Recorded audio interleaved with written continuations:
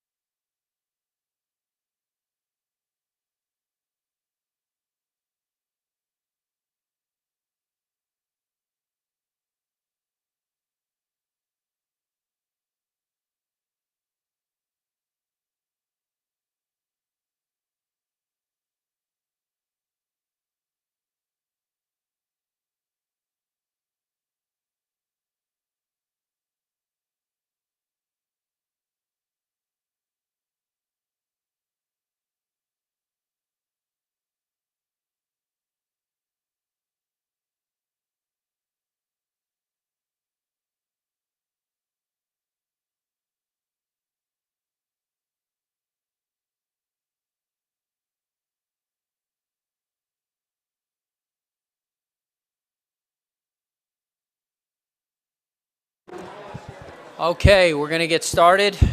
Good afternoon, everyone. Welcome to the joint hearing room. Today we have 3 bills. Everyone has seen the news. Send our condolences and respects to the speaker and her family after her son passed away yesterday. Everybody in this room is thinking about her and her family. Second, with respect to the hearing, today's hearings will be a respectful hearing. I know that there are going to be topics that are going to elicit responses from both sides, but we cannot have a disruptive hearing. And so this is the warning. If there's any disruption from the audience, you will be removed by the state troopers. Additionally, if that continues, we will recess and then restart without people in the room. So just please keep that in mind as we go through the bills. And with that, okay, Senator Kagan. Thank you, Mr. Vice Chair. Just briefly, I want to remind people, please turn off your phones, silence your phones out of respect to our witnesses, and just suggestion that witnesses try not to use too many acronyms so that legislators and anyone watching at home, as well as those in the audience, can fully follow along and understand what it is you're trying to communicate. With that, back to you, Vice Chair Crosby. Thank you, Senator Kagan. Okay, and we will turn it over to our panel for the first bill, House Bill 1035 and Senate Bill 937.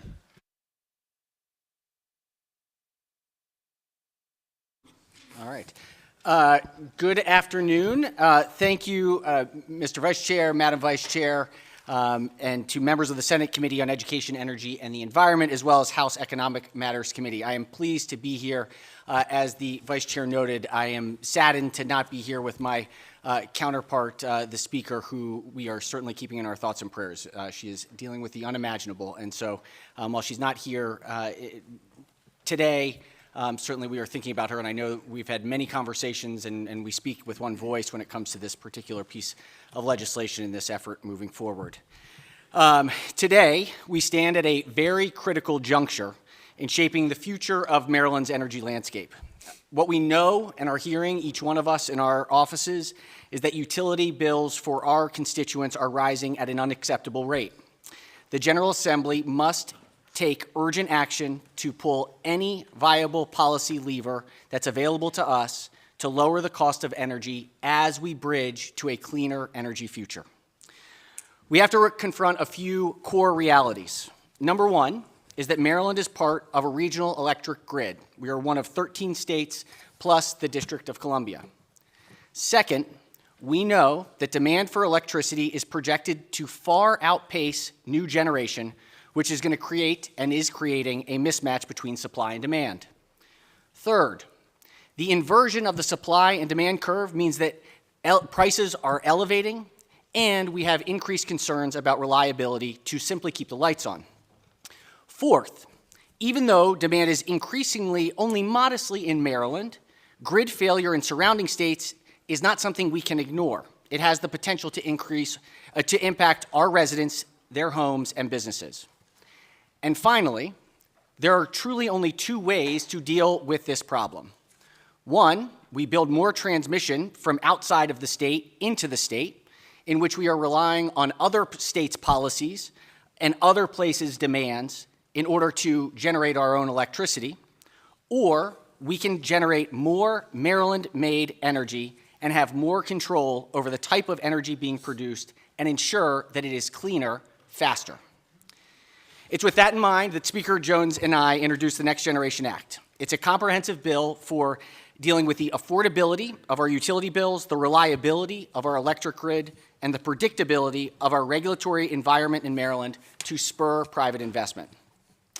Our top priority must be to expedite the construction of new, cleaner energy in Maryland. This energy must be Maryland-made. This bill mandates that the Public Service Commission solicit bids for and approve new dispatchable generation capacity that matches the amount of coal and oil generated in Maryland during peak summer hours in order to use cleaner energy to meet that demand. This move will help us eventually phase out dirtier, more polluting energy sources and replace them with cleaner alternatives, reducing harmful greenhouse gas emissions and particulate matter. Importantly, it will help prevent skyrocketing energy prices that we've seen as electricity demand has outpaced supply. The ability to transition to our net zero future requires careful planning and stability so that it does not come at an impossible cost to Marylanders or threaten our ability to keep the lights on. We're not just responding to today's needs. We're trying to protect the long-term interests of Maryland's residents. By securing more control over our electricity generation, we stop the flow of energy reliance on surrounding states with different incentives, different systems, and different priorities. We avoid the environmental and property rights issues that arise when we rely on out-of-state electricity and the construction of new transmission lines. This law ensures that we have energy we need today, but provides a faster bridge to a net zero future. I do want to note that we remain committed, absolutely and fully committed, to maintaining our ambitious climate goals while keeping the lights on. This means that any new potential considered natural gas or any type of dispatchable energy would have to be designed to be convertible to either hydrogen or zero-emission fuels as soon as that technology would allow. Further, we are prioritizing energy projects that integrate Tier 1 renewable energy generation, like solar, wind, hydro, geothermal, and essential, absolutely essential battery storage. We're not going to slow down. This bill sets ambitious timelines for project approval and streamlines siting for permitting processes. It clears the path for projects that will soon be ready to plug into the grid, such as solar and battery storage projects currently waiting to clear the PJM interconnection pipeline. We're fostering market predictability and creating the conditions for Maryland to lead in energy generation rather than follow behind. We also recognize in this piece of legislation that large energy-intensive customers must pay their fair share of the cost of maintaining the infrastructure that powers our grid by addressing behind-the-meter co-location connections with energy generation facilities. The Next Generation Energy Act ensures that these customers cannot access generation facilities directly or buy energy at wholesale prices unless they meet specific criteria. They must either produce their own energy or contract for energy from a facility that increases its net output. This ensures fairness, accountability, and a sustainable future for all Maryland residents. Finally, and third, this bill strengthens Maryland's position in advancing new nuclear technology. We're establishing a procurement process for new nuclear energy modeled after the successful offshore wind renewable energy credit process. And we're working with surrounding states to reduce financial and construction risks, ensuring that the first wave of new modular reactors in the PJM region succeed, and we are opening the door for future investments here in Maryland. We're going to pursue partnerships with the federal government and military installations in our state for new sites, including small modular reactors. This bill ultimately, while it's about energy, is really about Maryland's future. It's about investing in cleaner, more reliable, and economic future that is going to protect our state's ability to have Maryland-made energy and secure a resilient power grid that works as demand increases. I'm joined here today by the chairs of both committees, as well as Diane Holder, who will present as a fact witness who has national expertise in energy markets. With that, I'd like to hand it over to my colleague, Chair C.T. Wilson. Good afternoon, Vice Chair Crosby, Vice Chair Kagan, esteemed members of the House Economic Matters Committee and the Senate Education, Energy, and Environmental Committee. I'm here on behalf of Madam Speaker Jones, and I appreciate the opportunity to present House Bill 1035, the Next Generation Energy Act, which I believe is a forward-thinking initiative that lays the foundation for a cleaner and more reliable, affordable, sustainable energy future for Maryland. The reason we need this is because PJM has a capacity problem, which means Maryland ratepayers have an affordability problem. PJM expects electricity demand to increase dramatically over the next few years, without the necessary energy generation being built to match the demand. As such, bills will rise dramatically, and they will keep rising unless states in the PJM region take the necessary steps to fix the problem. This is a Maryland problem. Maryland is currently a net importer. It's not a problem when prices are low. However, due to the inability over the past few years to build transmission lines and new generation in this state, especially in the BGE service areas, when prices rise, we are hit a lot harder than many other states in the PJM region. On top of current constraints in the Maryland grid, 9 coal and oil plants in this state are planning to deactivate by 2028, representing approximately 2.5 gigawatts of lost capacity. 4 of these plants are currently under reliability must-run agreements, which cost ratepayers even more money, ranging from the hundreds of millions, on top of already high cost of our electricity. If we want our prices to go down as soon as possible, we cannot leave it to our fates to other states. We hope they will build enough to satisfy the demand of this region. Our ratepayers deserve certainty in their electric bills, and it's our job to explore every avenue to give them that certainty. The Next Generation Act will direct the PSC to solicit new energy generation in the state to offset the retirement of existing facilities, prohibit the large energy users from destabilizing the electrical grid, and direct MEA to secure cost-sharing agreements related to development of nuclear energy generation and ensure that energy generation investment benefits Marylanders while keeping the electricity affordable.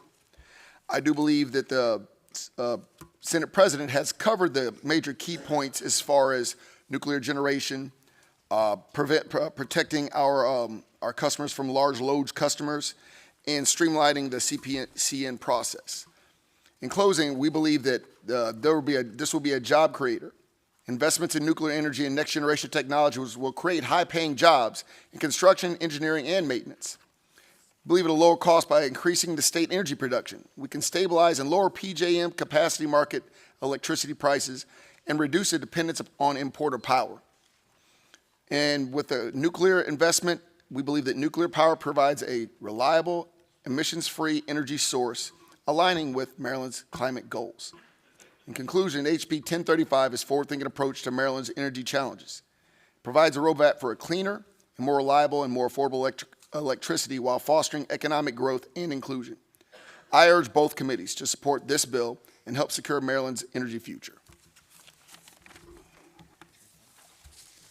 Okay, well, it's great to be here with the Senate President, with Chair Wilson, my former committee, ECM, and my current committee, our EEE committee.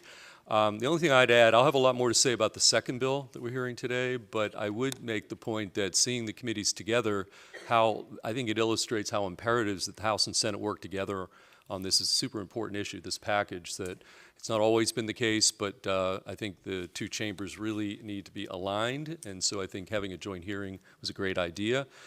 We do have a resource adequacy problem, and the Senate President and Chair Wilson mentioned we got to tackle it.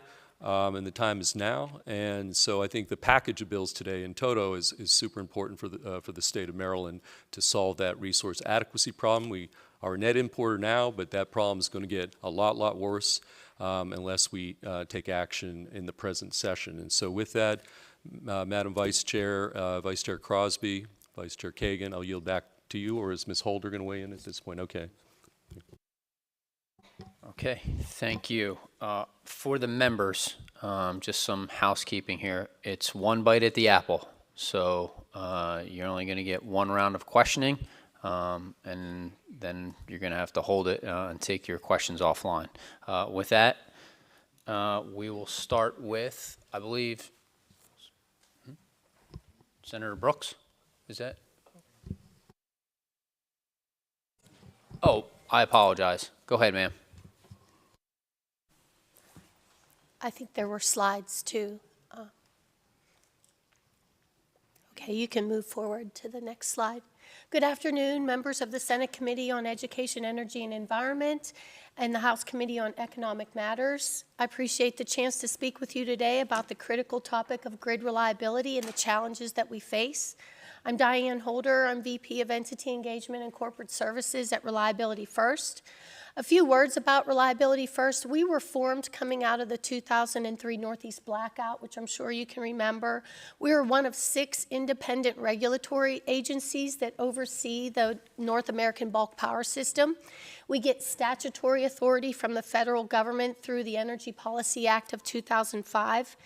RF and our peer regions report up through NERC, and who then reports up to FERC.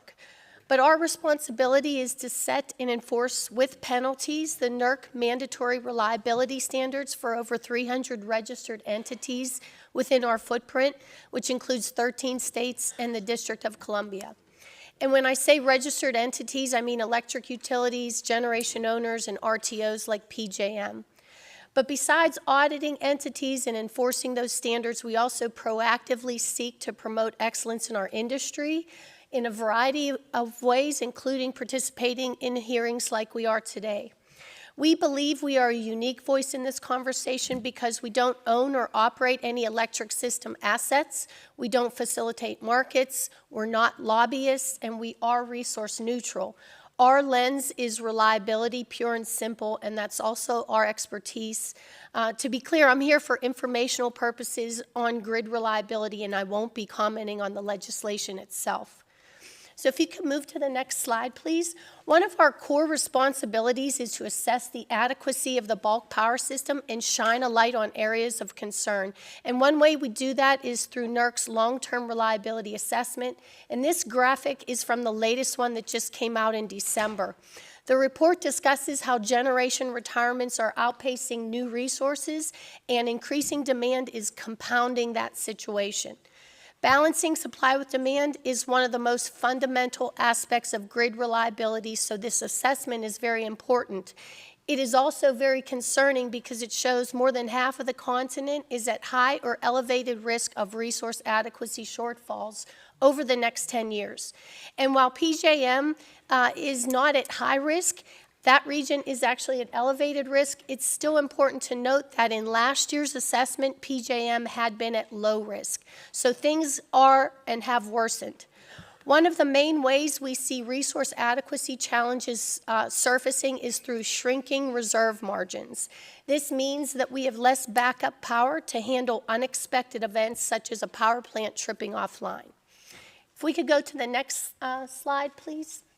So the pie chart on the left shows Maryland's current resource mix, and the one on the right shows the types of resources currently in the Maryland PJM queue awaiting connection to the grid. Even though Maryland's current resource mix is powered mainly by natural gas, you can see the queue shows a strong trend towards solar and storage. A critical and sometimes overlooked factor in Maryland's resource mix is the state's substantial reliance on power imports, importing from other areas of the grid. Typically, Maryland imports between 2,000 to 6,000 megawatts, which is about the output of 2 to 6 power plants. Now, being part of the grid, it is normal that there are going to be importers and exporters, but states need to consider their risk tolerance for importing because relying on those remote sources increases risk in the form of more exposure to equipment failures, more exposure to vegetation interference, or even vulnerability to local load growth near that source that would consume the capacity that Maryland is relying on. With the alarm bells sounding, I do see states taking more and more strategic oversight in shaping their energy mix, which is great. I believe that is crucial to ensure reliability as the timelines for retirements, new generation, load growth, and supporting technologies must be meticulously synchronized. And the state's import situation should also be considered. Next slide, please. Beyond the timeline, states should keep in mind the need for potentially more renewable capacity to replace retiring baseload generation. That's because new resources like wind and solar don't operate the same way as retiring baseload. They operate based on the time of day or weather conditions, and because of that, you will need more of them to deliver the same amount of energy and cover all hours of the day like the retiring baseload plants. In this example, it could theoretically take 700 megawatts of solar and batteries to produce the same energy as a 100 megawatt baseload plant. Essentially, 300 megawatts of solar panels and batteries would work in shifts. During that first 8 hours when the sun is shining, 100 megawatts of solar panels would supply the grid, while the other solar panels would charge the batteries so that the batteries could then supply the grid for those other 16 hours in the day when the sun is assumed to not be shining. Now, our example suggests a factor of 7 times as much, and it could vary. It could be more or less. The precise multiplier isn't really the key takeaway here. The key is that you need substantially more megawatts of solar, wind, battery capacity to deliver that same amount of energy that a baseload generator provides. And not only are we not meeting that 7-to-1, in some pockets of the grid, we're not adding new generation to account for retiring generation, even on a 1-to-1 basis. Next slide, please.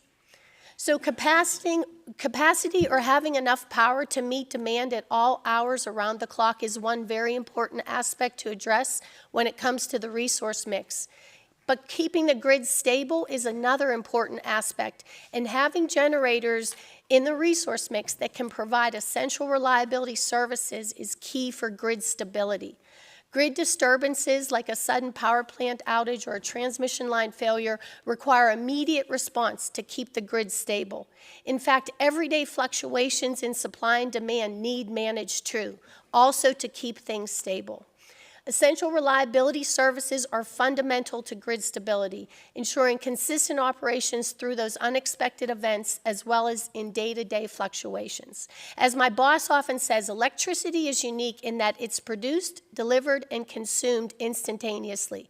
That immediacy demands constant vigilance and precise control, which makes essential reliability services so vital. These services or capabilities are inherent to baseload generators.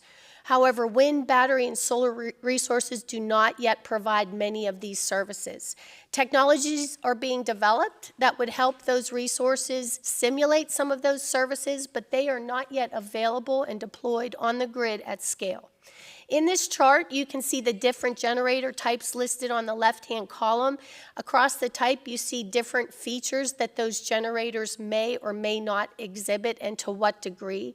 The essential reliability service ones are the ones on the left-hand side under like the purpley blue gray colored column. Those are frequency response, voltage control, and ramping. That's what we're talking about when we say essential reliability services. So you can see oil, gas, coal, and then some of the generators have some green, throughout some of the other capabilities as well. The next slide, please. When we say dispatchability, we're looking at the generator's ramping capability. That was one of the columns on the previous chart. Ramping refers to the generator's ability to quickly increase or decrease its electricity output to match the grid conditions. Both of the charts on this slide are across PJM. They are not Maryland specific, but the top chart shows PJM's demand curve or load profile. It shows how demand increases and decreases over the course of several days. The bottom chart shows the various generator types and how they supply and react to changes in demand. The top line in that bottom chart represents natural gas. So you can see that not only natural gas contributes most of the power to the PJM grid, but also has a lot of ramping capability as it goes up and down. Nuclear is the next line down and it's flat.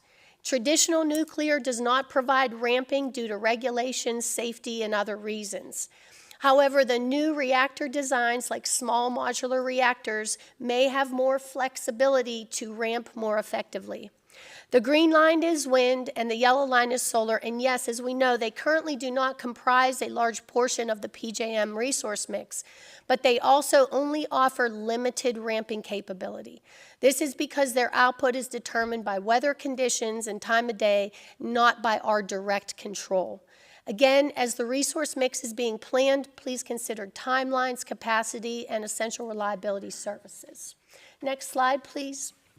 So MISO is the regional transmission organization, the RTO, to the west of PJM, and they are further along in their renewable penetration, particularly with wind. And so they have begun to study the reliability impacts of a resource mix that has a high penetration of renewables. And this chart shows their finding that at 30% renewable penetration, operational complexity sharply increases. A couple of reasons for that. One is with more variability, these new resources will turn off and on more often than the traditional baseload generators did. So with those more fluctuations, it's more challenging to meet demand around the clock.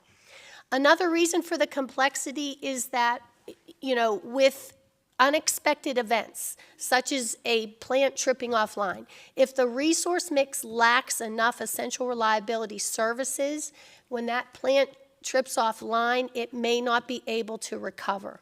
Just a few weeks ago, the island nation of Sri Lanka experienced a blackout that disrupted power to its 22 million people. The blackout was due to a disturbance in one of its substations. I read that according to their grid operator, at the time of that disturbance, 50% of the grid's demand was being met by solar.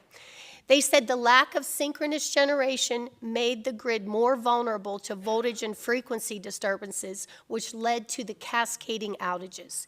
The initial disturbance would have caused a significantly smaller outage if the system had been more resilient to voltage and frequency fluctuations, if the system had more of those essential reliability services.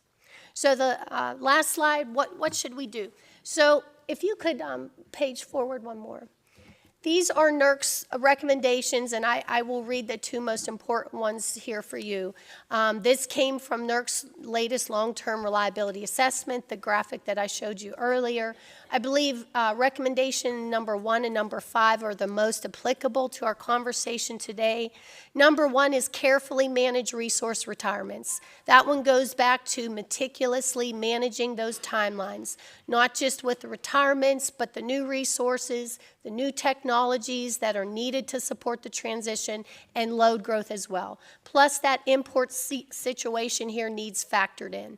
And number 5, continue to ensure essential reliability services are maintained in the resource mix. 1 and 5, important recommendations to ensure there is enough power to meet demand around the clock and that the grid remains stable. Finally, this is complicated stuff that will require many projections, and it's likely some of those projections won't materialize as you expect. Therefore, some flexibility in energy policies may be something that you consider.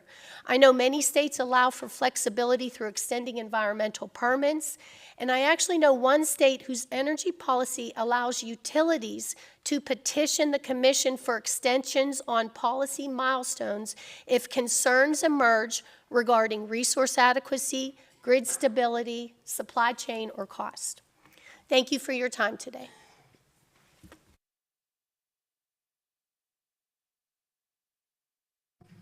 It is hard to see from up here, but it appears that Senator Gallion is going to kick us off with a question. Senator?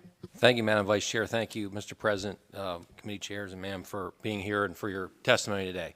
So going through that, I know I have one bite of the apple, so kind of a two-part question, if you would. And this relays the stuff on page 7.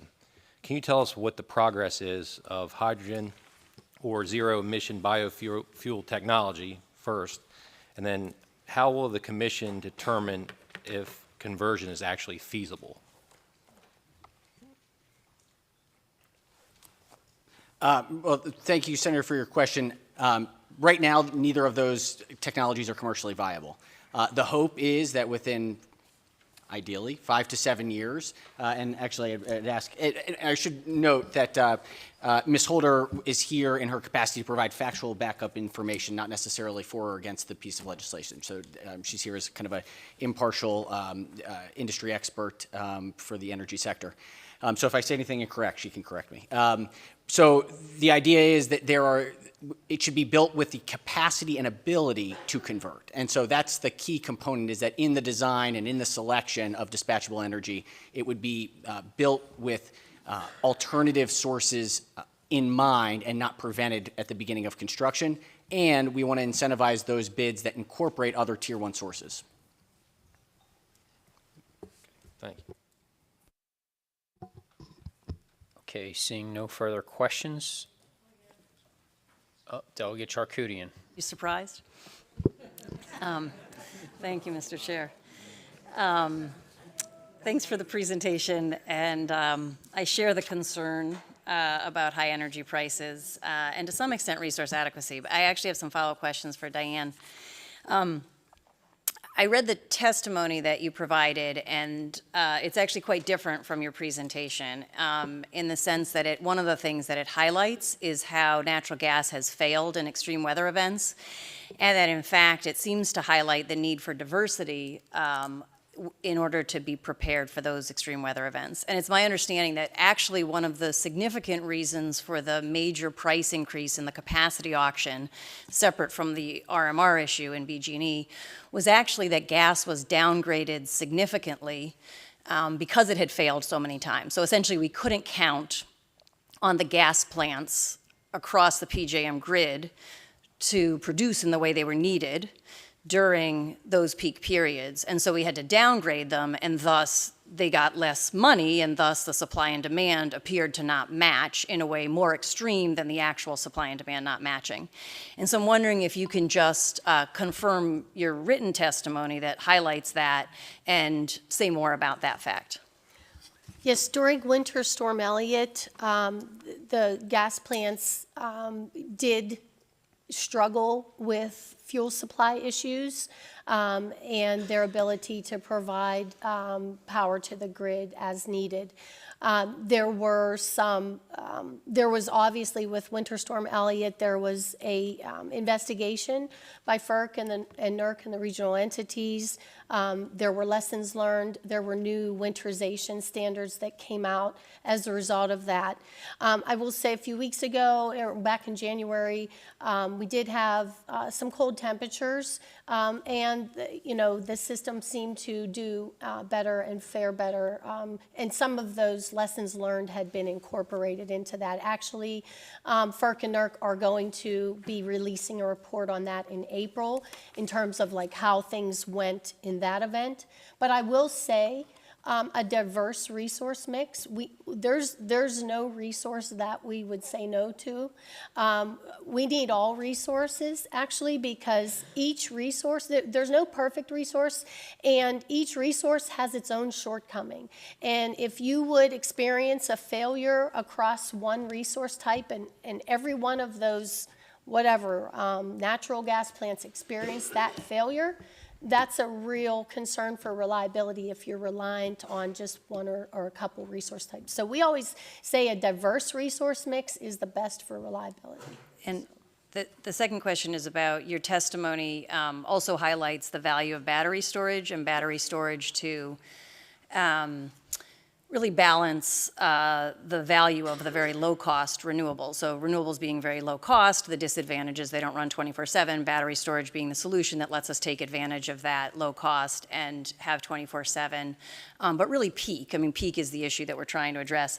And so I guess I'm just wondering, and you can answer briefly now and maybe follow up with us, because your slides that you presented seem to be missing discussions about battery storage within that as a solution, and also the newer inverter technologies that are available now that allow for the grid balancing roles that right now thermal energy plays. There are inverter technologies that allow renewables and battery storage to play that as well, and that seems to be missing from your presentation. So as we're looking in the state at how do we really respond in the most cost-effective way, not overbuild, but respond in a cost-effective way to the situation, it's important that we have all of that information. And so I just wonder if you might follow up with that, with us, with that kind of information as well. Yes, we can send you more information, but I will say just real quickly, battery storage is key to kind of unlocking the value of renewables, solar and wind. As I did have the one example with the scales, and it was batteries that were there and kind of powering the grid through those additional 16 hours. And I think they're a key for, again, unlocking the value, because we know that wind is not always going to be blowing, but to the extent that you have more battery capacity there to store some of that energy when the wind is blowing, such that you can use it at a later time. I think there is a lot of value with the battery capacity. And I forget. You can follow up on the smart inverters that allow for grid. And real quick with that, yes, there are smart inverters. There are technologies being developed. There is some of it out there, but to the extent that it's out there, available, deployed on the grid at scale, it's not yet. Okay, we can follow up on that. And that's my Thank main you. point with that. Okay, thanks. Okay, real quick before we go to go ahead, Mr. Chair. And a good delegate, I just want to make sure, I think you're aware that we are, as far as battery storage, that's not something that this bill overlooks. All forms of this dispatchable energy, I think battery storage is one of the things we're keeping an eye on. We understand how, alleviating during peak times in both transmission and distribution side. I think that's one of the things that we're opening up, for the first time for, the state, is the ability to invest in that battery storage. So, thank you. Thank you, Mr. Chair. Just real quick, the one bite at the apple rule. It's like I'm getting blown up. You can ask multiple questions. It's just once you turn your mic off for that particular panel, we're not going to go back to you. So we wouldn't go back to Delegate Charcuti. I know there's some confusion around Senator Gallion, so if you want, you can re-hit the button. But then when the next panel comes up, it restarts the one bite at the apple. Delegate Adams. Thank you, Vice Chair. I was trying to figure out how to do one bite but chew twice. So I'm the chairman of the Eastern Shore delegation. We had one of the regulated utilities come in and present to us a few weeks ago. And I think I'm going to ask a question that I believe almost every citizen on the Eastern Shore is going to ask, and in hopes that this bill sort of gets to the concern. Obviously, energy prices are going up significantly, and we're not talking about 5–10%. We're talking 20, 30, 50% increases. Some of it can be related to the weather, and I think I adopt and accept that. But is this the bill that gets to these concerns? Because I don't want to get into the minutia over the subject, but is this the bill that we're talking about that helps our citizens as we're dealing with energy prices? That's my first question.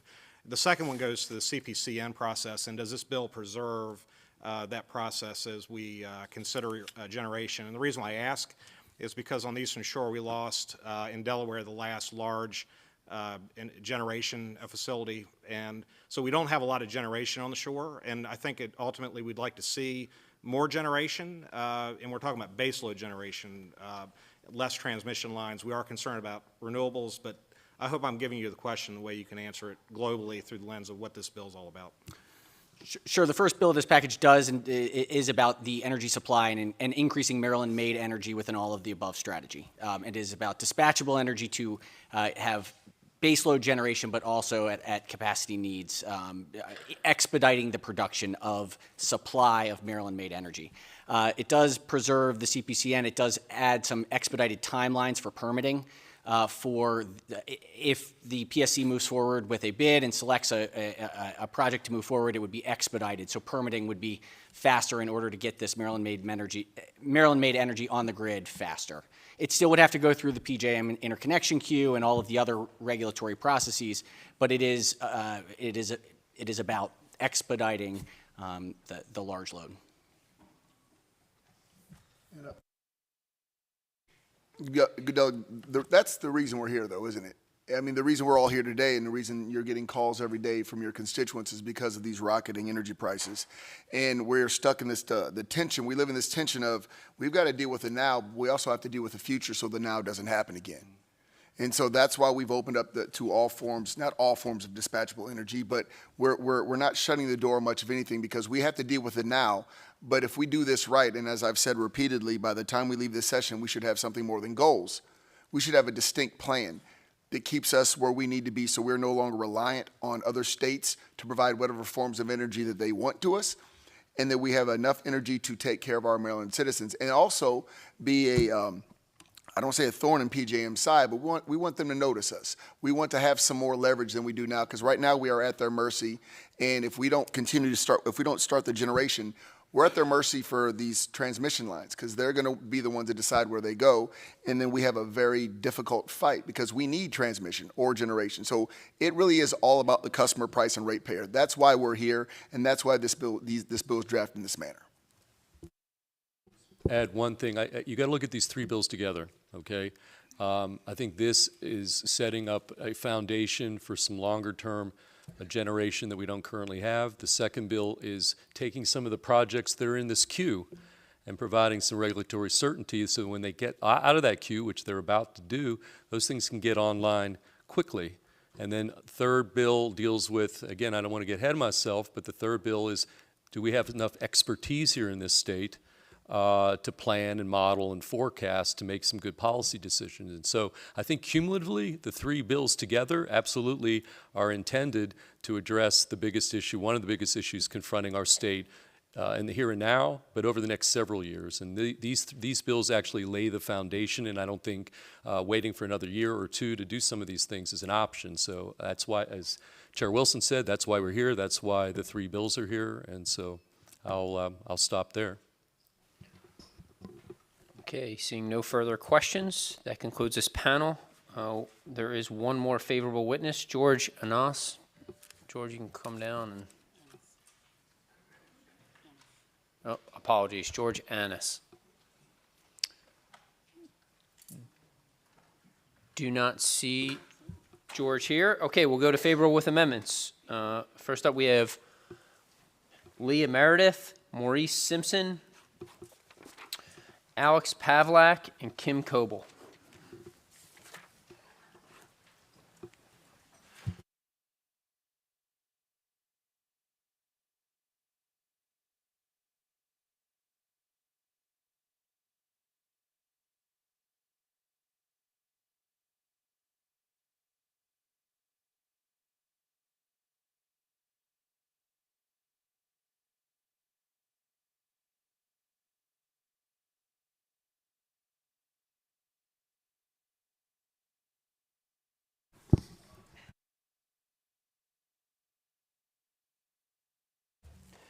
Good afternoon, Mr. Chairman, Madam Vice Chair. Thank you for the opportunity to allow me to provide an opinion on the HB 1035 and Senate Bill 937. I like the nuclear part. I don't have time to discuss the fossil fuel part, but I do want to focus a bit on storage. That storage is being oversold here. Storage is dispatchable, but it's not base load. It's dispatchable with typical storage, it's dispatchable for 4 hours. It's a Band-Aid. It's not a fundamental solution. The fatal flaw with storage and largely renewable systems is managing electric power during the winter doldrums when you have very little wind and very little sun and all your batteries are discharged. So it's not a panacea. Okay. Storage is not a panacea. When we run our models, we find storage supports photovoltaics in California and Texas. It can actually reduce the cost of photovoltaics, but not in Maryland. The reason is that Texas and California have good solar resources. Maryland does not. The storage presented in the bill is pretty much the kind of proposal that was made to PJM 2 years ago to deal with Brandon Shores. 4-hour storage would certainly help make things better, a large amount of it, but it doesn't solve the problem. PJM rejected that proposal. We agree with PJM in their reasoning, and storage needs to be taken judiciously here. It's not the whole idea of viewing storage as an energy resource is mistaken. Thank you, Mr. Chair. Thank you very much. And just for the audience, we know there's no silver bullet here. It was one of the forms of dispatchable energy that we are looking towards. And we also know that storage is very valuable when it comes to our reliability during peak hours. We are not relying solely on storage. That was never our intent. But as many of us here who may be of an older generation realize that the more you invest, the better the technology gets. And right now, while it may be 4 hours, I do believe that that's enough to get, to get us through some of our tougher times. We are not by any stretch of the imagination relying solely upon battery storage. It is a part of this penumbra of directions that we're going at one time. Thank you.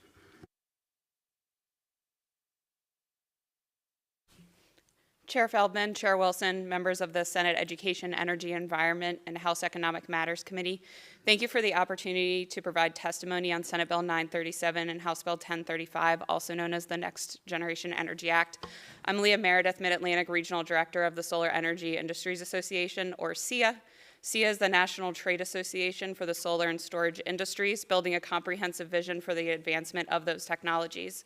We work with our 1,200 plus member companies and other strategic partners to shape fair market rules that promote competition and growth of reliable, low-cost energy storage and solar power. Beyond encouraging new natural gas development, the Next Generation Energy Act requires MEA, Maryland Administration, to pursue cost-sharing agreements with neighboring states and federal agencies for the development of new nuclear generating stations. While this is a worthwhile endeavor to meet Maryland's growing electricity demand over the coming decade, nuclear generation cannot be leveraged on the timeline needed to address the state's current resource adequacy challenges. Fortunately, Maryland has a robust pipeline of energy storage projects in the near-term PJM queue that can be deployed more quickly than any other dispatchable energy resource. Because these projects require a formal program to spur construction, SEIA recommends amending this legislation to establish a competitive procurement program for front-of-the-meter transmission-connected storage with contracted capacity revenue. Specifically, we recommend incorporating language from Senator Brooks and Delegate Charkoudian's Senate Bill 316 and House Bill 938, also known as the Abundant and Affordable Clean Energy, or ACE Act, which creates a competitive procurement process for up to 1,600 megawatts of in-state energy storage projects, thus ensuring that storage assets become operational in this decade and start generating energy cost savings to Marylanders. These projects will be constructed in Maryland and serve Maryland's peak demand, alleviating the need for comparatively more expensive peaker plants. These projects are also eligible to bid into the PJM capacity market, which can alleviate soaring capacity market costs. The ACE Act also creates a pathway for the deployment of 150 megawatts of front-of-the-meter distribution-connected energy storage assets not subject to the PJM interconnection queue delay. Thank you for the opportunity to testify.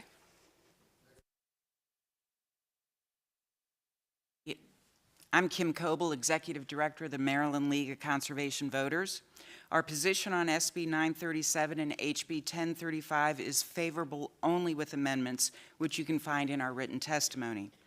Maryland LCV is committed to advancing energy solutions that increase grid reliability and decrease ratepayer impacts without risking our state's climate goals.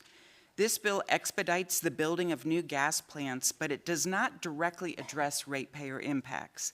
Next Era Energy, an American energy investment company that includes natural gas as part of their energy portfolio, found that solar, wind, and co-located battery storage are the lowest cost and fastest to deploy energy solutions. The Energy Information Administration recently reported that in 2025, 93% of the energy demand across the country, new energy demand across the country, will be met by plants that don't burn fossil fuels. Maryland does not need to go in the opposite direction. Maryland needs more energy capacity. However, we have already invested $1.1 billion of ratepayer dollars in the Brandon Shores Mitigation Project, which is 8 transmission upgrade projects with the explicit goal of ensuring grid reliability.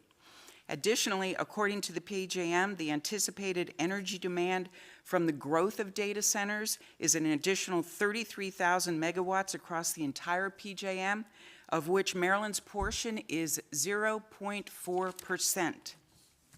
Maryland does not need to generate more energy, but we do not have a crisis that warrants, we do need to produce more energy, but we don't have a crisis that warrants increasing our dependency on fossil fuels and risking our climate goals.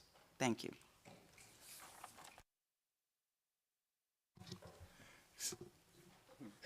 I see there's one, well, it's me. Seeing no questions for this panel, that concludes this panel. Next, for the favor with amendments, we have Evan Vaughn, Frederick Hoover, John Borkowski, and Ben Baker.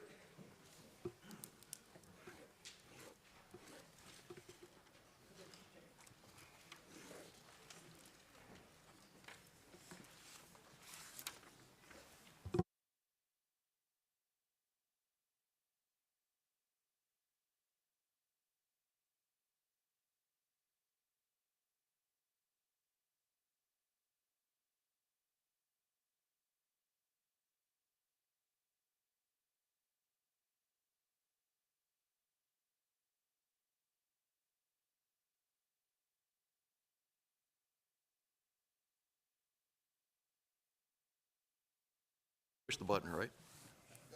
Okay, thank you. Chairs, vice chairs, members of the Energy, Environment, and Education Committee and the House Economic Matters Committee. I'm Fred Hoover, Chair of the Maryland Public Service Commission. We're here to, and I have with me John Borkowski and Ben Baker, who are commission advisors that help us in the work that we do. We're here to testify in favor of Senate Bill 937 and House Bill 1035, with amendments. The Commission supports the intent of the proposed legislation to increase generation deployment within the state and to provide ratepayer protections for negative incomes that can occur from co-locating specific high-demand entities with existing generation. The Commission has offered various amendments, which I will not go into in my testimony, but as part of our written testimony, that makes changes to the processes that have been laid out in this bill. But we are in favor of the intent of this legislation.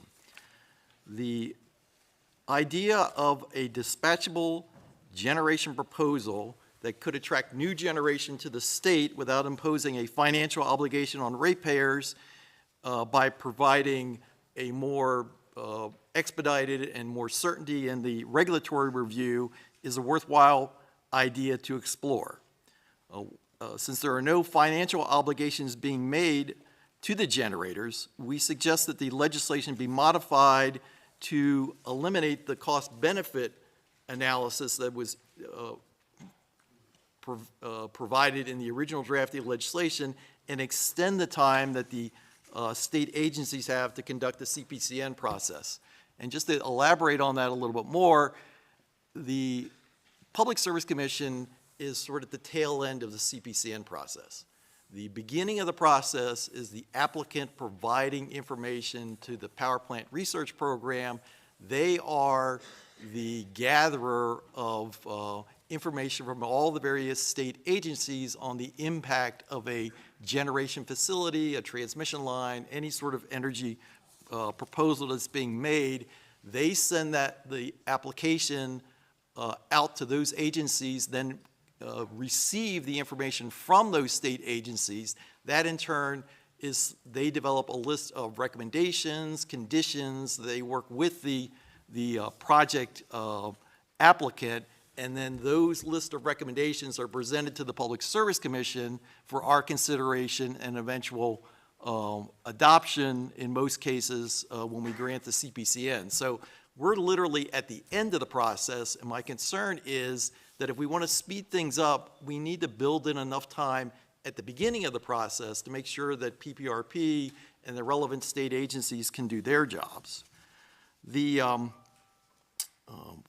Finally, the Commission seeks some amendments regarding the co-location provisions that are in the bill, but we do support the idea of making some requirement for those folks who are looking to co-locate with existing resources, add resources to the mix. I mean, I've kind of described this as requiring the data centers, which are the entity that is most considered to be in these situations, to actually ask the data centers to bring their own lunch when it comes to the demand requirements that they're going to be putting on, but specifically not allowing them to either subtract or contract with an existing facility and take it away from providing resources to all the other customers, but have them bring on additional generation and add to the amount of generation needed for that. And with that, I will answer any questions that you may have. Fred, just briefly, when you were speaking about the data centers, you're talking about all data centers, not just ones that want to co-locate, correct? Yes. Mm-hmm. So you want to make sure that all the data centers come in, they basically come bearing gifts to make sure they're not detracting from our grid or Maryland's ability to. Essentially, yeah. And that follows along with the report that we filed back in December, which highlighted this concern that we had. Thank you very much, sir.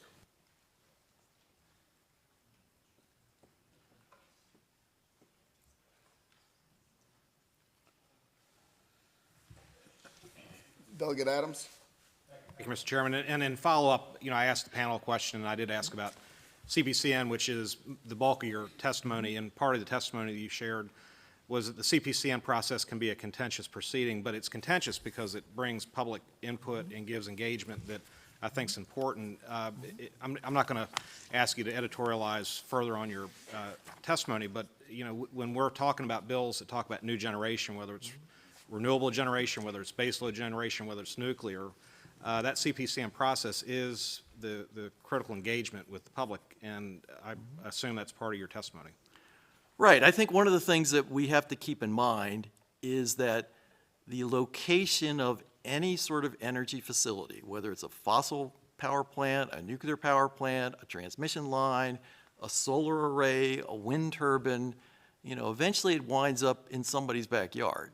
And quite honestly, these siting proceedings can become contentious. And so I think I don't want you to be lulled into the idea that, the creating homegrown generation facilities of whatever type they are, renewable or fossil, will be an easy path to the location, just because the folks that are going to wind up living next door to it may have some concerns, and the CPCN process is designed to facilitate the participation for those folks who are being directly affected by the proposed energy facility, along with all of the technical and precise studies that are done by the various state agencies of the impact of the energy facility. Delegate Sarkoudian. Mr. Chair, thanks for your testimony. I want to come back to this question of talking about what problem we're solving, because I think that when we're talking about precious resources of ratepayers' money and we're being super careful about how that gets spent, I think it's important that we're talking about what problem we're solving. And specifically, I want to ask you to speak to the difference between peak and energy usage, because I think there's a lot of talk about, like, Brandon Shores is closing, and in its heyday, it may have produced 10,000 megawatt hours a year, but last year it produced 1.8 megawatt hours. It was a peaker plant, and it's a peak that we're responding to. When we look at the PJM forecast, and when people are concerned, as we should be, about the PJM forecast and plan for it, it's talking about peak periods and peak growth, and specifically, but when we drill it down to Maryland, so PJM will scare us with numbers like the peak load over the next 10 years across PJM is 62,000 megawatts. That's significant compared to where we are. But in Maryland, in the in the BG&E territory, it's 500 megawatts over the next 10 years. And so that's a very manageable number, I think, and it calls on us to say, what are the best responses to manage peak load? And the best response may or may not be building a 24/7 generation facility. And so I just wonder if you could talk first about the difference between managing peak, which is the concern from resource adequacy, and energy generation, and then some of the different options that we have to manage peak load, including demand response, flexible load, storage, things on the distribution grid, et cetera. Sure. So peak demand is the amount of electricity that we need when the temperature is 100 degrees and the humidity is 100%, those typical summer days when everybody's air conditioning is running full tilt, and so the demand on the system is such that every electron available is needed. And PJM has designed its system to make sure that they can meet whatever those peak demand days are, and still have a little in reserve in case, as was alluded to earlier by the woman from Reliability First, in case something happens, if something trips off or there's some failure. More recently, what we've seen are peak demand situations that occur not when it's 100 degrees, but when it's 0 or close to 0 during these so-called polar vortexes, where we've had significant demands on the system because people are trying to stay warm. And so the system overall is designed to meet that particular thing. And so there are various plants that come on it at different times. You have what has been referred to as these traditional baseload plants, which basically supply all the electricity on a normal day. They tend to be fossil generated plants, nuke plants, and such. And then you have what has been more recent are the so-called natural gas peaker plants, which are ones that you can literally like flip on without too much startup time. And the problem with coal plants and nuclear power plants is you can't turn them on and off. So they need to sort of run all the time. The problem with renewables, as was discussed earlier, is they come on at certain times. So, we've dealt with this issue of how to deal with peak demand over the years, and Actually, as a bit of a history lesson, the reason why we had the Empower program is because there was a concern back in 2007 that overall demand, the use of electricity was going up, mainly just due to general economic conditions, not really any particular customer type. And PJM was telling the states in order to provide enough electricity for customers, there was a need to build extensive amount of transmission lines. Now, these transmission lines at that point were going to be hooked up what were then coal plants and natural gas plants, because that's what was primarily part of PJM's system. But their view was, if you don't build all this transmission, then you're going to have power capacity problems.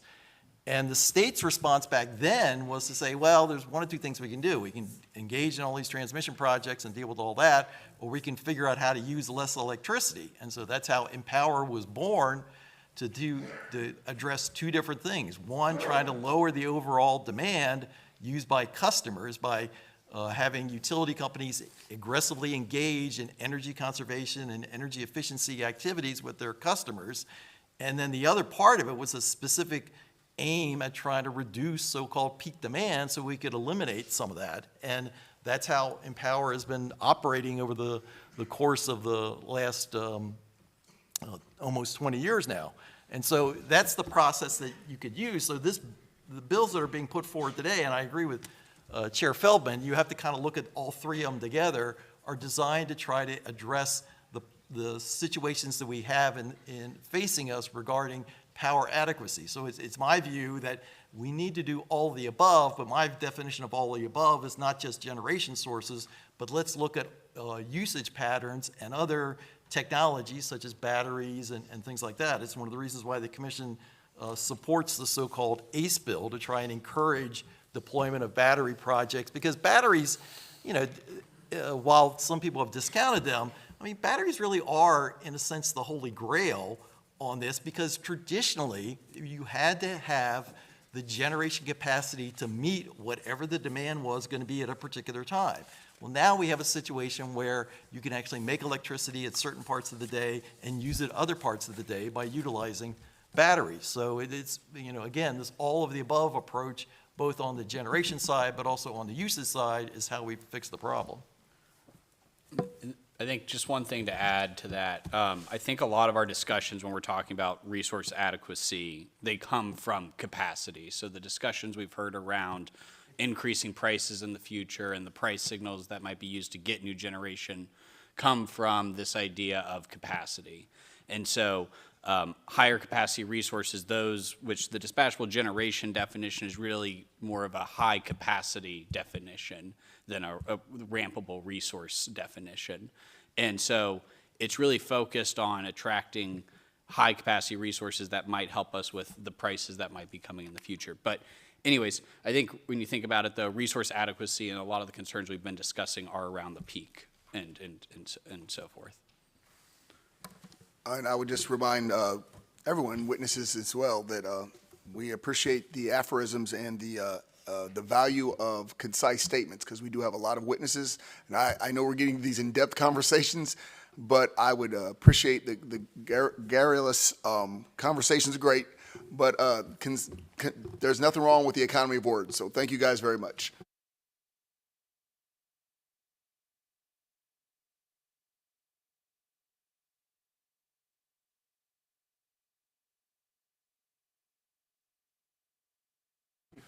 I believe we have one more, Fatima Wahid.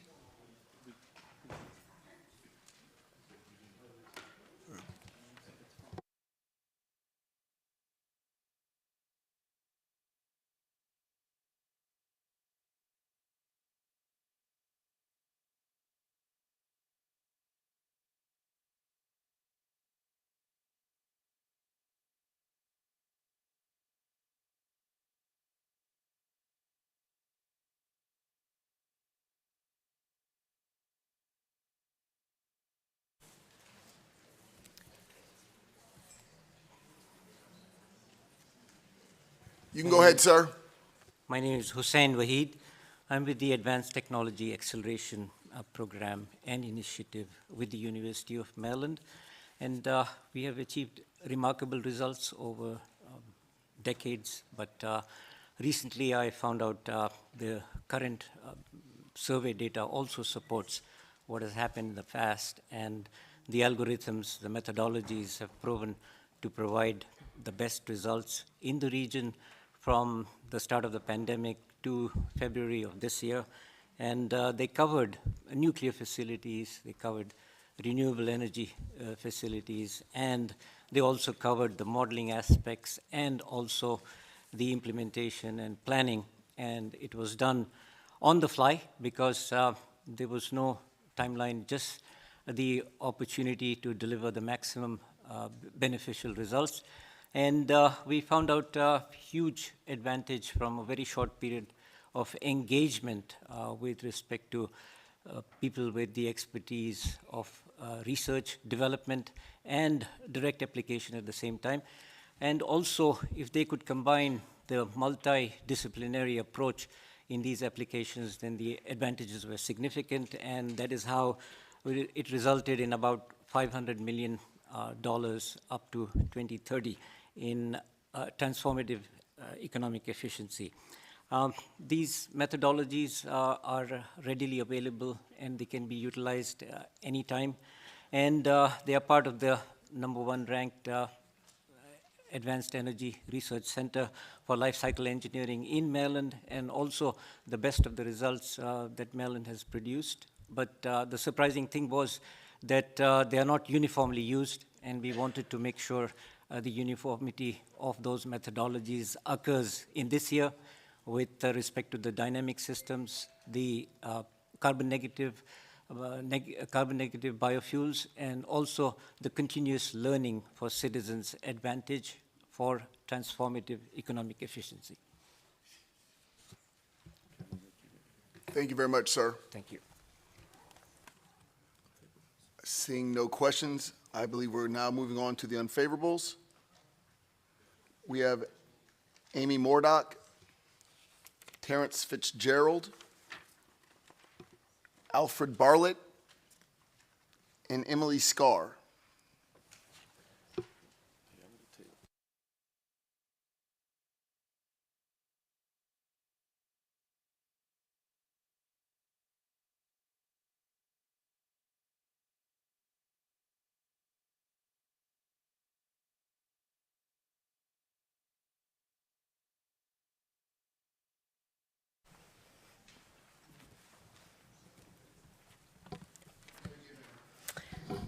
Hi, my name is Emily Scarr with the Consumer Group Maryland PIRG, here in respectful opposition to this bill as introduced.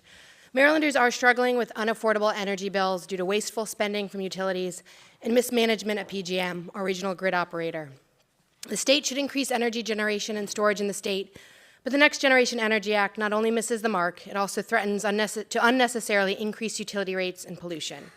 We hope the committees will support legislation to help energy consumers by stopping wasteful utility spending, supporting energy storage and renewable energy, and strengthening the grid. The narrative that our current affordability crisis is one of simple supply and demand is misleading at best. PJM has been willfully holding back hundreds of gigawatts of storage, wind and solar, and has kicked the can down the road on planned power plant closures. Unfortunately, electric supply rates are going up this summer, and Maryland ratepayers will suffer. But these increases are impermanent and largely reversible as PJM gets its act together. I fully understand the impulse to respond, but please be thoughtful in your response. If you want to help Marylanders with their energy bills, the smartest option is to address delivery rates. Unlike supply costs, which are notoriously volatile, delivery rates have steadily and steeply increased over the past decade and are hard to bring down once they rise. Delivery rates for many utilities have escalated far faster than inflation, particularly for the Exelon-owned utilities, which deliver energy to the majority of the state.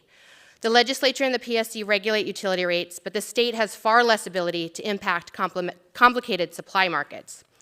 The legislature should rein in wasteful utility spending that is driving up our bills by reforming or repealing STRIDE and ending multi-year rate making, which have both exacerbated the utilities' incentive to overspend by virtually guaranteeing utility profits.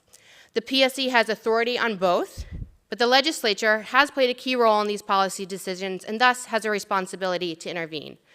We respectfully request an unfavorable report.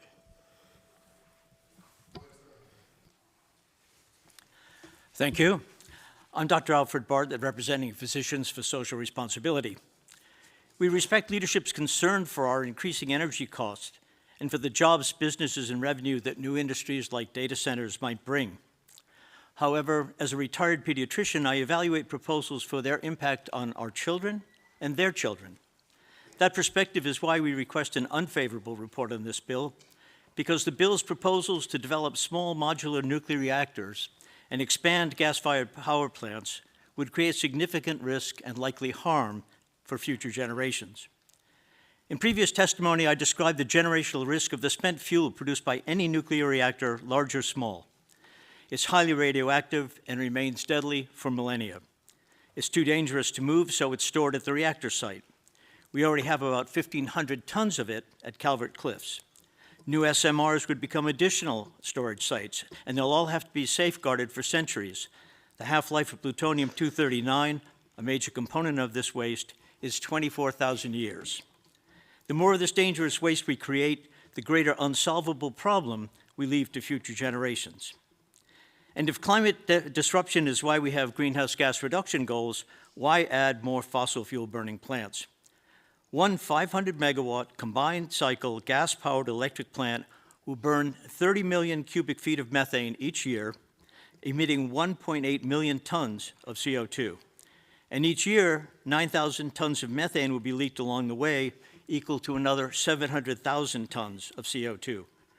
Climate change also isn't reversible, so the more we drive it, the greater harm we do to our children's future. Instead, we recommend advancing the bills that support energy sector and data center planning, and those that remove constraints and provide effective incentives for the clean renewable energy we need. We shouldn't solve our present problems at the expense of coming generations. Thank you. Thank you very much. Ma'am, I do have a brief question. During your testimony, you stated that this bill as drafted is going to increase the cost to the ratepayers. Could you explain how that's going to happen? Has the potential. I'm worried that incentivizing new nuclear and new gas could fall on ratepayers based on the track record of nuclear overspending and the way the bill is drafted around on the incentivizing the new gas. I know there's some language in there that specifically says we'll cannot pass those costs on to ratepayers, which Correct. I really appreciate. So I don't think it definitely will, but I do have some concerns. And I guess what you were stating by your testimony is that no new generation is necessary? No, absolutely. I think we should be looking at new generation. I don't think we have an immediate crisis, as one of the previous speakers talked about.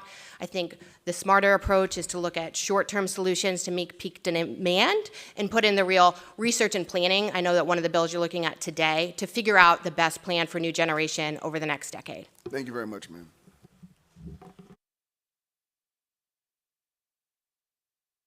Seeing no further questions, thank you very much. This panel is concluded. The next panel is John Garofalo, Lori McGilvray, Laura McGilvray, Jorge Aguilar, and Brittany Baker.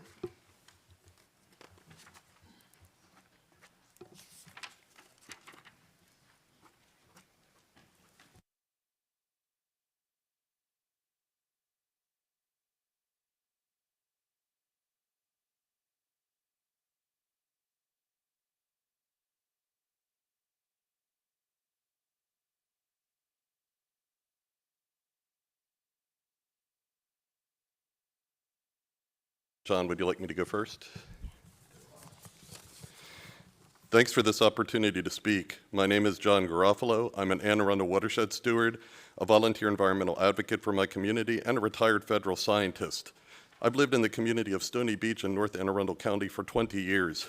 We're subject to a long list of polluters in my area, but closest to my community are the Brandon Shores and Wagner coal and fossil fuel power plants. Both are less than 1,000 feet away from our homes. These plants emit toxic and carcinogenic chemicals. I've heard many stories of unusual cancer, heart, respiratory, and neurological disease from my area. And I myself have had cancer. I also have asthma and AFib, which often flare up on days when the smoke from these plants is blowing towards my home. I've worked with my community and our legislators for 10 years to bring awareness and increase state interest to the pollution challenges we face. As of today, we still have no independent monitoring of the air near these power plants or a study which would reveal the impacts they've had on our health. But we suspect they are significant and extend way beyond us to our families, insurers in the state, sick days and unemployment that impact businesses, strain on our medical system, and depressed home values. Our pollution overburdened communities are now even graded on common real estate apps. I understand that the RMR was necessary, but you are now asking us to welcome new power generation polluters that would be our bad neighbors for decades to come. Gas power generation is not clean, and it would emit toxins that would impact our lungs and hearts. A new polluting plant next to us would likely be a life sentence of health problems for our children and theirs. I was here last week to support HB 1406, which would bring relief to overburdened communities and more fairly prioritize the health, well-being, and prosperity of all Maryland citizens. HB 1035 is out of step with protecting overburdened communities' health as well as the environment. I urge you to consider this and please oppose this bill. We desperately need your help. Thank you.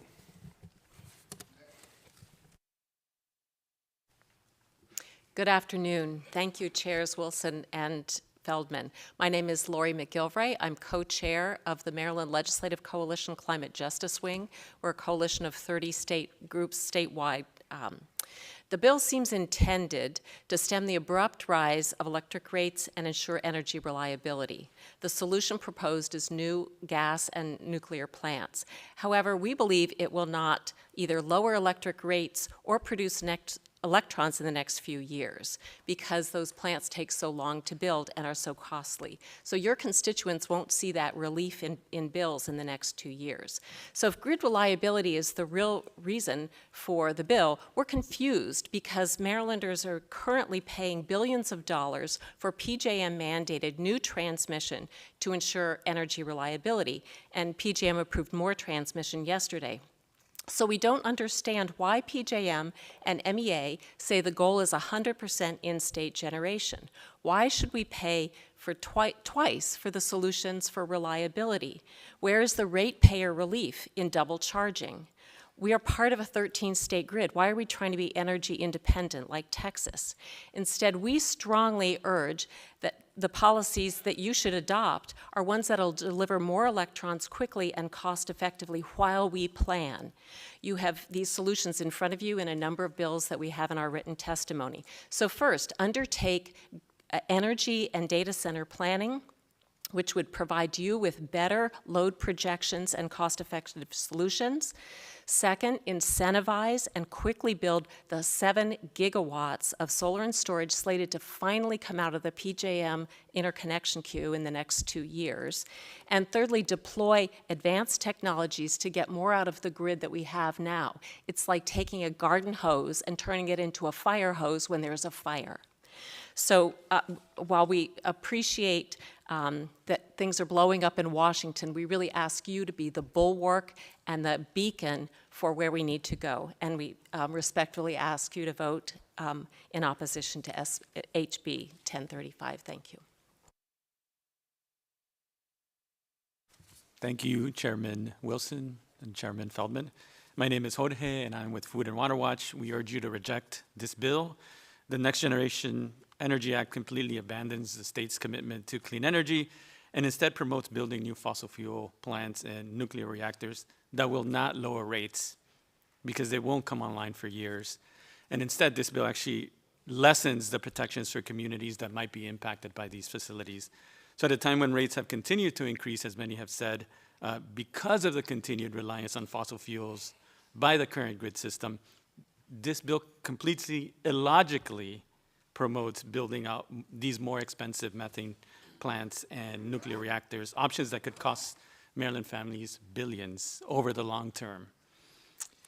So it very openly fast tracks the build out of these new power plants in retired fossil fuel facilities, and worse yet, it eliminates key steps requiring community feedback and protections via COMAR rules, and removes even formal reviews with local municipalities. So as per the bill, within a few months, a power plant could get a key certificate of public necessity without needing to engage communities or local officials. So the rush to build these plants is really mostly about the push to build artificial intelligence data centers that require an enormous amounts of energy, and to pass that cost on to residents so that the tech companies don't have to pay full price. The companies openly talk about power sources being co-located with data centers or near them. So where would the new ones be? Already Prince George's, Montgomery are considering large data centers. The Department of Energy is also screening old coal plants to turn them into these power plants. So there's a fairly good idea of where these are going to be located. They're going to be located in many of your districts. So again, this bill says zero about siting parameters and protections for communities near these potential new power plants that would store radioactive fuel rods on site and methane gas plants that emit toxic chemicals into surrounding communities. So we urge you to reject this bill. Thank you. Chair Feldman, Chair Wilson, Vice Chair Kagan, Vice Chair Crosby, members of the committees. I'm Brittany Baker, Maryland Director of the Chesapeake Climate Action Network, and I'm coming here as my role, but also as a Maryland mom. I'm really excited to be with you today and also to hold space for the fact that this will be your legacy. And so will your legacy be fully clean, or will it be stained with the new gas plant, which does not seem to be needed right now? Chesapeake Climate Action Network is in robust support of the rest of the energy package that's being presented today, and we think that those provisions need to be implemented before we even consider gas generation. And my testimony, which you have on the record, has all of the reasons that we think that, but I'll just highlight a few of them. One, we're in a climate crisis. Gas generation emits climate pollution through methane leaks in the supply chain and carbon dioxide emissions during electricity generation. One of the ways that we see the climate crisis coming to life is through saltwater intrusion on the eastern shore and also sea level rise in our 3,000 miles of coastal area in Maryland. Also, green hydrogen is unproven and unscaled, and carbon capture and storage is turning out to be the same. And last but not least, building a new gas generation facility will not lower utility bills in the short term, nor ensure stable utility prices in the long term. And that's really key. Unless we also begin fracking, we'll always need to get the gas from out of state and have it delivered to us. And that's one of the reasons that we have the supply chain disruptions during extreme cold and frost. And so with that, I really appreciate your time. I urge an unfavorable report. Thank you. I just want to address some concerns. Like Mr. Aguiar, you brought up some things that I thought I needed to address. First of all, when it comes to the data centers, I don't think there's a nefarious or a serrant relationship with any of the people in this body. In fact, you're going to find a lot of people sitting up here that are not fans of data centers. So that's certainly no motivation here. Secondly, when we talk about the community engagement, the CPCN there's nothing taken out about community engagement. In fact, depending on what they're talking about building, like battery storage, things of that nature, we're requiring community meetings in addition to the CPCN. And thirdly, when you talk about the potential for natural gas, I want to make sure we understand here that by this bill, at best or worst, depending on your point of view, they will only be building the natural gas plants. You know, right now we have 2 natural gas plants, Brandon Shores and Wagner. And I say, I'm sorry, they're coal and oil plants, way dirtier. And right now we pay $180 million a year additionally for those plants. That's in addition to the cost for the electrons, the fuel, the operation and maintenance expenses. That's what Marylanders are carrying right now. Our job is to shut them down. And the way we limited the natural gas, if it comes to fruition, is that it's only to replace that, and that's the amount of gigawatts, I believe, is 2.5 or to 3 gigawatts of energy is the most that they could do. So we could take those offline and stop punishing Marylanders, because those are going to be running until at least 2029. And we pay extra because we're like begging them to run dirty. What this does is at least gets them offline, takes that cost down, and as the bill is drafted, should be no cost to the ratepayer, because we do not want the ratepayer to fund this venture. So I just want to clarify, that's not a question, no need to respond. It's me clarifying. Thank you.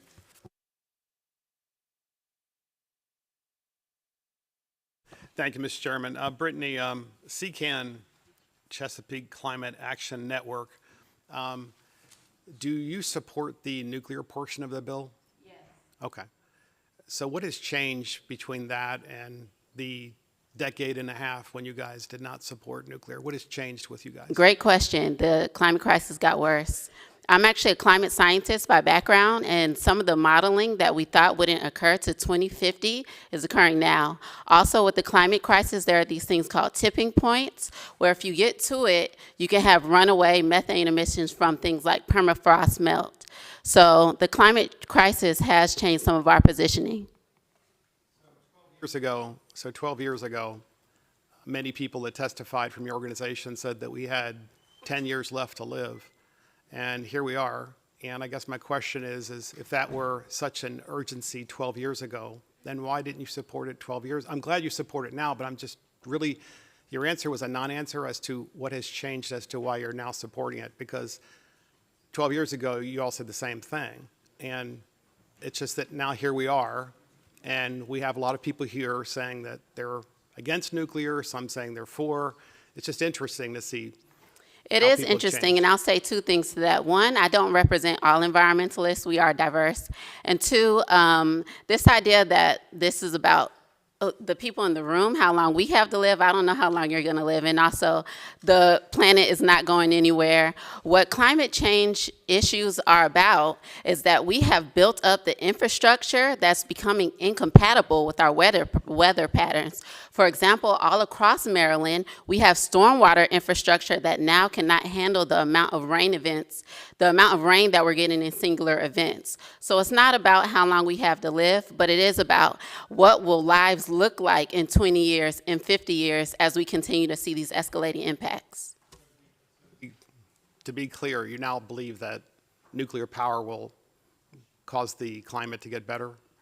Is that what you're saying? Nuclear power is carbon-free, yes. So nuclear power now will stop these big rainstorms and ice storms and so forth? Okay. I think that concludes this panel. Seeing no further questions, we will now go to Carlos Sanchez, Katie Mettle, Doug Lechleiter, I apologize, sir, and Albert Nickerson. Additionally, can Miss Kaylin Jones come down and we will rotate you out? I don't want you to just have to go up there by yourself. So whoever goes first, if you could just step to the back, and then we'll let Miss Jones go. And you can start when ready.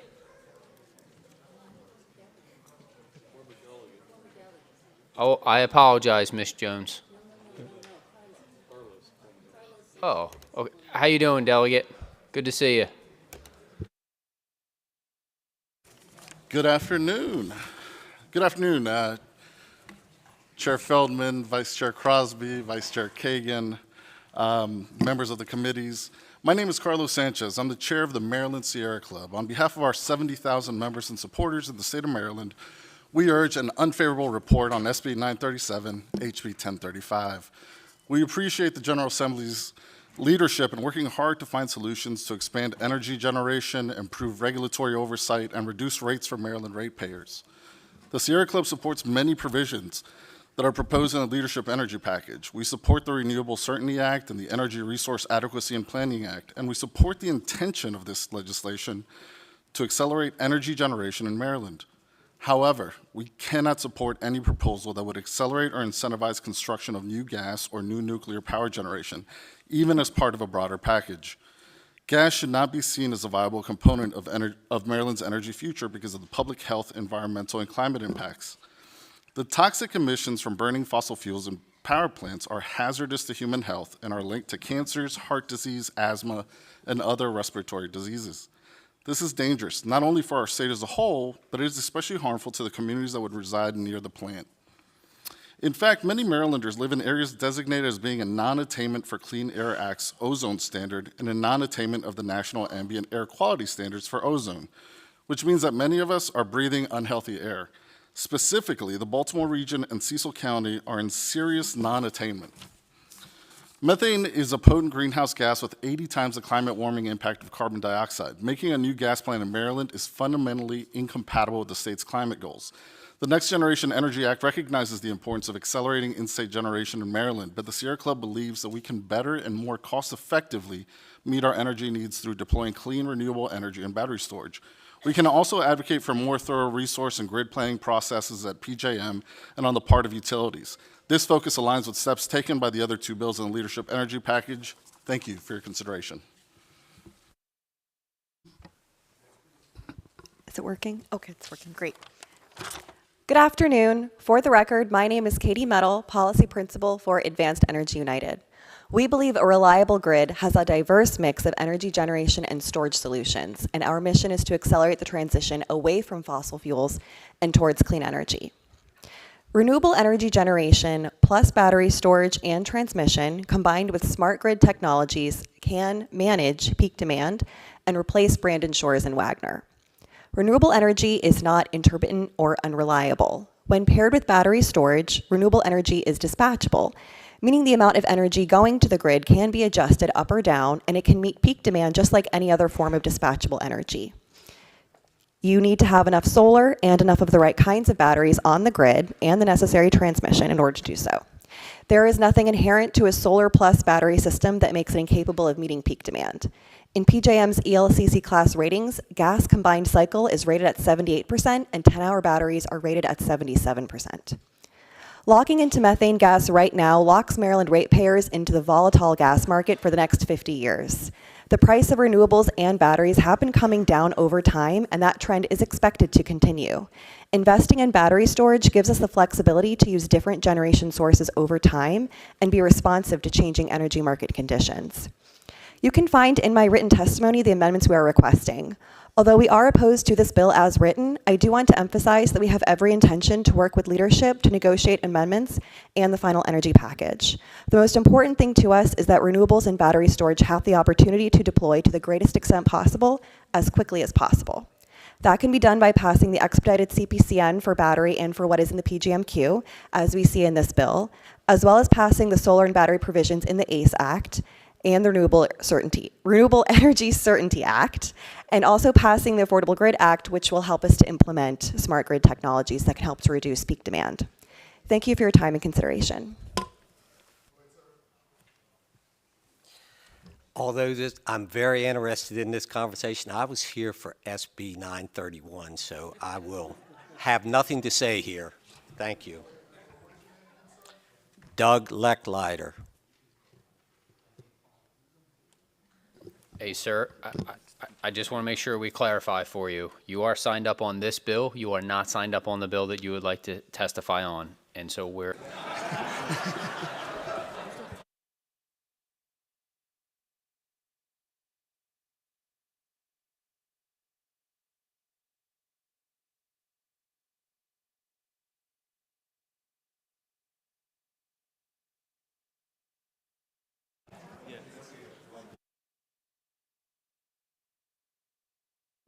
I believe we have one question from Delegate Pippy. Thank you, Mr. Chairman, and I appreciate you folks testifying today. So this is for the young gentleman there. So you had said this bill, this legislation or proposed legislation is not in line with our current goals, but I think the inference is that our current goals are not working, right? Because we have a conflict in the state where, let's take offshore wind, for example. New administration, there's significant uncertainty whether those projects are going to ever come online. So not even getting into the solar component. But the reason we're here is because the demands are going up. The energy that we need it's becoming the issue. And so I just want to make sure that you and the listeners there are kind of aware that the reason we're here is because the current plan that you're stating, we're not in alignment with, it's not working. That's the problem, is that we're having to kind of reinvent the wheel here, change course, because it's now really starting to impact Marylanders across the state significantly, and it's only projected to get worse. And so that's why the legislature is trying to have to make some difficult decisions to address those important needs of providing affordable and reliable energy, which used to be the goal. The goal shifted, but we're kind of having to get back to the basics with this legislation. So I didn't know if you wanted to address, maybe the question would be, do you agree that the policies currently in place are not working? Well, firstly, thank you for calling me young, because that's probably the first time I've heard that in a while. But secondly, of course, that's why we're here, right? But what we're saying is that going into gas and nuclear is part of that broader fix just doesn't work for us in terms of the goals that we've set for trying to protect our climate and our environment here in the state. My daughter. Well, so I'll just end this with this. So there's really three goals, right? Provide affordable, reliable, and I guess cleaner energy. You know, you keep referencing one goal, but the legislature has to consider all sorts of different things. And I think it's important, and I appreciate the president and the two chairs acknowledging that those other two categories, reliable and affordable, are extremely impacted in today's environment, or climate, for lack of a better word. So I wish you would work with everybody to address those other two things, and hopefully we can find a compromise to cover all three. So thank you very much.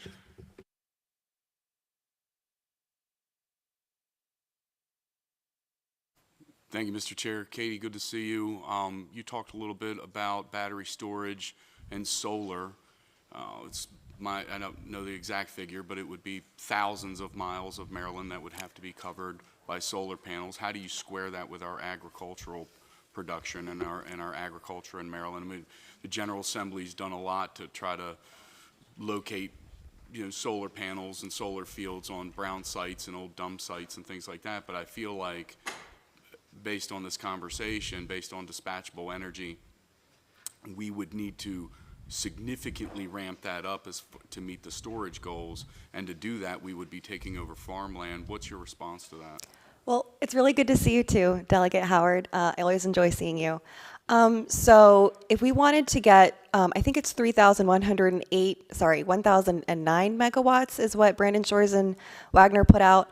So if we wanted to equal that with battery and solar, that would take about 30 square miles, which is about 1/4% of the land in the state and about 1% of farmland in the state.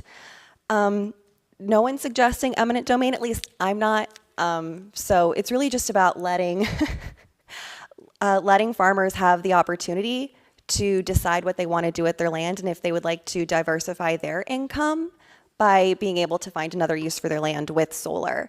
We're really big fans of the solar siting bill, HB 1036, because it will help to cut some of that red tape and give farmers that freedom to decide that they would like another revenue source. I grew up in rural Western Howard County, and I've met folks who were really struggling with their family farm and trying to figure out how to stay afloat, and I've met a farmer who wanted desperately to be allowed to put panels on her farm so she could keep it.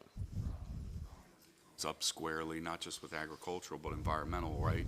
So they're getting ready to, at least there's an RFP put out to get rid of an agricultural program right here at the Naval Academy.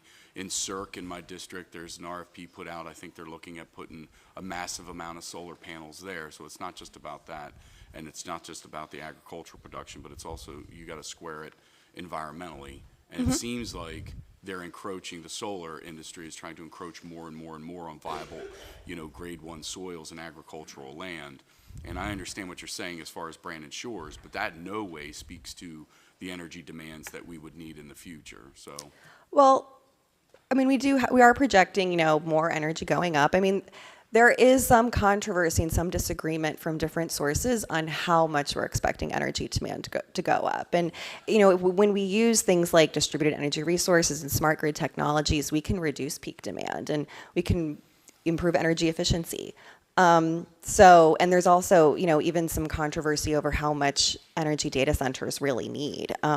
There's been some research that's showing there could be, might be some unanswered questions about that. So I want to make sure that I understand the earlier part of your two-part question. You were asking about the environmental impact of like ground mount greenfield solar? No, I was just asking how you would square it when it comes to not just the environmental impact. You know, you're looking for a positive environmental impact as far as community protections and solar and renewables. We're going to see a massive increase in energy that we're going to need, as testified to earlier, not by you, but the very beginning panel. You talked a little bit about replacing Brandon Shores with solar and what that would look like as far as land usage. The body has done a tremendous amount as far as keeping solar on brown fields and old dump sites and fields that aren't, you know, grade 1 agricultural land. And I was just asking your opinion on how we continue to eat, quite frankly, and square that with our agricultural industry. In terms of needing to use that land for agriculture as well? Absolutely. Agrivoltaics. That's a whole nother, okay. We can also do brownfields, as you just mentioned. We can do floating solar, with which Delegate Fraser Dalgo has a bill on. We can always do more for rooftop. Maybe that's next session. Agrivoltaics is my answer. Okay. Thank you, Mr. Chair. And I do appreciate that. I will say that one of the things that I would want you, Carlo, and if you take note, when we talk about solar and batteries, the bill that we've tried to draft has no impact to the ratepayer. But you would agree that both solar and batteries, the ratepayer is going to have to front that, either through PPAs or something, correct? Sure. Yeah. And so while we're here today, as I said when I was presenting the bill, was about we have to do something to cut ratepayer cost.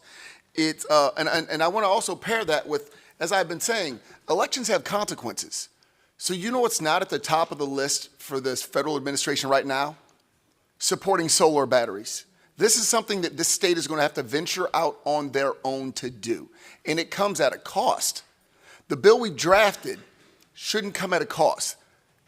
We are using the market. We're not using ratepayer money to do this. What you're discussing would be using ratepayer money. Would be, and again, we're not turning our back on these things, but I want to have a reality here. There's got to be a reality check that some of these projects may not pencil out without, you know, IRAC and BRIC funding and without tax benefits. And so we have to prepare for that too, which is why we made this bill as broad as we could, because if we can't get the utility scale solar, nobody up here is turning their back on that. But I want to be very clear that at the end of the day, what you're discussing directly impacts the ratepayers. We are trying to avoid that. No, I definitely appreciate that. Look, my mother lives in Prince George's County. She's by herself. She's a widow. We're having difficult conversations right now around bills, right? We all are. Like, none of us are excluded from paying our bills. And that's a reality. We appreciate the fact that you guys are working on this, right? We have our concerns over the health effects of a certain type, right? And that's really what we're here to talk. That's what my testimony was about, specifically was the gas, right? Because we just have health concerns about that. But I appreciate the fact that there's a bigger problem here that you guys have to work to solve. We want to be partners in that, but we just know where our hard line is on gas. I just wanted to clarify, because we work together, I know you, it's not as easy as it appears. And again, where the goal of taking Brandon Shores down and understand with the transmission lines and all that, all this comes at such a cost, and we're trying to not be always at the mercy of PJM. So thank you. Thank you.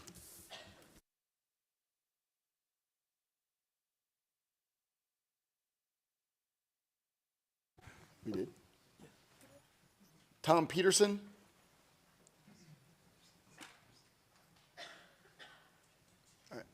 I know you were here for information only.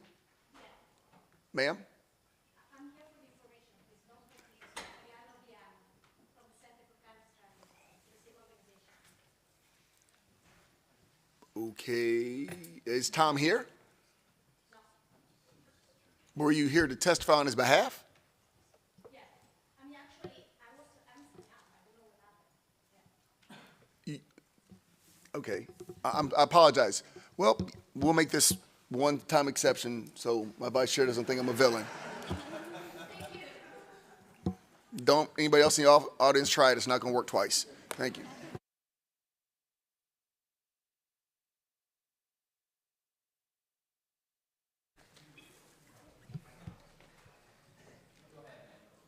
Thank you. Okay, thank you. So good afternoon. My name is Arianna Ogliano. I'm with the Center for Climate Strategies. The Center for Climate Strategies is pleased to provide the Maryland legislator a comprehensive high-level review of power system load forecast and supply and demand options. Our analysis has determined that increase in load forecast due to data centers and AI growth are highly uncertain and likely to change significantly due to expected improvements in software, hardware, energy efficiency. Greater clarity of actual AI adoption rates is also likely to occur. Given these uncertainties and the attractiveness of other options, major long-term capital investments in large-scale generation plants could entail significant risk at this time. Our analysis has determined that a wide range of efficient, scalable, and lower-cost response options could play major short and long-term roles in securing energy system functionality in an economically favorable manner.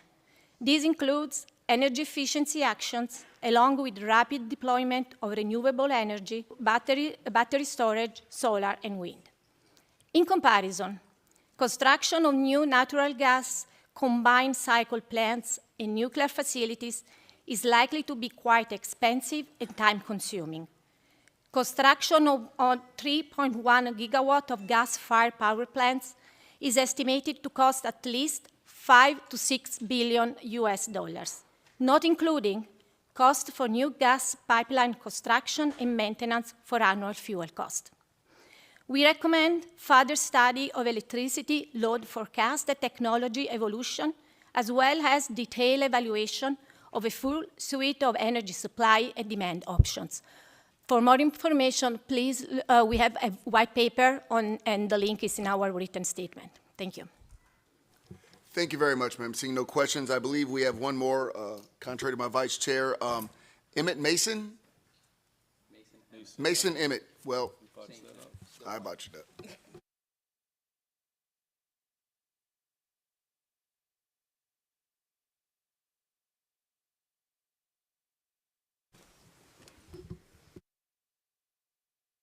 Good afternoon. Thank you. Sorry, I think we were a little mixed up earlier.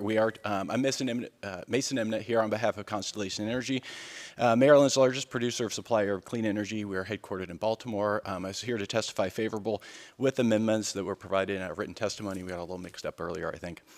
So we agree that a mechanism to expedite permitting for new power plants is needed. Siting and permitting obstacles are the #1 impediment to investments of any type of generation in Maryland. This legislation takes an appropriately measured approach by establishing clear criteria that must be met in order to qualify for expedited permitting, and by ensuring that competitive generators continue to bear the risk of new investment instead of shifting that risk to ratepayers through monopoly utilities. At a time when utility infrastructure costs and customer bills are skyrocketing, there should be no consideration of utilities re-entering the generation business. On that note, Constellation opposes the inclusion of in SB 931 and HB 1036 of a study incentivizing new generation through utility partnerships. The planning studies required by SB 909 and HB 1037 will be more than efficient in addressing Maryland's resource needs. I mentioned this now for efficiency, so I don't have to take time testifying in the next set of bills. Second, we also support the concept of a procurement for new nuclear, but believe that mirroring the offshore wind law passed in 2013 is unworkable. Maryland has an opportunity to be a national leader on new nuclear procurement, but needs to get this right from the start, as set forth in our written testimony. Maryland cannot be a leader in new nuclear power unless its existing plant continues to operating. So third, Constellation recommends including in this legislation the backstop zero-emission credit program contained in SB 316 and HB 398. That will ensure that it will provide a backstop to ensure that Calvert Cliff continues to operate for an additional 20 years through relicensing. And fourth, this legislation requires data centers and other large load customers to connect and pull power from the grid unless they meet conditions around building new generation. That will restrict customer configurations, which have been used in Maryland for decades to reduce costs, and reduce costs not only for industrial customers, but also the grid. Thanks again for the opportunity to testify. So I do have a brief question. We're talking about our unworkable program that we've created. But you basically sounded like you wanted tax benefits for Constellation at this point. Is that what you're asking for? No, the zero emission credit program that's in Delegate Charkoudian's bill would provide a backstop program that would allow for payments for nuclear clean energy attributes. The pricing mechanism would track the federal tax mechanism, so it's not a tax credit, but the pricing mechanism would follow the federal tax policy, which is structured in a way that if market revenues are sufficient, then there's no payment under the program. And I guess my question is, but under this, you could also build another reactor and get these benefits in Maryland, correct?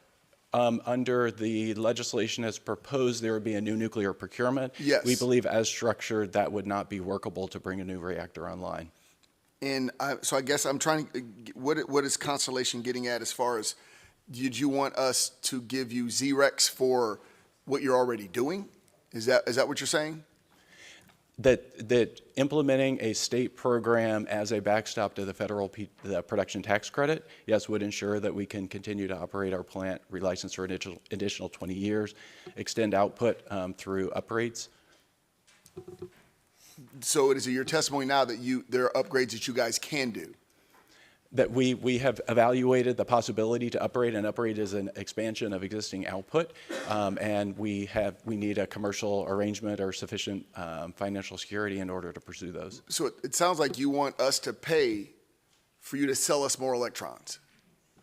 No, if we are going to expand the output of our plant, we're going to need a long-term contract. We would like to do that commercially through the market, which is why we are opposed to the elements of the bill which would eliminate or restrict our ability to serve customers behind the meter.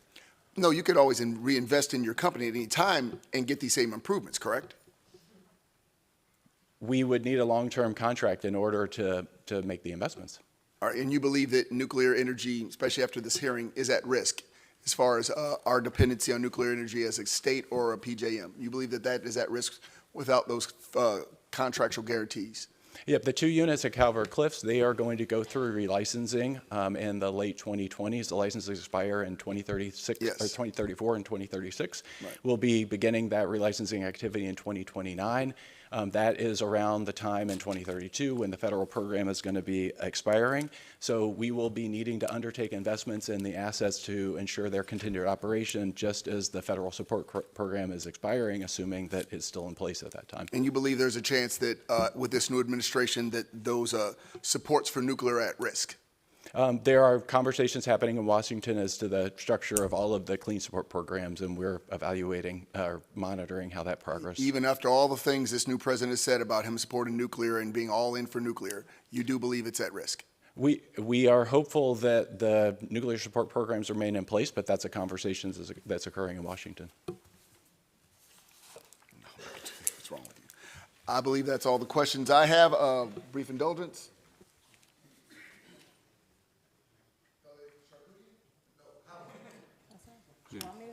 Yeah. Oh, yeah. No, we don't want you to say anything. To your knowledge, has any other state enacted a requirement that data centers bring new power online? No, there's no other state that has enacted a requirement as proposed in the legislation. Okay, thank you.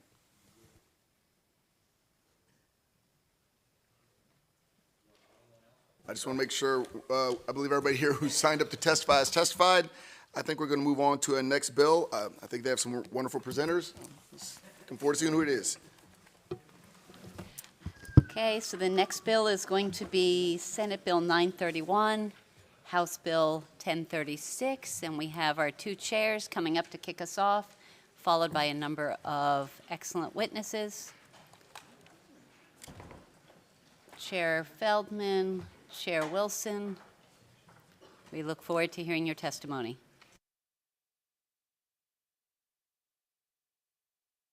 It's great to be here with my good friend, Chair C.T. Wilson, on Senate Bill 931. Let me just say at the outset that I think we're both keenly aware. I'm keenly aware of some of the concerns that have been raised by many of our local jurisdictions about this piece of legislation, and we are working on a number of amendments designed to address those concerns. And on that front, I believe you will hear later from MACO, Madam Vice Chair, and Vice Chair Crosby. I think you're going to hear from MACO later that as a result of those discussions with some of those conceptual amendments, which we're not ready to roll out quite yet today. MACO may no longer be opposed to the bill, and I'll let them speak for themselves.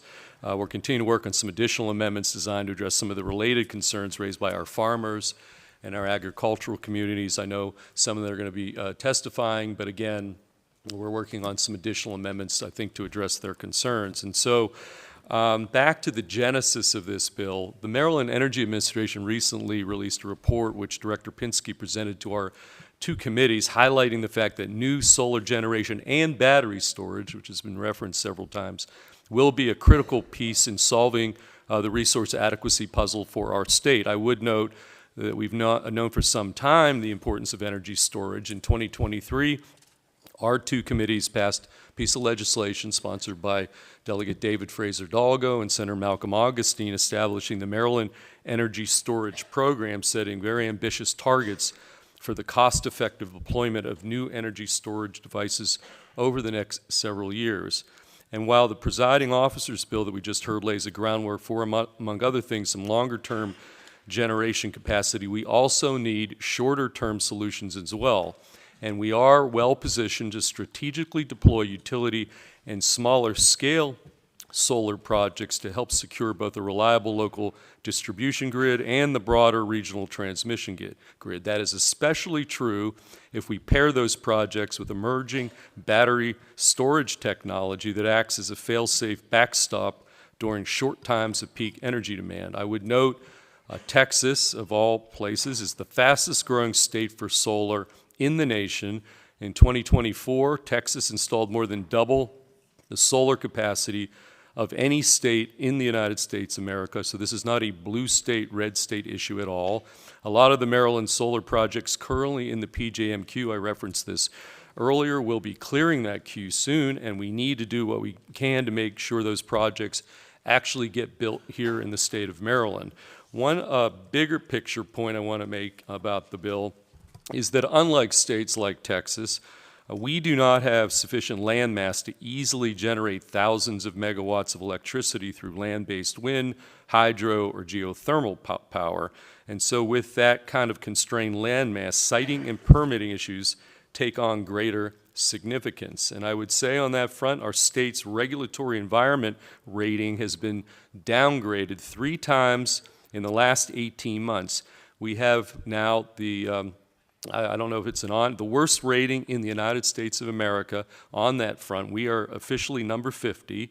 We must tackle that problem this session by sending a signal to those who want to develop solar and battery storage projects that zoning and permitting uncertainty should not be the reason they won't come to Maryland, which unfortunately is the case all too often at the present time. So Senate Bill 931, the Renewable Energy Certainty Act, attempts to address that problem by setting statewide standards for both solar and battery storage projects with different criteria that reflects the nuances of each respective generation or storage type. These standards should ultimately reflect a compromise between solar and battery storage developers and all the other stakeholders, and I'm confident our two committees are going to achieve that result through the amendments I referenced earlier that we're working on. But what is clear, Madam Vice Chair and Vice Chair Crosby, is that we must provide regulatory certainty and predictability if we want solar and battery storage projects benefiting Marylanders to get built here. And so in closing, I think the Maryland General Assembly has an immense respect for our partners in local county government, and I'm glad to hear that MACO may be revising their position after some conversations, but we all have to be mindful of creating unnecessary regulatory roadblocks to deploying energy. Beyond financing, as I said earlier, the other primary choke point in getting renewable energy projects built is siting and permitting. And local governments, we have a lot of respect, but they cannot have de facto veto authority over our attempts at the state level to increase our supply of in-state energy to address our resource adequacy challenges. So all that said, again, working with MACO, the ag community, farming communities to try to address their concerns while at the same time removing the uncertainties surrounding local siting to make these projects cheaper, quicker to construct, and to the point I think I made earlier, is probably the shortest term option towards bringing much needed electric capacity online. So with that, I join Chair Wilson in asking for a favorable report on Senate Bill 931. Thank you. And I will turn it to Chair C.T. Wilson to say something else about the bill. Thank you, Mr. Chair. Mr. Vice Chair, Madam Vice Chair, and esteemed members of the House Economic Matters Committee and EEE. Come for you today in strong support of House Bill 1036, Renewable Energy Certainty Act. This bill aims to further develop Maryland's renewable energy sector in ways that is efficient, equitable, and locally mindful. As we work to meet our state's renewable goals, we must remove unnecessary barriers that delay the project and drive up cost while protecting our consumers. This act ensures the fairness and consistent with solar and battery storage and development. It prevents counties from using overly restrictive zoning laws to block solar and energy storage projects that meet state standards, establish uniform, predictable regulations that are statewide, and prevent unnecessary delays. Counties still retain full zoning authority over projects under 2 megawatts, allowing local governments to regulate smaller solar projects as they see fit. This act requires a timely permitting approvals for projects that meet state requirements and reducing the delays and uncertainties. That also strengthens the community solar program by authorizing local jurisdictions to establish community solar automatic enrollment through Public Service Commission. This act ensures that people who are subscribed to these programs are not charged any fees related to enrollment or exiting the program. This act also protects local government involved in decision-making by requiring developers to notify local governments, state legislators, and residents that are within 1 mile of a proposed project. In overburdened and underserved communities, developers must hold at least 2 public meetings to ensure residents can voice concerns and provide input. Additionally, this act ensures that developers pay for 100% of the decommissioning of these projects by posting a decommissioning bond to cover the removal and land restoration. It requires a financial assessment or reassessment every 5 years to ensure accountability. It also prevents disruption to local communities by establishing strict nighttime lighting requirements to protect nearby homes, boundaries between solar and energy projects that are not affiliated with the project. And this act establishes consumer protection requirements related to rooftop solar energy generating systems by ensuring that rooftop solar systems have a 5-year warranty and includes substantial information related to expected performance of the system for consumers. This act also exempts qualifying solar energy generation stations from personal property tax, but allow them to get paid up to $5,000 per megawatt to the county in lieu of taxes. Basically, House Bill 1036 removes unnecessary zoning restrictions, ensures fair regulation for large-scale projects, mandates strong consumer and community protections, especially in the underserved areas. It provides a balanced path forward for solar development and battery storage while maintaining local input. I strongly urge your support. Thank you, Vice Chair. So obviously we're going to have questions, especially the rural parts of the state, on bills like this. And the first question really does come down to, you said meetings, which it's one thing to have a meeting, right? It's one thing to bring people together, let them talk it out. It's quite another to have a hearing, like to have a vetting of the subject for the purpose of debating for its merits whether or not something should move forward. So when you say meetings, what I'm hearing is something different than what I should be hearing, which is that citizen engagement shouldn't just be part of the exercise, but rather part of a solution that creates win-win. So what is the purpose of saying we're going to have meetings? There's already a process through the Public Service Commission and planning and zoning. I'm worried that we're taking away the most important component of citizen engagement, which is that their voice is heard and respected. There's still a CPCN process. This does not abrogate that by any stretch of the imagination.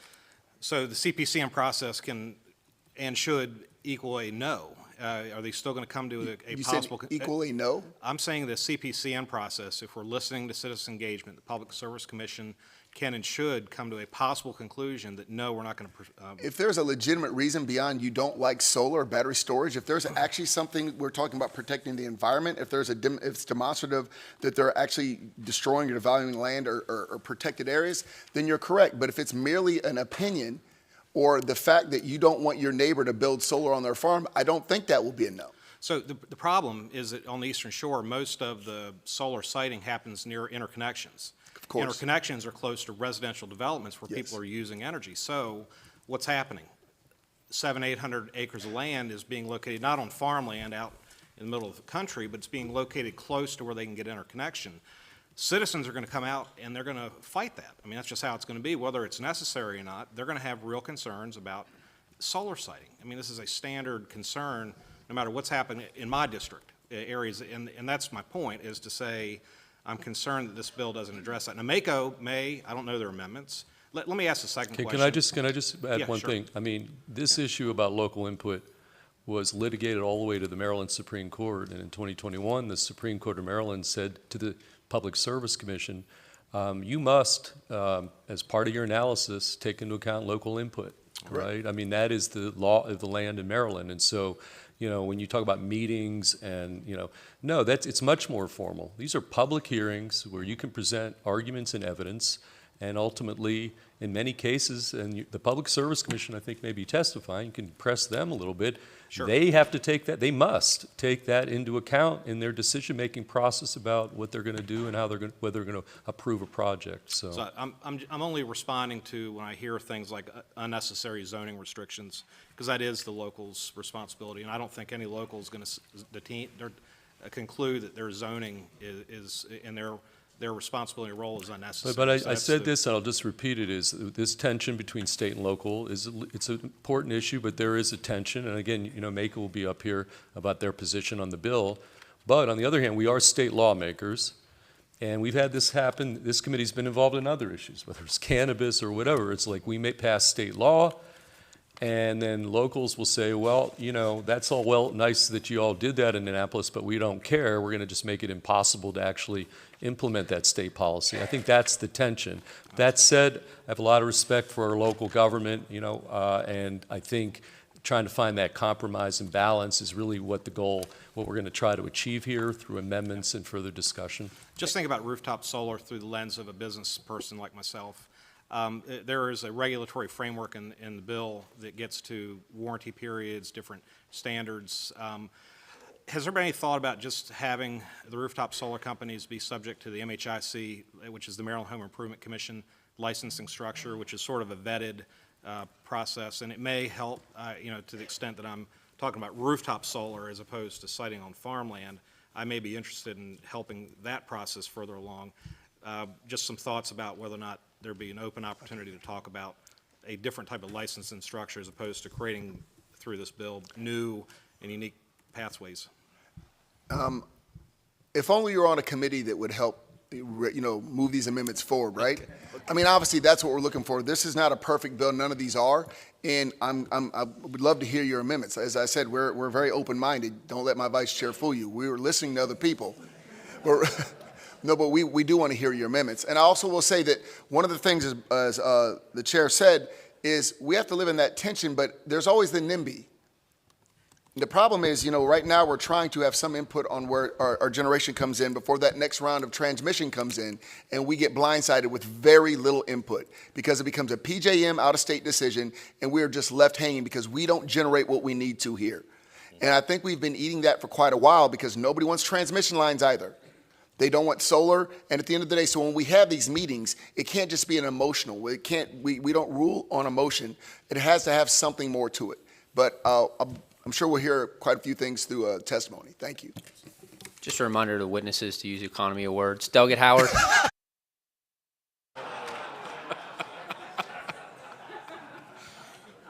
Good luck. So, in your mind, you said unnecessary zoning restrictions. What are those? What do they look like? Anything from forcing berms, talking about churches, or that the locations. I guess I'm stepping back because that's not really for me to decide. We've put in some regulations on certain things that they have to do, but I do believe that's going to come in through the decision-making process. Well, it's just that, you know, each district is, and each, you know, councilmatic district, delegate district, senate district's unique, obviously, as you know.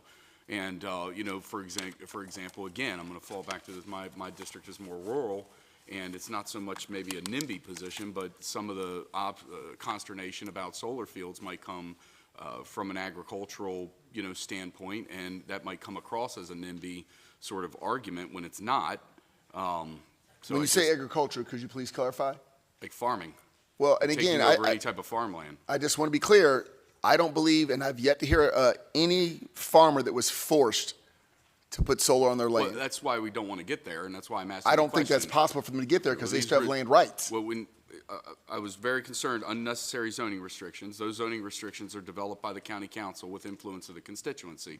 My constituency is rural. My economic drivers are marinas and farms, so that's my main concern. So I understand if that. that's not your concern, that's not your legislative intent, then okay, but that's what I'm going to get to. I mean, you talked about we would just be superseding and removing unnecessary zoning restrictions. Those zoning restrictions are developed and implemented by the county councils, the county commissions, and they're developed and implemented with the direct influence of the constituency. Of course. So I was very concerned when you said that. It's the same discussion we had last year with cannabis, where people didn't want it in their county, so they did everything to zone it out. But this was a statewide issue, and this is a statewide problem.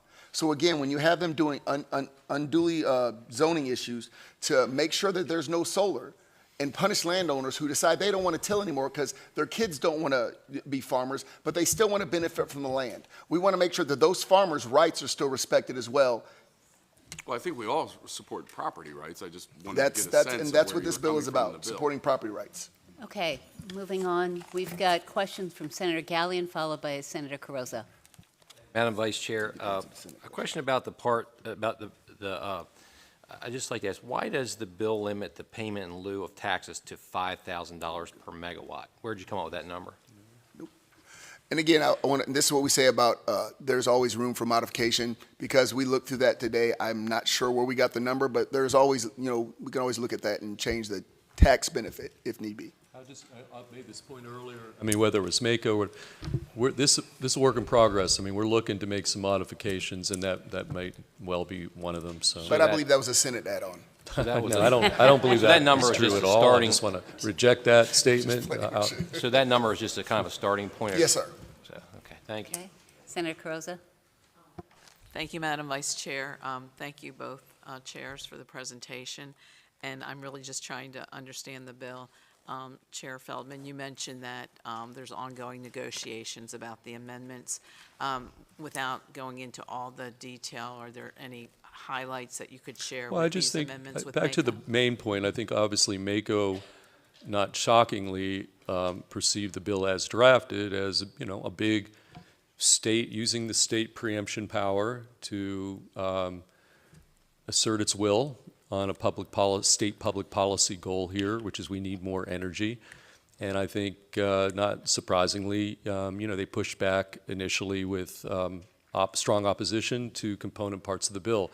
I guess I will say, and maybe Dominic Butchko will be up here saying what the current state of affairs is, I think a lot of the concerns that they had, they may not have anymore as the discussions evolve, where we try to get to that balance, right? I mean, we're trying to take that we want to achieve a couple of different goals here. We want to get more in-state generation, but we do want to have some respect some of the local decision-making. And again, I don't want to speak for MACO because I think they're testifying, but I think that's what we're trying to achieve here, achieving a couple of difficult policy goals with sort of a natural, and this is true with Fed versus state. We have the same issue with DC.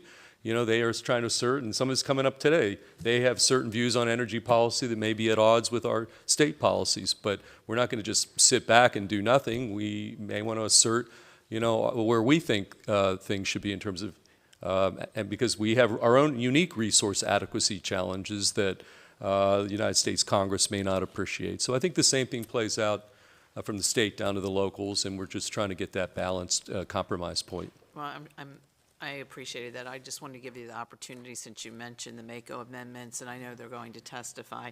I'll be interested to hear more about the county's efforts to promote solar already. So. And even with whatever amendments that may come up, I think there's additional amendments to you that, I mentioned farmers and ag and that kind of thing. I think there's still a lot on the table. That's how I see it. Thank you. Okay. Vice Chair Crosby, and I see no more questions for the chairs, so thank you to Chair Wilson, Chair Feldman. If Doug Boucher, Alfred Bartlett, Mark Schottinger, and John Miller can start making your way forward, we can try to move this hearing forward.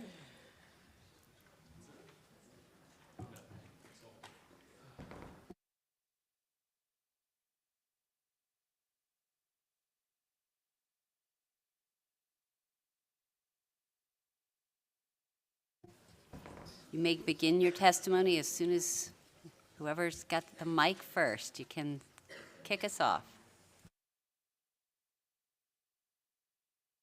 There we go. Thank you, Chairs Wilson and Feldman, Vice Chairs Crosby and Kagan, as well as the honorable members of the Economic Matters Committee and the Education, Energy, and the Environment Committee, or the lesser-known quadruple ECM. My name is John Lennon Miller, a Howard County resident. I am representing Chaberton Energy, a Howard County resident, representing Chaberton Energy, a Montgomery County-based renewable energy company. I'm here today in favor of the Renewable Energy Certainty Act. As you know, Maryland is facing challenges in meeting its energy goals. In 2023, the Public Service Commission reported that the state only met 65% of the 6% solar carve-out. And the state is projected to continue falling short as it approaches its 14.5% solar carve-out goal for 2030. As the leading community solar developer in Maryland, Chaberton has extensive experience with state and local permitting processes, and I see firsthand the hurdles preventing us from meeting these goals. Siting and permitting projects has become more challenging and arduous over the past few years. The Renewable Energy Certainty Act addresses this issue by providing a more standardized permitting process and provides the most benefit to small-scale ground-mounted solar like community solar. Solar siting is an issue not just in Maryland. In 2023, Illinois signed a law which sets standards for siting solar and wind projects. Closer to home, both Virginia and Delaware are actively discussing state solutions to permitting challenges. Solar energy is the most affordable and fastest way to meet Maryland's growing energy needs. By addressing the roadblocks to development, the Renewable Energy Certainty Act will both increase the deployment of solar projects and increase the efficiency of that deployment. These bills will help ensure we can deploy clean energy quickly enough to meet growing demand without adversely impacting the state budget while supporting economic growth and savings to ratepayers. For these reasons, I respectfully request favorable reports on HB 1036 and SB 931. Thank you for your time.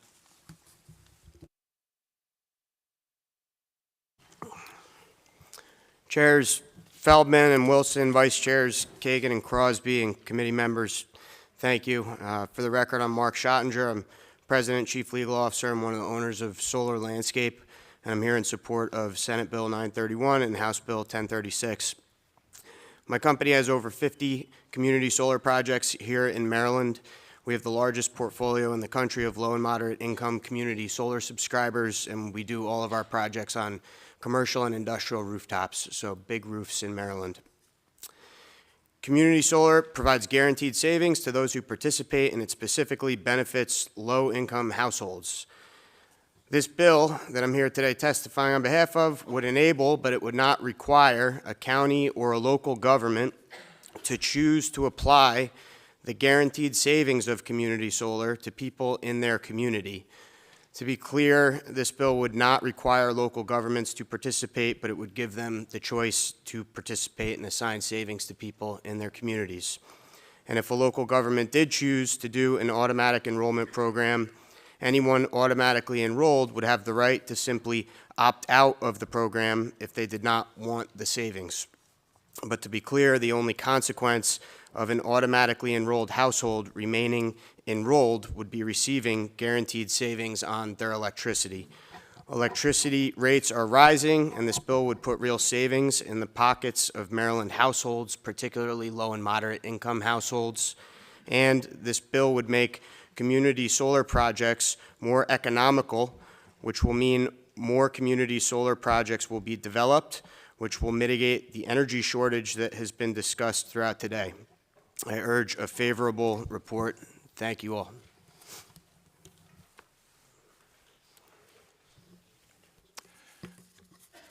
Chair Feldman, Chair Wilson, members of the committee. I'm Doug Boucher. I'm a retired climate scientist and a District 15 resident. My wife Charlotte and I have lived for 28 years on the family farm in Montgomery County's agricultural reserve.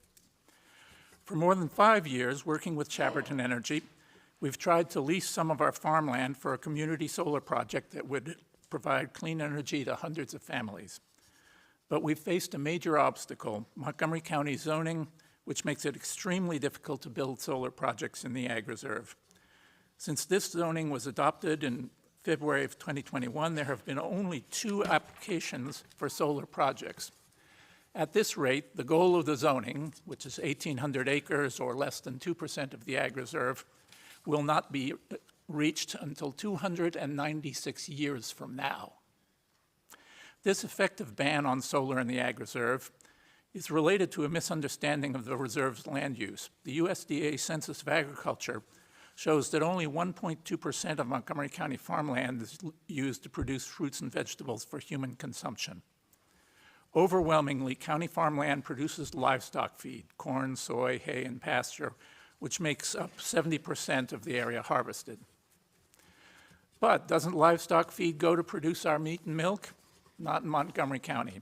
The large majority of the county's livestock consists of horses for recreation, 9,100 head versus 1,600 beef cattle and less than 500 each of dairy cattle, sheep, goats, and swine. I'd like to make one last point related to the issue of climate justice.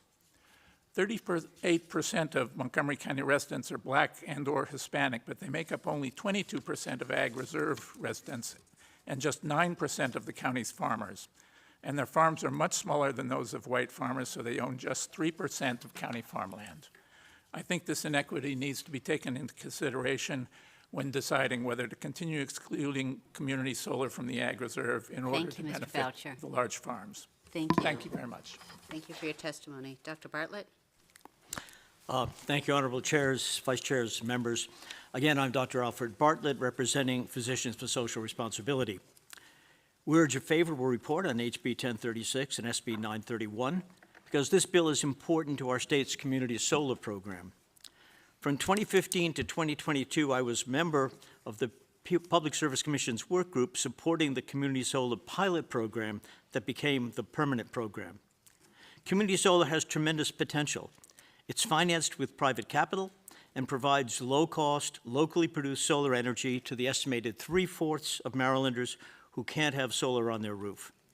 It's priced below standard utility service and requires at least 40% of participants to be low or moderate income, with higher discounts for them. So I had expected uptake of community solar to be high, but progress has turned out to be slow. One reason is that local officials were left on their own to deal with this new kind of local energy generation.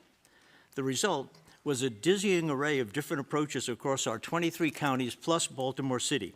They each have their own definitions of solar categories, their own requirements for basics like setbacks from neighboring properties, visual buffers, runoff control, and topsoil management. Such complexity makes it difficult to navigate different local requirements while finding available project sites within a utility service area. And when community solar projects were allowed to be up to 5 megawatts, but have to go through the CPCN process if larger than 2, there weren't common reference standards for such basic parameters. So one main thing this bill does is to provide standardized basic requirements for community solar, as well as comparable requirements for energy storage projects, which, like community solar, have the potential to help transform our energy system, but can also get bogged down in the complexity of inconsistent requirements. So for this and other aspects of the bill that support development of locally built, truly clean energy, we urge a favorable report. Thank you. Thank you all for your testimony. We see no questions from our colleagues, so thank you very much for being with us. Coming up next, please, Brittany Baker, Charlie Coggeshall, former delegate Carlos Sanchez, and former Senator Rob Garagiola. Come on up. And we have one more after that before we get to favorable with amendment. These are all straight favorables.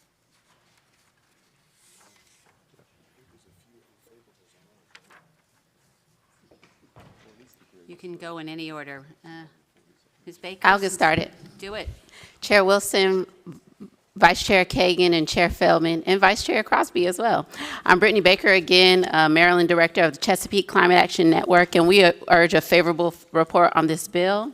We understand that you might still be taking some input, and so we also urge you to avoid too many weakening amendments that will limit the reasonable deployment of these clean energy resources. Just as a reminder, solar and batteries are the quickest, cheapest, fastest, cleanest way to add new energy to the grid. This bill is the most important piece of energy equity legislation of the year, and it's really common sense. It has three sides. So one, reasonable restrictions for those in rural communities, agricultural communities, cultural heritage areas. But two, reasonable best practices for our Black and brown vulnerable immigrant communities who have historically already carried the burden of our energy infrastructure. They don't deserve to have all of the different energy types crammed into their communities. And last but not least, if we move forward with this legislation without too much weakening, we will not be in the same room 2 or 3 years from now trying to figure out whether we should put new fossil fuel resources in areas where old fossil fuel plants are shutting down. We urge a favorable report.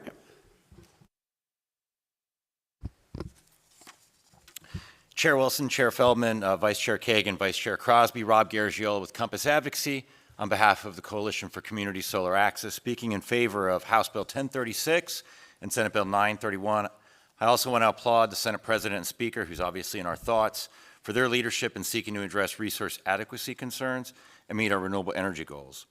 I also want to thank all of you, and in particular Senator Brooks and former Economic Matters member Chair Clippinger, for championing legislation in 2023 which made the community solar program permanent, guaranteeing lower cost electricity bills for community solar subscribers. Congratulations for putting Maryland on the map for community solar development. It's about to really take off, but siting remains the last roadblock to reaching that goal. The chair's bills will do several positive things to unleash more solar development in Maryland with improvements to the CPCN process, which CCSA applauds. I would also like to spend a minute touting Senator Brooks and Delegate Clippinger's DG CPCN bills, Senate Bill 983 and House Bill 827, which we'll hear more about in next week's hearing, and which will complement the chair's bills beautifully. I have had the opportunity to talk to both chairs and several of you about the Clippinger-Brooks bill and hope to talk to more of you about them. In a nutshell, their bills would create a set of siting standards likely to be more stringent than the chair's bills in exchange for a quicker CPCN process for community solar. It's my understanding that the PPRP has 33 applications on its plate and anticipates 27 more that are in a pre-application phase now. That's 60 applications. Just 2 years ago, PPRP evaluated just 7 applications in that year, almost a 7-fold change in 2 years. Community solar is about to take off, but necessitating a faster, streamlined, but rigorous siting process is important. This legislation is the result of a collaborative process with DNR, PSC, MACO, solar developers, and environmental advocates. I merely raise it here because their bills do complement the chair's bills very well. We look forward to working with both committees to meld the siting improvements within the chair's bills and the Clippinger-Brooks bills in a very complementary fashion. Thank you. Thank you, Chair Feldman, Chair Wilson, and members of the Senate Energy, Education, Environment Committee and the House Economic Matters Committee. I appreciate this opportunity to provide favorable testimony for SB 931 and HB 1036. My name is Charlie Cogashaw. I'm the Mid-Atlantic Regional Director at the Coalition for Community Solar Access. CCSA is a national business-led trade association composed of over 100 companies operating community solar programs across the country. We've been an active participant in the development and implementation of the state's community solar pilot program, and I'll echo our gratefulness to all of these committees, both of these committees, for supporting the passage of SB 613 and HB 908 in 2023, which made community solar a permanent clean energy and equity solution in Maryland. Although the table is largely set at the regulatory level for launching the permanent program, siting remains the greatest barrier to project development and a top priority for CCSA. To that end, we appreciate the Senate and House leadership for taking up this thorny issue, and we applaud the establishment of siting standards for solar and storage systems. We believe this will move the needle for community solar development in the state. However, we also want to call attention to a separate but complementary legislation being considered this session, which would address a related siting issue, SB 983 and HB 827, led by Senator Brooks and Chair Clippinger, along with Delegate Charkoudian, Delegate Frazier-Hidalgo, and would create a DG CPCN option for qualifying community solar projects. This would in turn reduce the administrative burden currently being felt by the Department of Natural Resources and Public Service Commission due to the significant increase in the CPCN applications being experienced now. And as a result, a DGCPCN option would also significantly reduce the time and expense associated with the CPCN process and ultimately accelerate deployment. These complementary bills would increase deployment, which is much needed. Thank you. Good afternoon, Chair Feldman, Chair Wilson, Vice Chairs Crosby and Kagan, members of the committees. For the record, again, my name is Carlos Sanchez. I'm Chair of the Maryland Sierra Club. On behalf of our 70,000 members and supporters in the state of Maryland, we urge a favorable report on SB 931, HB 1036. The Maryland Sierra Club commends General Assembly leadership for addressing our energy challenges head-on. As we all face rising energy bills amid growing energy demands, our current energy generation is not keeping pace. We believe the Renewable Energy Certainty Act is an essential part of the solution. The Sierra Club has long advocated for the development of the solar industry in Maryland, and solar energy is an essential component of our clean energy future. Solar currently provides almost 7% of Maryland's in-state generation, enough to power nearly 283,000 homes, and the industry supports nearly 5,000 jobs.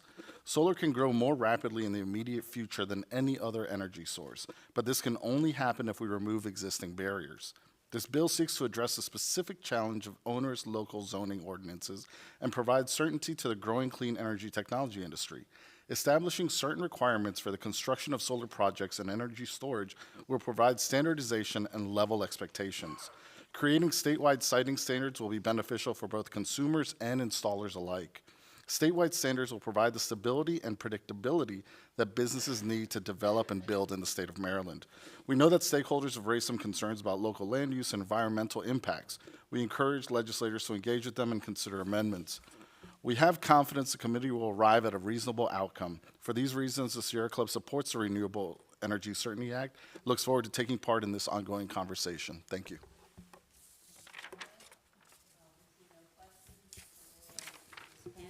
Thank you very much for your testimony. And no, it's not a question, it's just for housekeeping purposes, just from this point on. Anybody else coming up, please stay on the bill, please. I know there are other great bills out there that we have to deal with in this next few coming weeks, but please, if y'all could stick on this bill, we'd appreciate it. Thank y'all.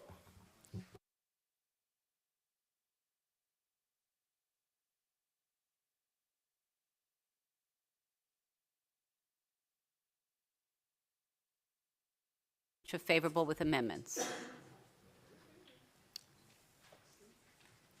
Okay. I'll just let you know so you can start to get ready. Rory Murray, Michael Wilkins, Katie Reaver, David Murray will be the first panel of favorable with amendments. Ms. Meredith, welcome back. Thank you. Good afternoon again. Thank you for the opportunity to provide testimony on House Bill 1036, Senate Bill 931, the Renewable Energy Certainty Act. Again, I'm Leah Meredith, the Mid-Atlantic Regional Director for the Solar Energy Industries Association, or SEIA, the National Trade Association for the Solar and Storage Industries. Our 1,200 member companies include solar and storage manufacturers, service providers, residential, community, and utility scale solar developers, installers, construction firms, and investment firms. After decades of flat or even declining electricity consumption, the U.S. power grid is currently experiencing the largest demand growth in 80 years. Yet electricity supply has not kept up with this increase in demand. Nationally, electricity prices increased 20% from 2020 to 2023 due to the necessary upgrades being made to the electric transmission and distribution grid and a lack of excess energy supply. Demand is expected to grow another 7% by 2030. Maryland must therefore rapidly deploy an all-of-the-above energy strategy that encourages new sources of generation coming online to meet the growing electricity demand and to prevent continuously rising electricity costs. By establishing statewide siting standards for ground-mounted solar and energy storage systems and preventing local jurisdictions from denying projects that meet those standards, this legislation takes a critical leap forward in reducing barriers to solar and storage development in Maryland. And I want to echo the comments from the previous panel as well. And in the interest of time, I'll keep my comments short and just say that SIA appreciates the opportunity to testify. We are generally supportive of the overall direction of this legislation. We do think that the bill can benefit from some minor alterations to the consumer protection and automatic enrollment language, but we look forward to continuing the conversation and working with you all. Thank you. Thank you, Ms. Meredith. I see no questions. So again, Rory Murray, Michael Wilkins, Katie Reaver, and David Murray, you are up next. And these colleagues are all favorable with amendments.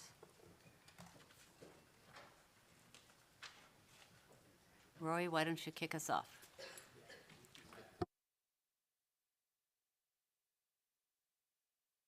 Option for landowners and farmers, allowing them to continue growing crops or grazing livestock while also generating reliable long-term income through a solar lease.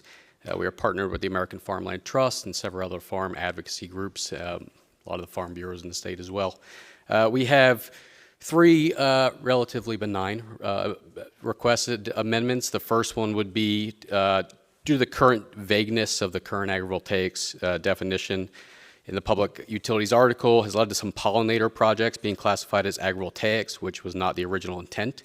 While we support pollinator habitats and think they should be encouraged, they do not provide the same agricultural preservation and dual income benefits for farmers, and they don't carry the same compliance burden and associated penalties as farms do. Agrivoltaic projects have to follow and meet the current standards in law and COMAR as any other farm. There is a very high compliance burden and very high penalties for breaching that burden. The second would be exempting agrivoltaic projects from the pilot provisions. In 2023, this body exempted agrivoltaic projects from county and municipal property taxes. We request, for the same reasons we did back then, a similar exemption here.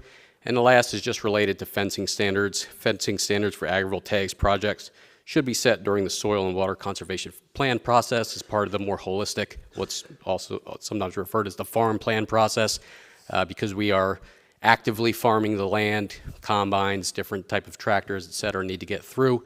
So those farming setbacks have to be set on a case-by-case basis with the local jurisdictions. We've worked with MACO and Farm Bureau who support our requests here, and thanks.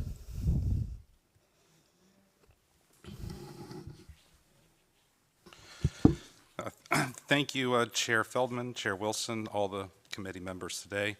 My name is Mike Wilkins. I am the Director of Development Review and Planning for Frederick County. And throughout the summer, I participated in meetings with many stakeholders to negotiate a mutually beneficial path forward for solar deployment. But as drafted, the proposed legislation falls short of the thoughtful compromises and the minimum livability standards that the stakeholders agreed to just a few short months ago. Things like appropriate setbacks, sufficient landscape buffers, comprehensive and consistent decommissioning standards, and a better public notification and engagement opportunities. This bill also includes siting standards for energy storage systems, and we question the appropriateness of applying the ground-mounted solar standards to all types and scales of energy storage systems. Further, the reduction in tax revenue that's proposed in this bill could not come at a worse time for local jurisdictions. That said, Frederick County is very proud to continue working towards meeting Maryland's renewable energy goals. We have relaxed our zoning requirements for utility-scale solar. We process solar below 5 megawatts at a staff level, through a staff level process. And we are currently working with consultants on a solar blueprint siting study to expand the county's solar energy capabilities. So again, Frederick County is a committed partner in the effort to meet the state's renewable energy commitments, but we believe it must be done in a way that protects livability and safety standards for our citizens. And the amendments that were proposed by MACO help to alleviate county's concerns. And if the bill advances, I urge you to include MACO's amendments. Thank you. Good afternoon, Chair Wilson, Chair Feldman, members of the committees. Thank you very much for the opportunity to be here today. My name is Katie Reaver. I am here on behalf of the Maryland Rooftop Solar Coalition. We're a coalition of companies operating in Maryland that are focused on customer-sited solar, deploying customer-sited solar in the state. Residential solar accounts for over 40% of the megawatts deployed in the state to date. And as an integral part of the state's clean energy economy, we also, like other home improvement industries, create local, stable, and family-sustaining jobs. Our testimony in this, on this bill is focused on two items: the residential consumer protections piece, as well as the opt-out auto-enrollment for community solar. On the consumer protections, we believe that it will further consumer confidence in the market, and our amendments are focused on clarifying and in some cases strengthening some of the amendments. Our main points there: we believe Department of Labor is the correct regulatory agency. We also are looking to add that any additional certification should be focused on the salesperson, who's the first point of contact with the customer, rather than the installer. On the opt-out community solar provision, we are concerned that it would create undue roadblocks and raising the cost of customers adopting rooftop solar. The original intent of community solar was to be an option for renters and for those who couldn't put solar on their rooftops. The opt-out provision would auto-enroll customers who could be good candidates for rooftop solar. Customer acquisition costs are already high with residential solar, and creating an incumbent solar provider, allowing local governments to create an incumbent solar provider where there was none before, would raise these costs. We've focused our amendments on narrowing the pool to low to moderate income renters. Good afternoon, Chair Feldman and Chair Wilson, Vice Chair Kagan, and Vice Chair Crosby. David Murray, Director of Business Development with Turning Point Energy. We're a community solar developer that's been in Maryland since the inception of the program. One thing we see as a community solar developer is that it is absolutely critical that siting standards are appropriate for the community and the soil and the broader environment. And so I applaud both Chair Feldman and Chair Wilson for introducing this bill, because this bill has those standards.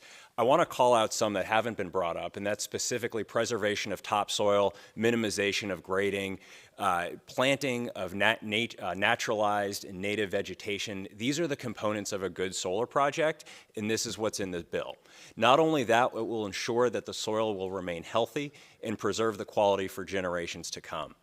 I also want to call out the provision that seems based on Delegate Valderrama's bill, which would enable a CPCN permitting pathway for battery storage. Right now, there is no statewide pathway for permitting battery storage. It's made up of a patchwork of local ordinances. Many counties do not have ordinances as it relates to battery storage, and that's why it's so important that this bill includes that, so we can get started on deploying this resource that we can all agree is going to be very important to the state. Finally, I also sign on to the amendment suggested by the solar trades, as well as recommend an amendment that should remove the requirement that low-income households be able to subscribe to community solar facilities wherever they are in Maryland. And with that, I urge a favorable vote, and thank you for your time. Thank you all for your testimony. Vice Chair Crosby has a question. Thank you. To the second gentleman who testified, I'm just confused, and we've had some dialogue. You mentioned a compromise. Nobody knows what you're talking about. Can you just, who made a compromise? Yeah, so over the summer, we had over a half a dozen state agencies. We had representatives from solar companies. We had MACO, and we had some grassroots conservation organizations all meet over the course of the summer to share each other's concerns and to map out solutions that would meet counties' concerns and meet the solar industry's concerns. And many of those things are represented in MACO's proposed amendment. Got you. So they're MACO's amendments. Just for my own curiosity, were any legislators involved in that? Not that I'm aware of, no. Okay, thank you.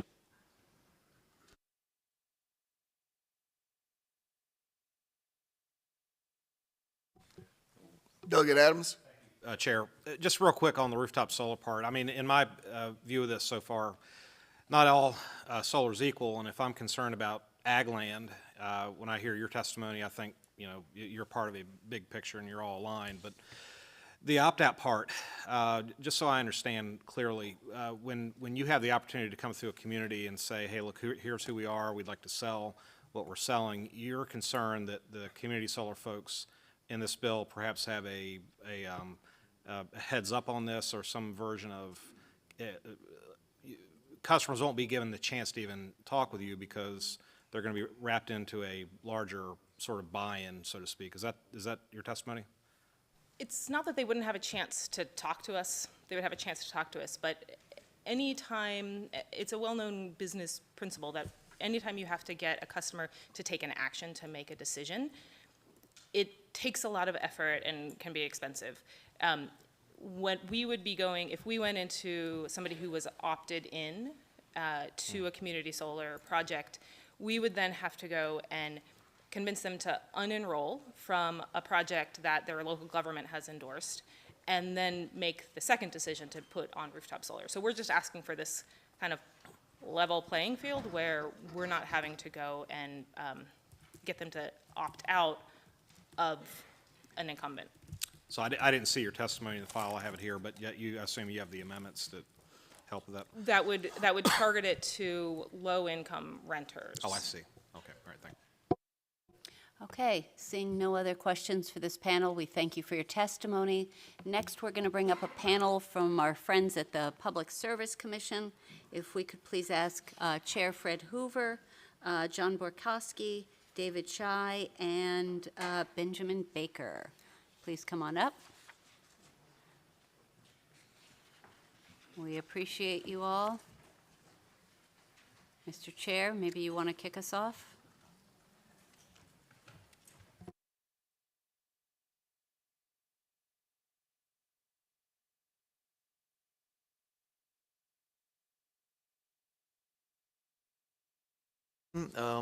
Chair Feldman, Chair Wilson, Vice Chair Crosby, Fred Hoover from the Maryland Public Service Commission, and with me, Ben Baker, John Borkowski, and David Chai. They're all commission advisors. In lieu of the Chair Wilson's comment earlier about being concise, let me just cut to the chase on this one. We're the entity that is charged by the Maryland Public Service Commission, or charged by the Maryland General Assembly to implement the Renewable Portfolio Standard, which is what drives the solar installations in the state. And as was discussed earlier by the first panel, the Public Service Commission's CPCN trumps any zoning regulations. We have a process in place where we specifically invite participation by the local governments, either municipal or county or both, in the various CPCNs that are filed for what are usually utility scale solar projects. And as required under the law, we are required to consider their opinion. And that is done through the hearing process, through the testimony they file. The local governments participate at all levels. Some are active interveners, some only comment at the hearings, but we attempt to try to reflect their concerns on it. But the bottom line is, under the law, we cannot allow the local governments to specifically zone out applications of solar projects.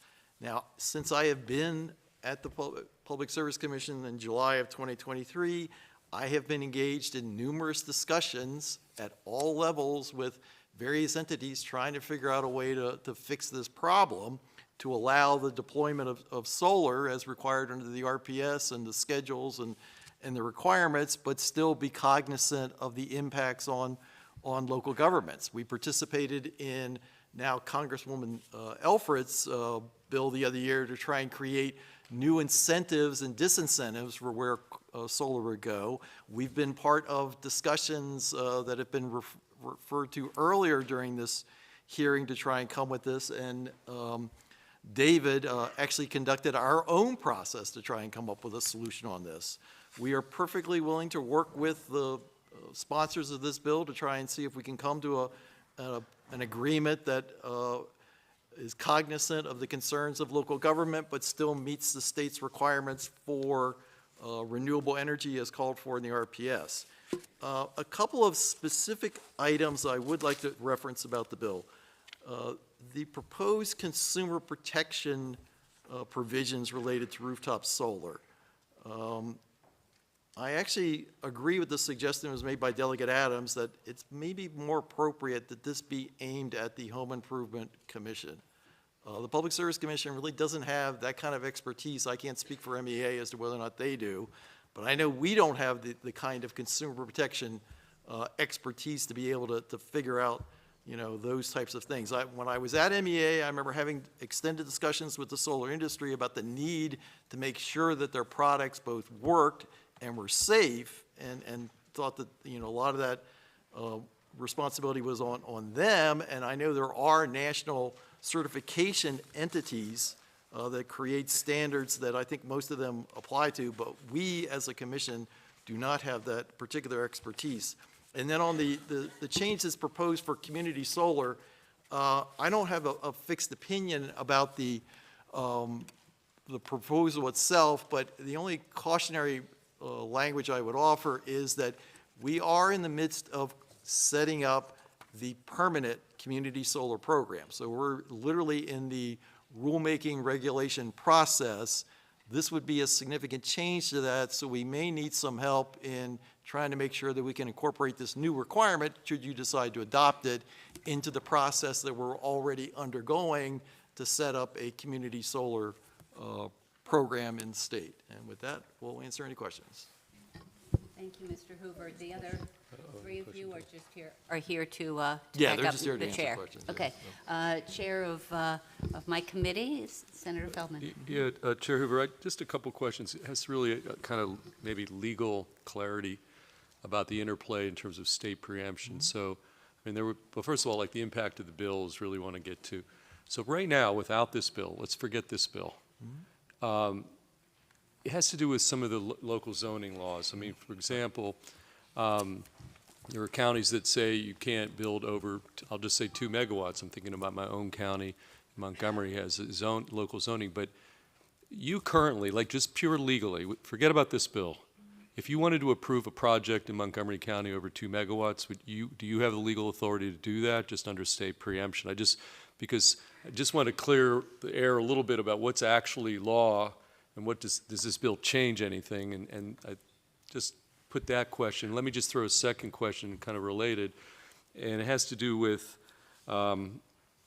specifically if you have an easement on a land prohibiting the deployment of solar, does this bill do anything to alter that existing contractual obligation or the ability for future easement contracts to be entered to? Because again, we have laws, and then we have a bill, and I just want to clear the air a little bit about what the bill does in terms of changing anything legally.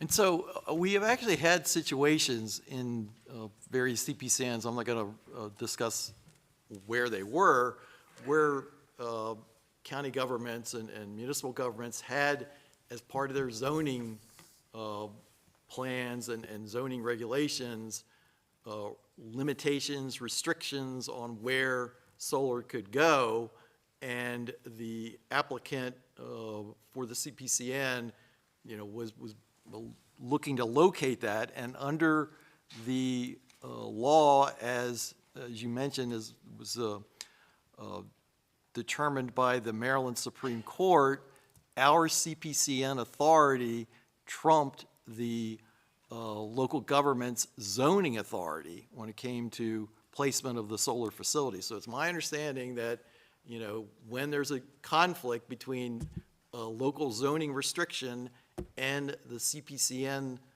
process, which, you know, is designed to figure out where is the best place to put this particular energy facility, that is what controls based on the law that you have enacted. I'm not quite as sure on the easement situation, so I'm a little hesitant to opine on that. I may need to get back to you on that, because I probably need to check. If you could, because, you know, that's, you know, again, existing contractual rights. Right, yeah, and that's why I'm a little hesitant to say.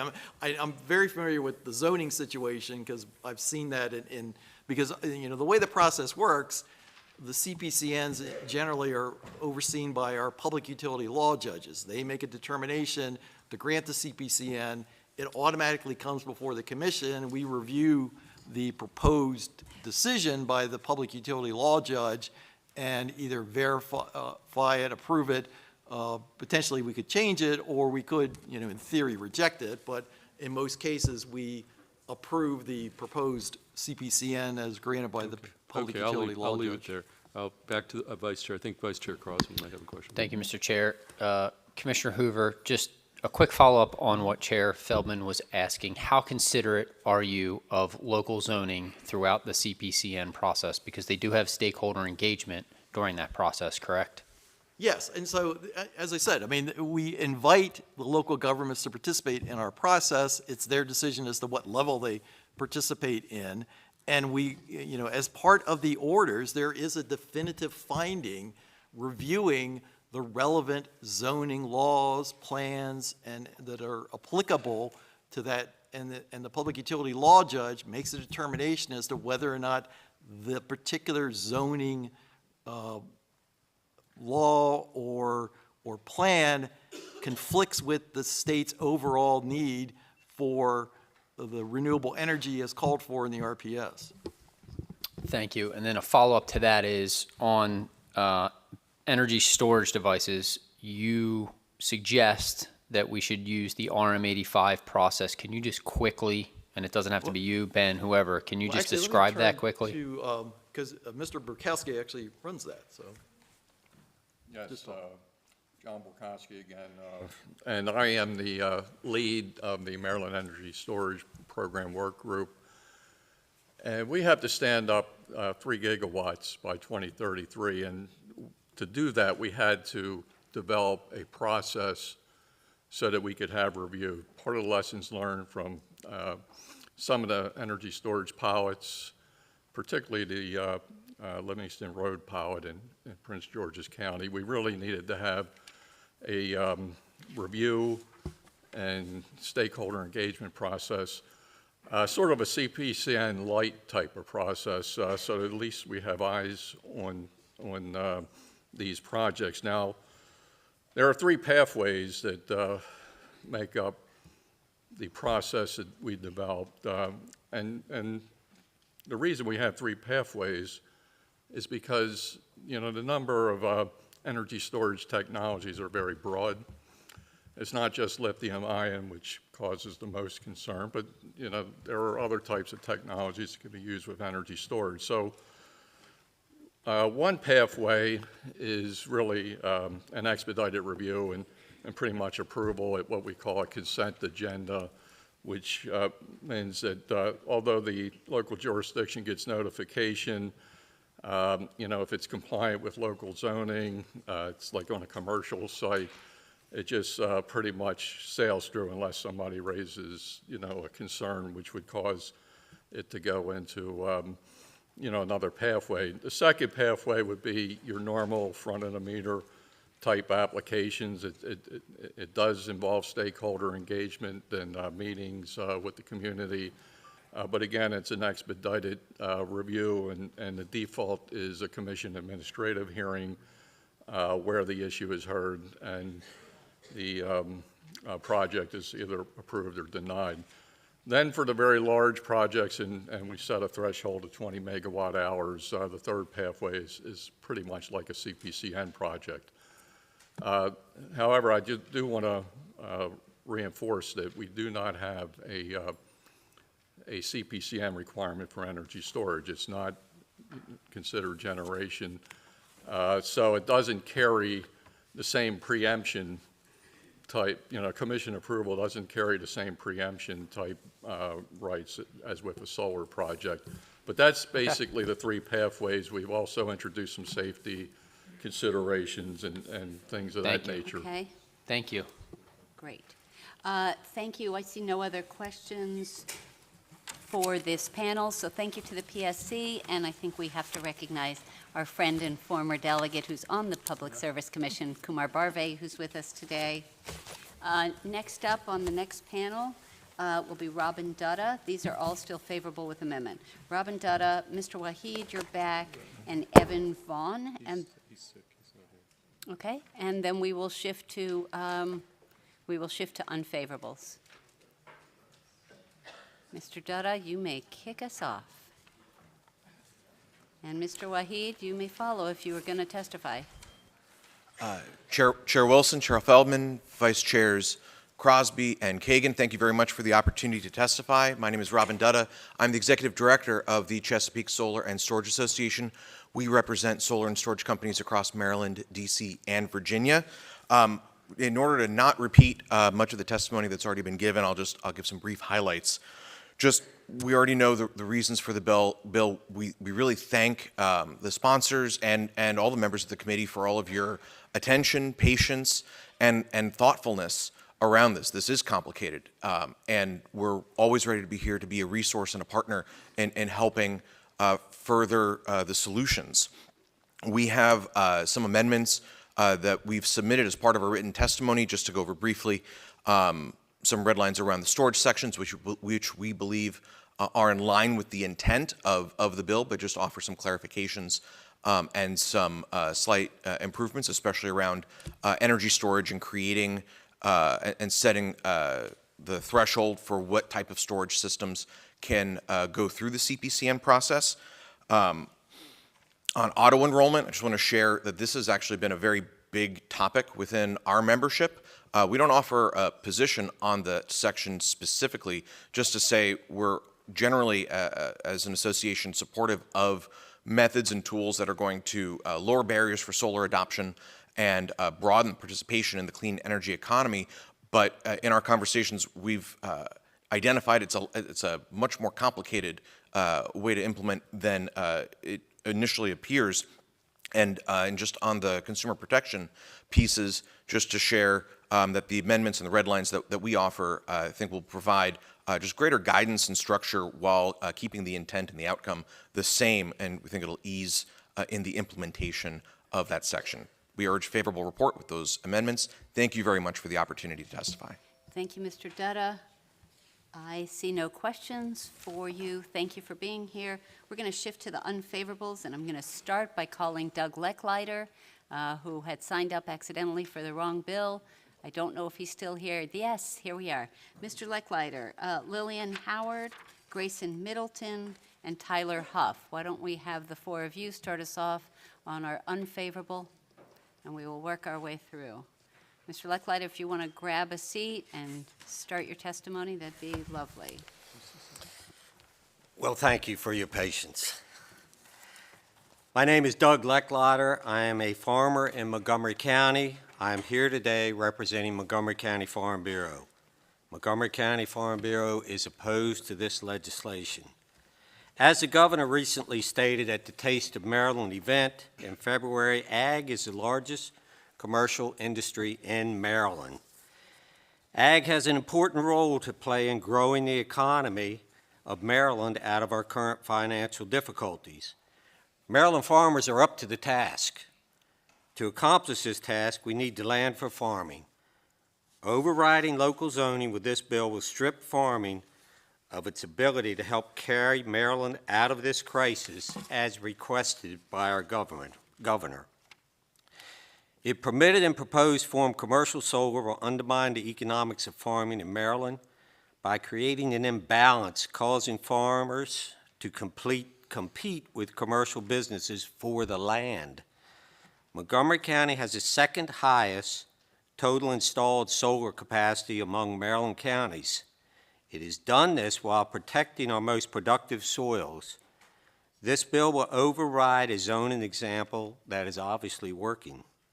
Montgomery County has done the hard work. We've carefully crafted zoning for our ag reserve to allow solar to coexist with farming. Montgomery County Farm Bureau is not opposed to solar. Under current local zoning, solar will be welcomed in Montgomery County and coexist with farming. Montgomery County Farm Bureau respectfully requests that these committees issue an unfavorable report on HB 1026 and Senate Bill 931. Thank you, and I welcome any questions. Thank you, Mr. Lechleiter. We're glad you stuck around. Tyler, you want to go next? Chairman, Vice Chairs, member of ECM and EEE. For the record, Tyler Huff, Maryland Farm Bureau, here in opposition of SB 931, HB 1036. I want to first start off by saying Maryland Farm Bureau appreciates being in the conversations of the aforementioned work group from the summer and alongside MACO more recently on amendments as well, and we look forward to those continued conversations. As drafted, Maryland Farm Bureau is opposed to the bill. While Maryland Farm Bureau supports the expansion of renewable energy, this bill disregards the fundamental principle of local control and hands decision-making power over rural landscapes to those who don't live and work in those communities. By removing local oversight, this legislation will pave the way for widespread displacement of prime agricultural land, forcing farmers to compete with industrial-scale solar and energy storage projects for limited space. Additionally, this bill fails to recognize the need for balanced, community-driven renewable energy solutions that work in harmony with agriculture rather than replacing it. If the state is serious about integrating solar into Maryland's landscape, it must prioritize solutions such as agrivoltaics, where renewable energy is paired with active agriculture production, not impose blanket policies that ignore the needs for farmers in rural communities. Prime and productive soil is the one resource that we cannot replace. Without this soil, we don't have farms. Without farms, we don't have food. Happy to answer any questions, and we respectfully urge an unfavorable report. Thank you.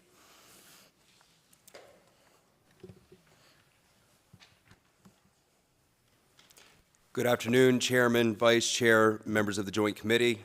My name is Grayson Middleton. I'm with Delmarva Chicken Association. First, I'd like to say that DCA supports the implementation of solar energy insofar as it is fairly balanced with the interests of local agriculture. We believe those evaluations are best suited for local governments who know their lands and the interests of their communities best. Flat, open agricultural lands on the Eastern Shore are some of the most attractive in the state for solar development. Modeling by the American Farmland Trust estimates that 83% of solar development will be on agricultural lands. Without the customary oversight of county governments on this development, this stimulus has the potential to greatly reduce agricultural outputs on the Eastern Shore. For those that don't know, almost all grain grown on the Eastern Shore is converted to chicken feed. In 2024, our 5 companies purchased over $1.3 billion in corn, soybeans, and wheat. Every bushel we don't purchase locally must be imported. This hurts Maryland farmers, and it has a higher carbon footprint. It is worth noting that as this committee deliberates, another next week will consider DLS's recent recommendation for the DNR operating budget that would essentially eliminate funding for the Maryland Agricultural Land Preservation Foundation. This is recipe for a solar bonanza on the shore. Put simply, critical decisions are being made in the course of a few days that have fundamental implications for the future of agriculture in our state, and in particular, the industry that I represent, which remains one of the largest in Maryland. Prudent local planning and zoning is one of the hallmarks of Maryland's rural areas when compared to other states. It has largely balanced the interests of agriculture with other development. Why do we think there should be an exception? With that, we strongly urge an unfavorable report on SB 931, HB 1036, and I'll take any questions if needed.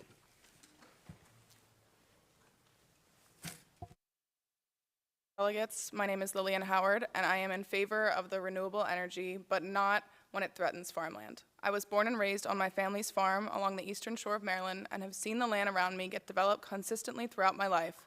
Each new solar field or cookie-cutter neighborhood that takes over rich soil and open fields breaks my heart. Let the counties decide for themselves what development is best for them. How can someone at the Public Service Commission in Baltimore, who may have never felt the healing powers of nature, decide what is best for rural communities who live and breathe agriculture? Maryland thrives off of farming. It is not only how we make a living, but it is our way of life. Taking away locals' voice in deciding what becomes solar fields and what stays farmland is unconstitutional and inhumane, in my opinion. This bill ignores long-term consequences not only for farming, but also water quality, wildlife habitat, outdoor recreation, food insecurity, the list goes on. If you can't see it from an agricultural point of view, look at it economically. Agriculture is Maryland's largest commercial industry and employs 350,000 Marylanders, contributing $8 billion to the state's economy. Taking away farmland means taking away the economic growth farming provides to the state while also taking away food from your table. Please do not take away our greatest asset. Why not redevelop the blighted areas in towns and cities instead of taking over hundreds of thousands of acres of our productive farmland and food supply?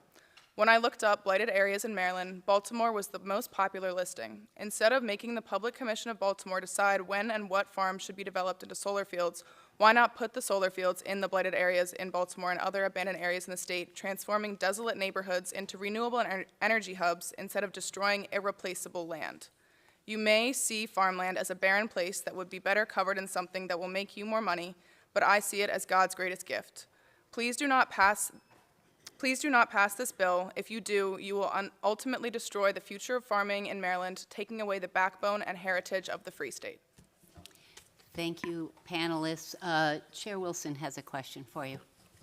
For the gentleman from the Farm Bureau, you mentioned about how these solar areas are competing for limited space. Could you explain how that works? Thank you for the question, Mr. Chair. So in Maryland, 40% of the ground that is farmed is currently leased, especially on the eastern shore.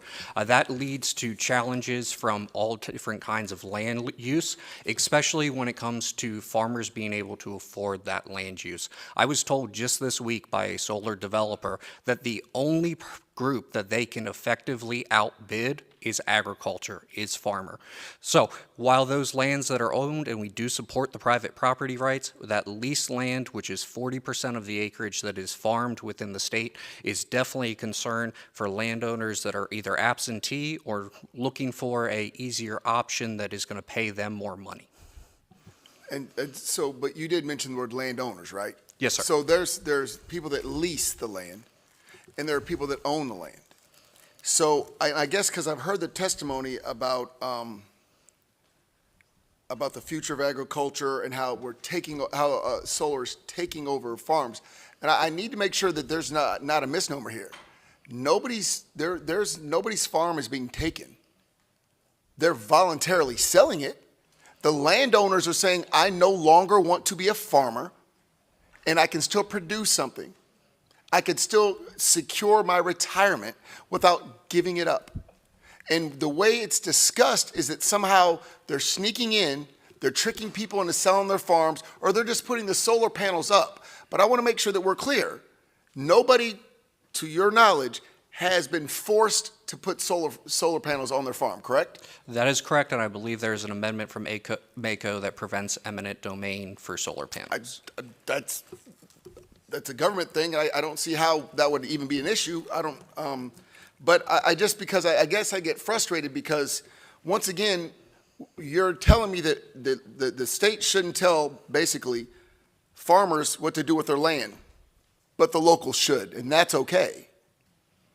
I understand that's how the testimony sounds. I do understand our testimony from that concern is the local government, those in that area are more understanding of where those prime and productive soils are, so they're better to sort the zoning locations to still prioritize both renewable and our #1 commercial industry in the state. But you see the issue, right? So it's somebody's telling these landowners what they can and can't do, and that they can't continue to make money off their land in the way they see fit. And I understand that, and like we talked about, I put specificities in here about topsoil and how to preserve it and move it over the side. And as you, I think, well know, that solar, unlike subdividing your property and building homes on it, doesn't have to be permanent, right? That is correct. It can be pulled up at any time. And it can be pulled up at the end of a lease. And when it is, now granted, the topsoil has to be put back on, things of that nature. Some gypsum might have to be added along with some compost to get that soil back up, even though we've required them to protect that topsoil when it's piled as well, to try and keep everything as best we can. So the word destroying agricultural land, I'm just missing it. And I understand that it's no longer a farm. Or I'll say it's no longer producing something for consumption. Well, that's not even true either, because it's producing electrons. And we are in a struggle here.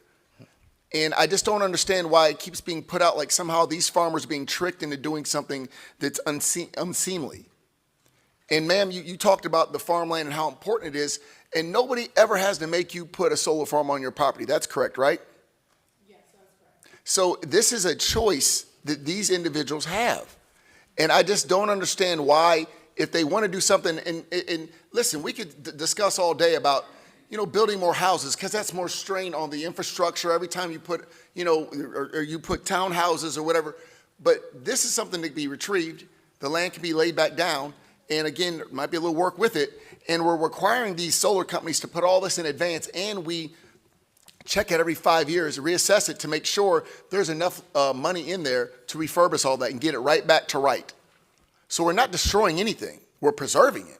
It may not be used for growing at that moment, but it's being preserved, so whenever those solar projects are done, it will go back to being farmland. That's the way the bill was written. Did you guys read something else that I didn't? So currently, solar leases have not seen the end of life. There is a concern among the members that while all those things are said, and we appreciate those pieces about topsoil, about preserving the ground, there is no doubt that there has been intent put into this bill to the best possible way preserve that ground for the relocation to agriculture once that lease is done. At this moment, we have not seen a solar lease do its full due diligence yet. So our members are still very concerned that at this moment we have not seen a lease go back into agriculture. So at the moment what we see is that that land is currently gone and out of production. That's where the concerns comes, and I assume that's where the disconnect comes in the conversation. And I appreciate that honesty, because you're right. I'm not going to dispute that. We're doing our best to put it in writing, but I want everybody here to understand we're not trying to ruin agricultural land forever. We're not trying to destroy it. We're not trying to take it. We're not trying the eminent domain is not a thing. It is voluntary, and everybody else is going to come testify against. I just want you to know before you do, and I hear what you say, because and I feel you on that. Almost like even if we have the best intentions, that doesn't mean it's going to work out correct, right? Yes, sir. So I hope that if this bill does move forward, you can put your input on other things we can do to preserve the topsoil. I was researching that today to make sure that we had enough in there. So when we decide to make this back to farmland, because that's the whole goal, including putting up a bond for 100% of the disposal and getting it back to the way it was. We're not trying to take anything from y'all. We're trying to give these people choices, because some folks may not want to farm. Young lady, you seem to enjoy your job, but some people don't want to take farms from their parents. And that land, this at least allows them to keep it in their family. That's the intent, okay? So everybody else coming up and testify, nobody's going to sneak in and take your farm. You may not like the way the solar panels look. We worked on buffer zones. We did everything we could to mitigate this, because we're not taking land. We're providing opportunity and prayerfully getting some more electricity out of it. Thank you, and I hope you don't think I was badgering you, but I was really just trying to have a conversation, okay? I appreciate the conversation, Mr. Chairman, and happy to continue those conversations in the future. Thank you. I think one of my villains has a question. Chris? Have I run out of time yet? I'm waiting for something to hit me in the back of the head. I'm going to be very fast. Let me say, Grace and Tyler, thank you for your testimony. From the Eastern Shore perspective, agriculture and poultry is the top industry, and it's not even close. What would happen if we permanently displace or lose this type of poultry production, ag production? I don't know what happens on the Eastern Shore other than we become a sanctuary, to be honest with you, for people to drive between Annapolis and Baltimore and Washington and Ocean City, and that would be a bad outcome.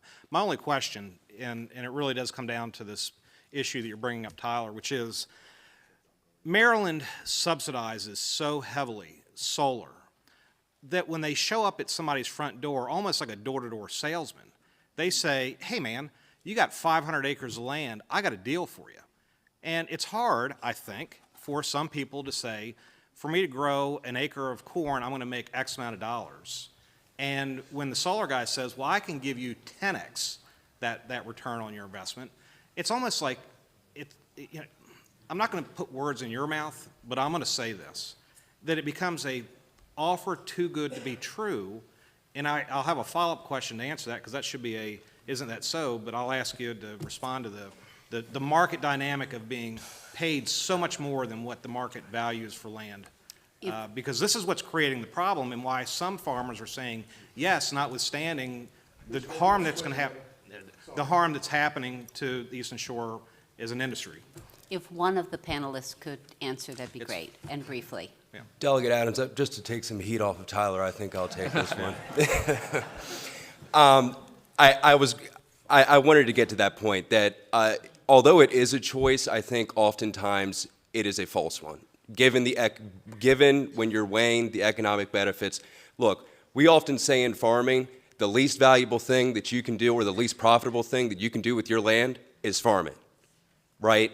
So given any other option, again, it is a false choice. When a solar developer comes to your land and says this is prime for solar development, we will give you 10, 15 times what you could possibly get for it, what you could possibly make off of it in 20 years. Again, I know the Honorable Delegate Wilson is going to say, well, then that's their business. And I just want to say, as a representative of industry, I have to sit here and say, we are moving towards a direction where that whole economy is completely changed. My only follow-up to that, and I thank you for that, is that if, the testimony is that we're going to have land that can be brought back to agriculture at some point 30 years down the road. But when one of these poultry companies leave, when we stop producing farmland where generations learn how to farm, it's never coming back. Let's just be honest. And isn't that so? It is.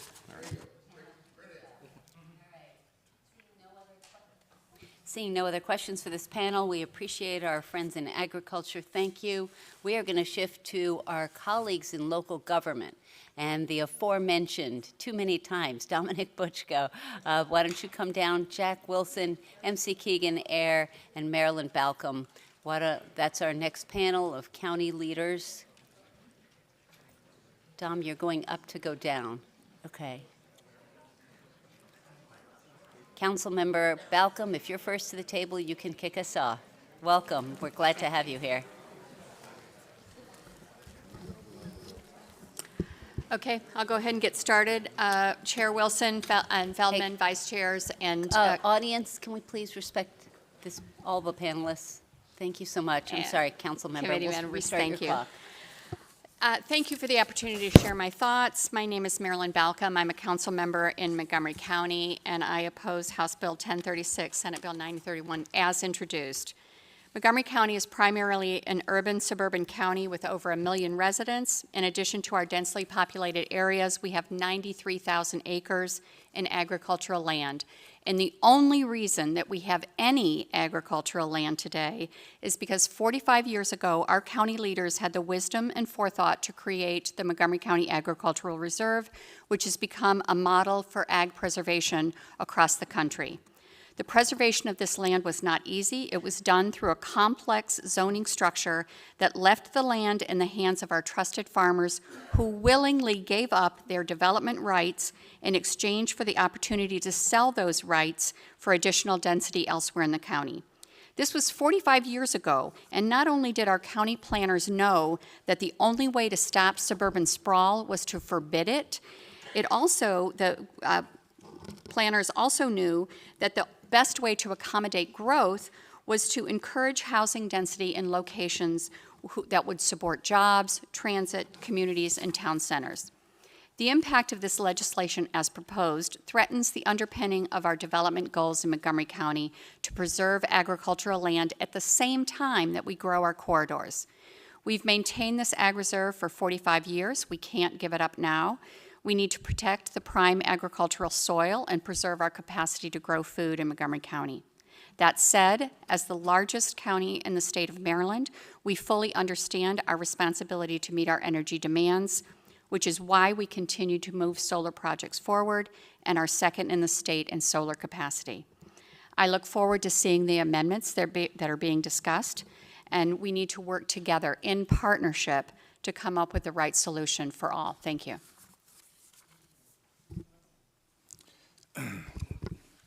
Good afternoon, Chairman Wilson, Chairman Feldman, and esteemed members of the General Assembly. I'm Commissioner Jack Wilson, the President of the Maryland Association of Counties. I come before you today to express opposition to House Bill 1036 and Senate Bill 931, the Renewable Energy Certainty Act, as it is drafted. Maryland counties have long supported clean energy initiatives, but these bills as written ignore critical concerns: public safety, local oversight, and fairness to taxpayers.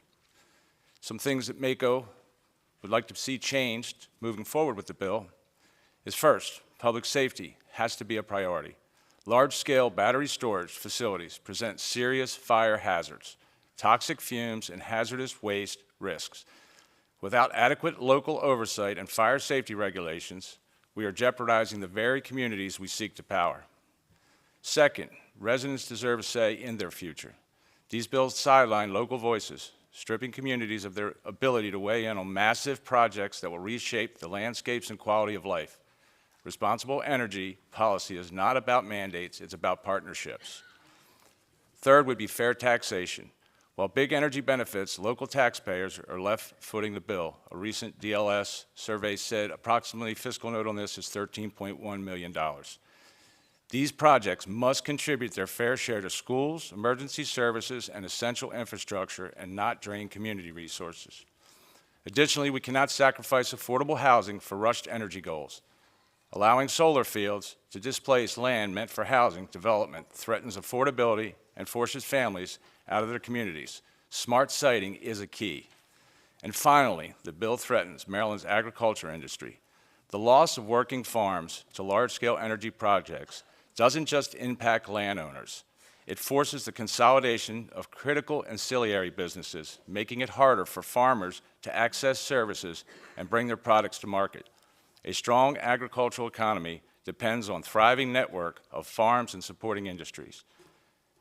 So at this time, MACO takes the position to not support House Bill 1036, Senate Bill 931 as drafted, but we look forward to being a partner in working to move our Maryland renewable energy goals forward. Thank you. Thank you, Commissioner Wilson. MC Keegan-Air, we're having some problems with the timer, but you all are still on the timer. So until it gets fixed by our excellent folks in IT, I am actually just going to put the timer on my phone. So apologies in advance. Go for it. It's okay. Good afternoon, Chairman Feldman, Chairman Wilson, and honorable members of the two committees. I am MC Keegan-Air from Frederick County Council, and I'm the first Vice President for the Maryland Association of Counties. I am here today to speak in opposition to House Bill 1036 and Senate Bill 931 as drafted. President Wilson and I sent a letter in February to the chairs of the committee outlining MACO's concerns and some potential amendments, and you have my written testimony. President Wilson and I have met with the leadership from every one of the 24 jurisdictions we represent. We did not hear from counties that they are opposed to renewable energy sources, nor are they opposed to large-scale solar arrays. They understand the impact of the perennial decision.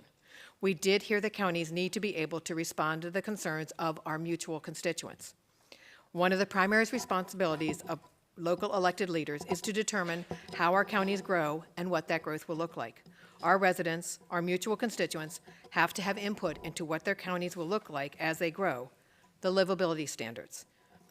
Also, at a time when counties are trying to preserve green space, open space, and farmland to meet other state requirements, as well as the ambitious goals of state requirements for greenhouse gas emissions, placing solar arrays, particularly large-scale arrays, on active farmland must be well planned so that we are not losing the benefits of carbon sink capabilities.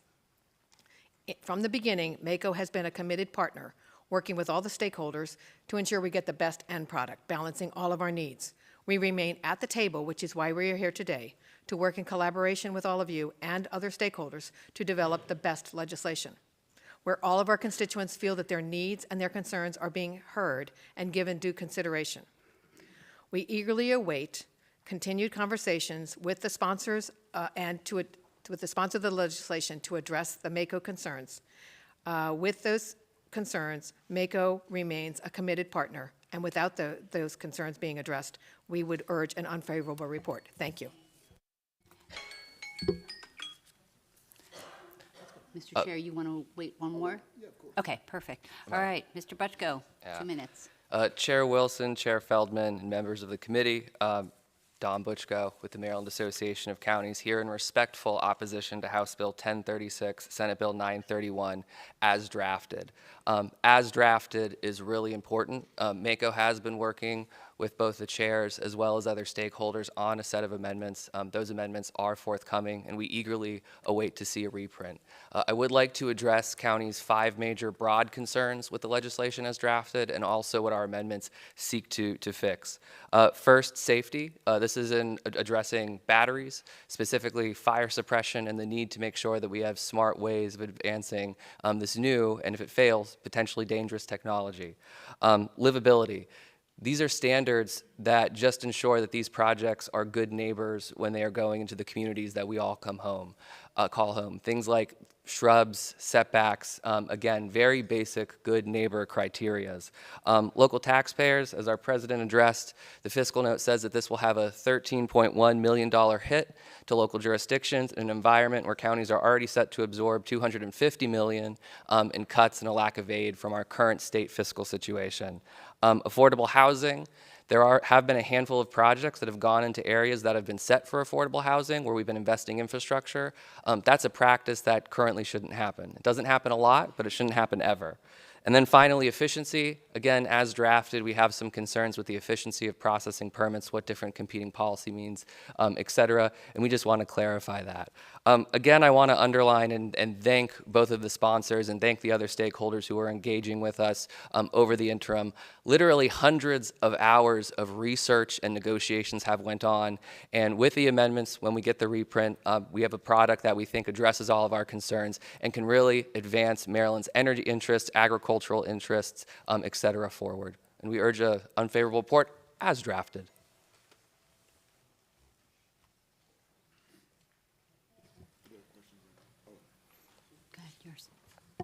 Delegate Charkoudian.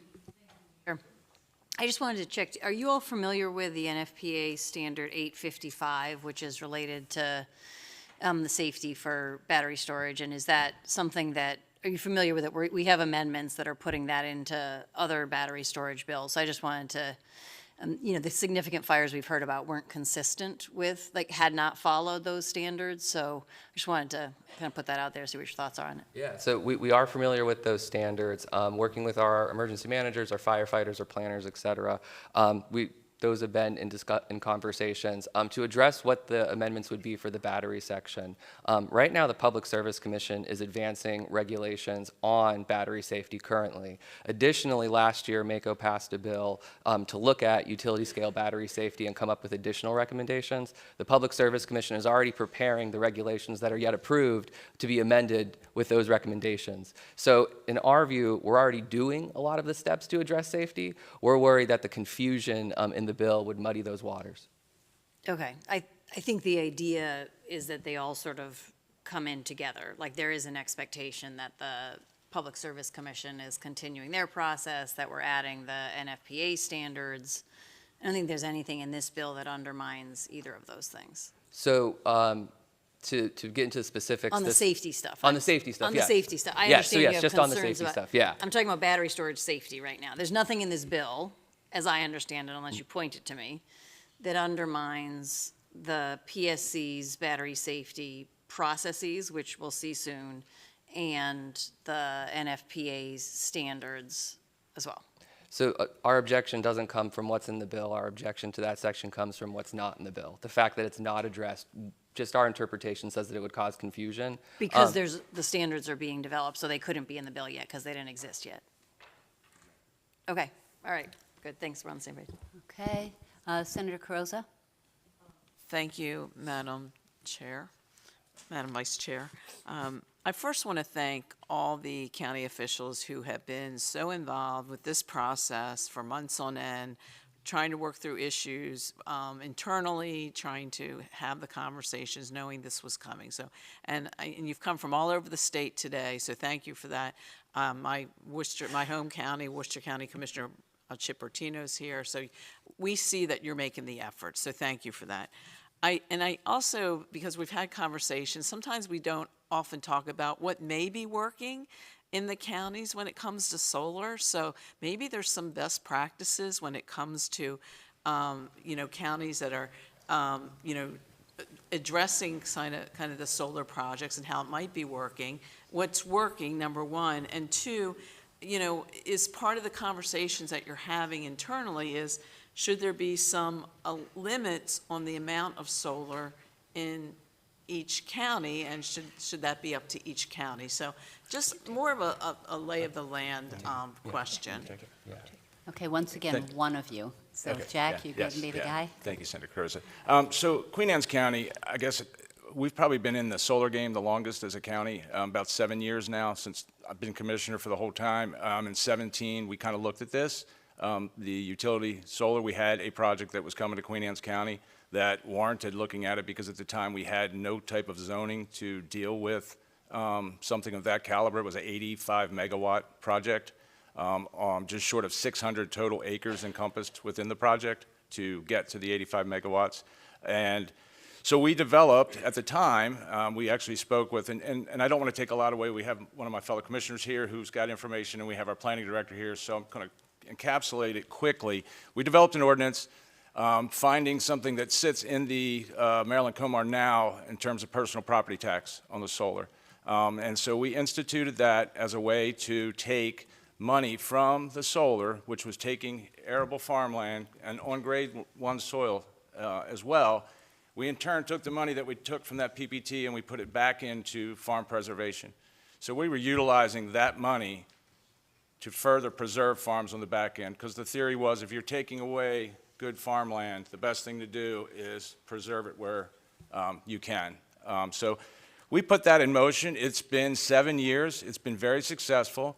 We've had 2 projects in Queen Anne's of any size that have been developed. And just as a note, we had one that's sat on the books for 5 years, undeveloped.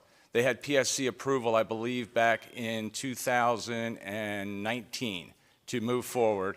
It's called the Jones Farm Project. Another, I want to say, and Amy will correct me, and I know she will, but it's probably a 65 megawatt project. And it sat, and I did some, some backroom research myself and asking around, and one of the reasons it never got developed is because I was told that at that time, it was cheaper to purchase power from other areas than it was to capitalize that project to produce power here locally. So just let that sink in, right? This is a project that has been on the books for 5 years and is just now starting to be developed as a solar field.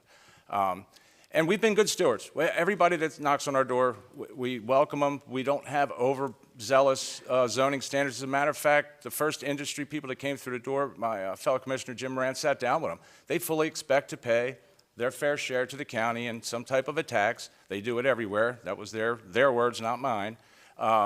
And, we want proper vegetation. We want to control what the look, smell, and feel of those solar fields are in Queen Anne's County. And I think every county wants that.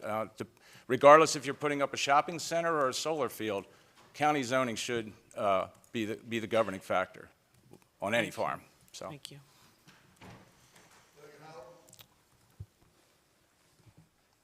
Kind of answer to that, but is your concern this bill would supersede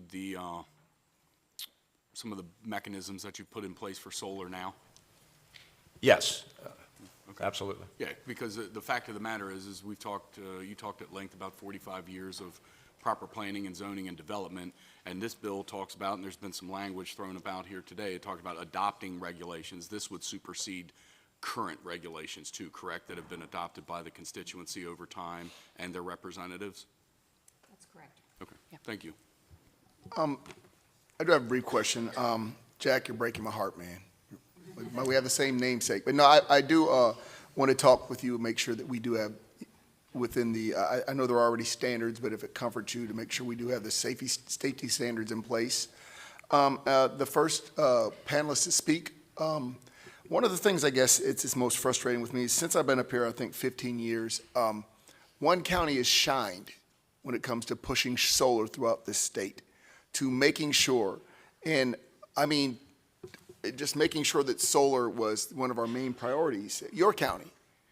And so it's so weird now to hear Montgomery County be opposed to this. Since I've been up here, this has been one of the main MOCO goals, is solar energy and making an expansive use of solar energy. And then, weirdly, it feels like the NIMBY thing, because when it's in like St. Mary's or these outlier counties, and I've got these farmers up here worried about that, so it feels weird for the people in the Eastern Shore who are worried about, and they tell me, that their farmland is going to be used, they say sacrificed, but used to fund places that they don't live. That all that energy is going to go to your county, Prince George's County, Baltimore City. And so it just doesn't seem fair.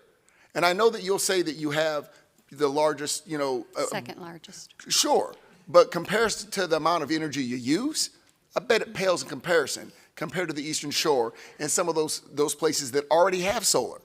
So it's perplexing to me to hear Montgomery County be against this bill because of this push in this is the right thing to do since I've gotten here. This is the right thing to do, and your county's been the leader in that. So I don't understand that juxtaposition we have here. Because, and I say this all right, but because I've never heard much about, yes, I'm actually going to explain, because I've never heard much about farms from Montgomery County. It's not been an agriculture push from any of my colleagues from MoCo, but there's been a big push for this. So I represent the area that has 2/3 of the ag reserve, and the entire county council has opposed this bill. So one of the issues is that we have current zoning, we have zoning in place for solar, and the issue about our ag reserve, we have 93,000 acres, that's all we have in the ag reserve, and it's specifically designated for ag preservation. And the conversation that the Farm Bureau brought up about what this does to the cost of land, and you're absolutely right, nobody is forcing anybody to put solar on their land, but it does impact the economic dynamic for all the farms in the area. So if farmers next door or around the ag reserve move into solar, it increases the cost of that land. So a farmer who wants to purchase farmland or expand their farm, the land value has been risen to an unreasonable competition. A farmer can't compete with that land any longer. So when you talk about what is the economic impact of solar to ag land, it's the cost and value of that land after solar comes in. And that's one of the reasons that we're opposed to this. So your opposition is based on the fact that when solar comes in, it increases the value of the land. So keep in mind that our farmers have given up their development rights to the land, right? They made a conscious decision to say we are no longer developing this land, and so the value of their land to them is for farming. And the way that we've done that is we compensate those farmers through our transfer development rights. Putting solar into the equation changes that entire dynamic. And I guess because I've sat here and I've told folks on the Eastern Shore in Southern Maryland, hey guys, this is still going to be farmland, and you can still pull it up when you're done, and you can still put the topsoil back down, because it's important that we all use solar and that we all utilize the solar. I just find it frustrating, I guess, trying to figure out how to make this work. But I think I've got plenty of MoCo colleagues up here, so I'm sure we'll make it work. Thank you, ma'am. Thank you, Chair Wilson. I see no other questions for this panel, so thank you for your leadership every day, and thank you for spending the time with us. We're going to pivot to a panel of Eastern Shore folks. So I think Senator Carrozza and Senator Hershey will be glad. The aforementioned Chip Bertino from Worcester, Larry Porter from Caroline County, Amy Moordock from Queen Anne's County, and Janet Christensen Lewis from Kent. If you all want to come down, we'd love to hear from you.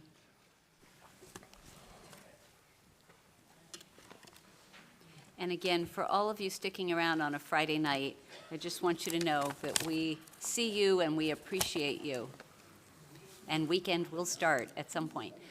Sir, you can start testifying, Mr. Bertino. Thank you. Good to see you 2 days in a row here.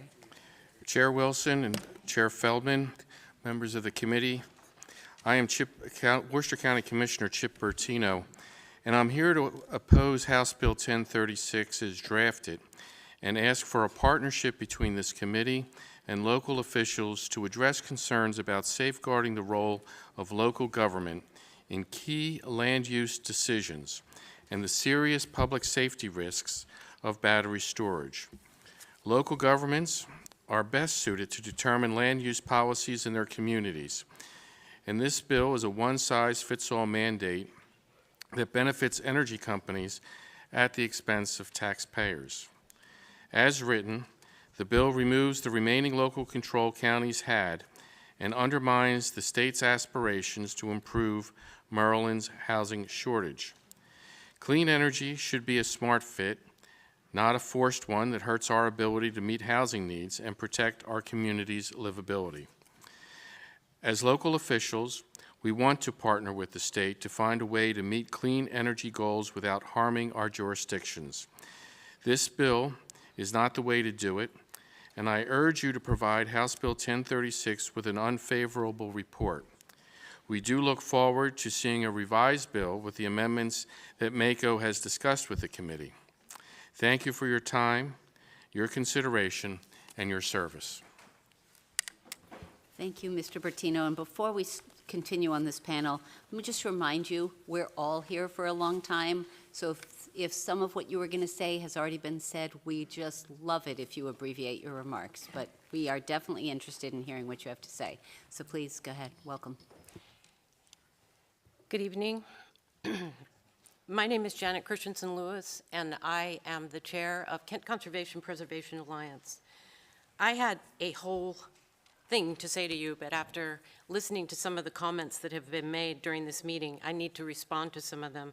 I will say that Maryland needs clean, affordable, reliable, and secure energy, but the residents that are now feeling squeezed are doing it under a policy that focuses primarily on clean. First of all, this bill fails to address storage, and it's hard for me to believe that California doesn't have some pretty strict standards around their battery storage. Moss Landing, a battery storage facility in California, has been on fire since January the 15th of this year and was shut down twice before for overheating. I don't see anything in this bill that protects our local communities, not only from the fires, but from the toxic fumes that emanate from them. I want to say that we had a sister project to the Jones Project in Queen Anne's County that came through at about the same time and did the same thing, did nothing, moved forward nowhere, and then came forward to get their site plan approval quite quickly from our planning commission. I want to say that our zoning regulations are clear as anything.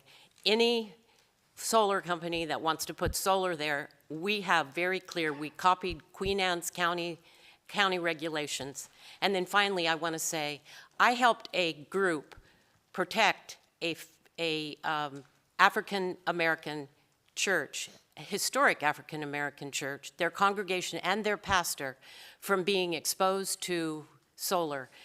That was the only time that we stepped forward to try to intervene to change something that was happening in our county. Thank you.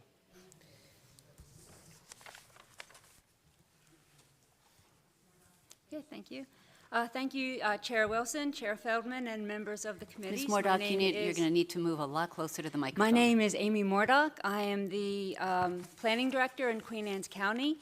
There's been a lot of conversation today about local governments and our support of renewable energy and looking for examples of what local land use policies work. And I know that you've heard already that Queen Anne's policies do work, and they have been in place since 2017. In 2022, we expanded those land use policies to be more inclusive. I would just like to say that the commitment to partnership with the state to meet the renewable energy portfolio goals are solid, and they are true. And our county has approved almost 2,000 acres of solar, which equate to, 170 watts of energy. That wattage contributes to about 13% of the renewable energy portfolio goal that is set for the state for 2030. So it's very real that our commitment to renewable energy is true, and our commitment to partnership is likewise true. In Queen Anne's County, we have been at the table with the stakeholder group that has spent hundreds of hours and are eager to put those amendments forward, which are based upon the draft that we all agreed to after those hours of work over the summer and finalized at the end of October. After the presidential election, the group put a pin in that legislation, but I really hoped to have been here today to support that bill instead of being here today to oppose this bill as written. But I look forward to our continued partnership. Thank you very much. Good afternoon. My name is Larry Porter. I'm Vice President of the Caroline County Commissioners, and I too have been in office for 15 years, so it's a long time. I'm glad to hear, I'm not going to follow my script here, but I'm glad to hear that we are addressing safety for the battery storage. We don't know anything about that, and that's my fault, but I can tell you as a 44-year member of a volunteer fire company, we are still concerned about the response and training and what our firemen are supposed to do. We had a bill that was introduced with the help of Delegate Jacobs in 2023 that would have provided training and funding for training of volunteer fire companies. Didn't go anywhere. It was killed. We then went to work with the Maryland State Fire Marshal's Office to work on NFP 855. We were told that the current administration had pulled the plug on those revisions. So I'm not sure where it is now, but I'm glad to hear that we're concerned about safety of our firefighters. I will finish up by saying Caroline County in 2017 adopted an ordinance that allowed 2,000 acres of land to be used for solar.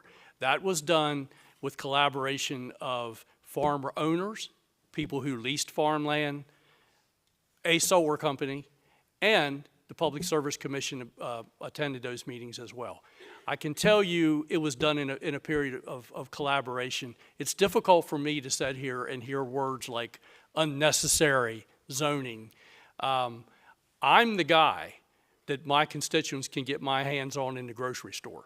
And when I sit there and they say to me, I thought you said that we were only going to do 2,000 acres, and now you want to come in and preempt us and put more, I don't know how to explain that to them. I can blame you, they don't want to hear that. I'm the guy they're looking for.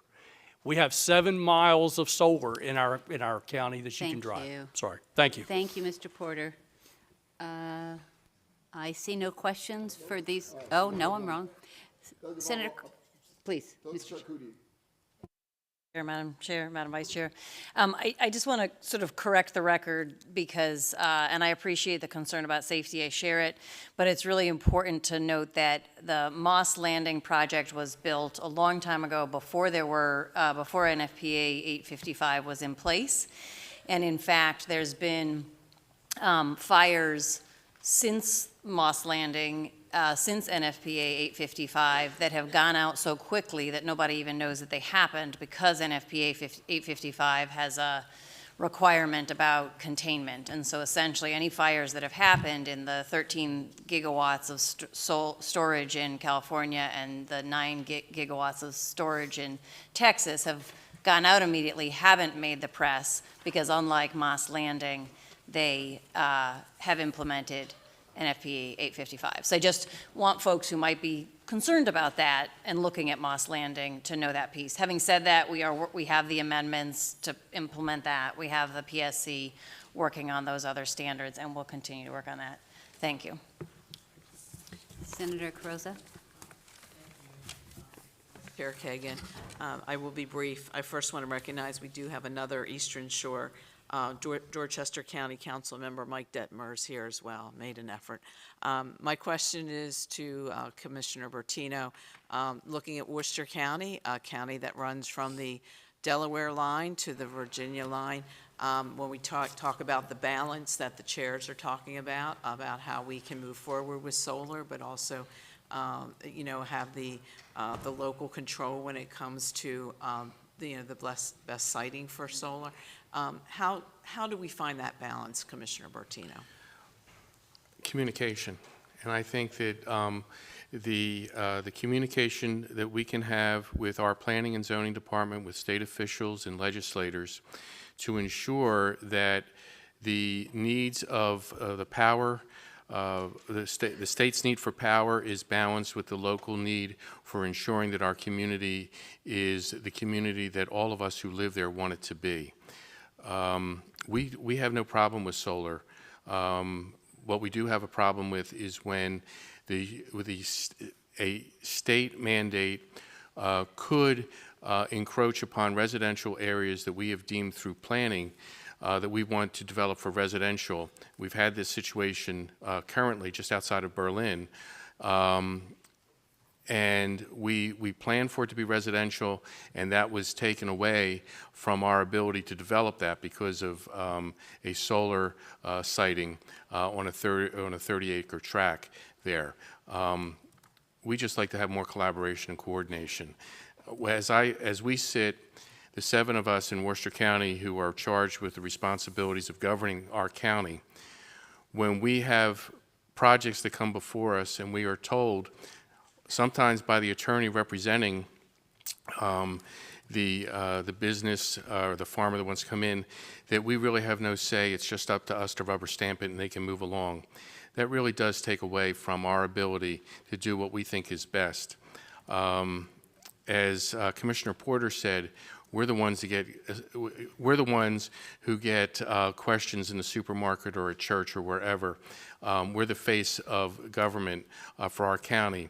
So that if we have collaboration with all of you and state government, I think it would go down a lot easier when we're answering those questions. So collaboration, communication is all important. Thank you. Thank you.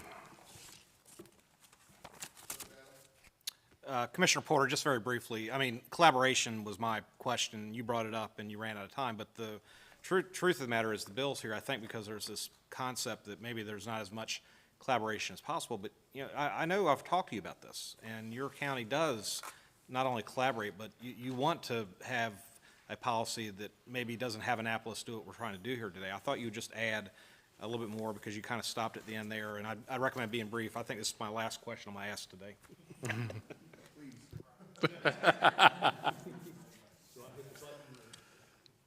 Do I hit the microphone button? I'm good. Okay. Yes. There was a good amount. We all sat through hours of hearings and workshops, but we were very, very careful to select our work group to include everyone, the solar company, based on the transmission ability in our county. The recommendation of the work group, including a lengthy recommendation from the solar company, was 1,900 acres. We rounded it up to 2,000.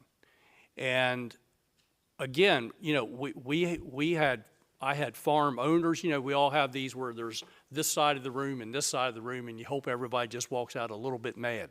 So we had farm owners and people who leased farms who saw this as a way for them to lose their business. I mean, if the person's going to sell their farm, they won't have anything to till anymore. So it was a period of collaboration, and it is a little disheartening to have that kind of taken away. If I can say one more thing, the fact that we can go back and farm land after 25 years of solar panels, I disagree with that. I don't think the ground is going to be ready. I don't think nutrient management plans would be able to put into place. I'm going to respectfully disagree with that point. All right. There are no other questions for this panel. We thank you for your testimony.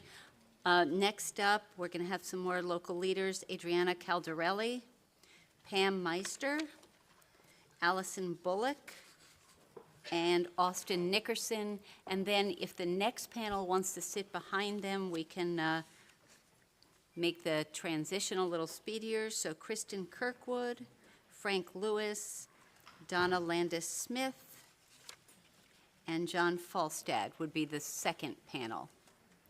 But if the first could come on down, and you may begin as soon as you grab a seat and the microphone. Thank you for being here. Hello. Thank you for giving me the opportunity to testify. My name is Adriana Caldarelli. I am the Acting Director of the Prince George's County Department of the Environment. We oppose the bill as drafted. Prince George's County has the lowest average income in the DC metro area, and our residents have long been disproportionately impacted by high exposure to pollution, proximity to industrial facilities, and poor health outcomes. We recognize the value of residents' lived experiences and rely on that collective knowledge to serve as the foundation for all of our decisions, investments, and priorities. This bill limits the public input by bypassing local zoning, which was developed with a robust public participation process. It also undermines our land use, equity, and fiscal priorities by effectively allowing energy project development on scarce agricultural and woodland conservation areas. We stand in lockstep with Maryland's clean energy goals as documented in our Climate Action Plan. We're working towards powering county operations with 100% renewables, increasing deployment of solar, and accelerating the deployment of resilient energy systems.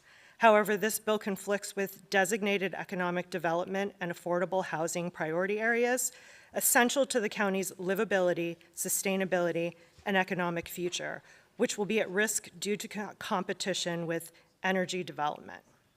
The overburdened and vulnerable residents of Prince George's County should not bear the brunt of fixing Maryland's energy crisis. Our impacted communities should continue to benefit from fair representation at the table in a just development process. We look forward to working with you on the amendments that were mentioned so that we can all meet our goal of more deployment of solar projects. Thank you. Good afternoon. My name is Dutch Nickerson, and I am a seventh-generation farmer in Kent County. For over a century and a half, my family has worked the land in the state of Maryland, tending to the soil, the crops, and the livestock that has sustained us and our communities. Today, I come before you to speak against House Bill 1036 for utility-scale solar development, which threatens the very heart of agricultural heritage. These solar projects are put forth with an empty promise of clean energy, and at what cost? The cost of people like me and some of the folks in this room you see.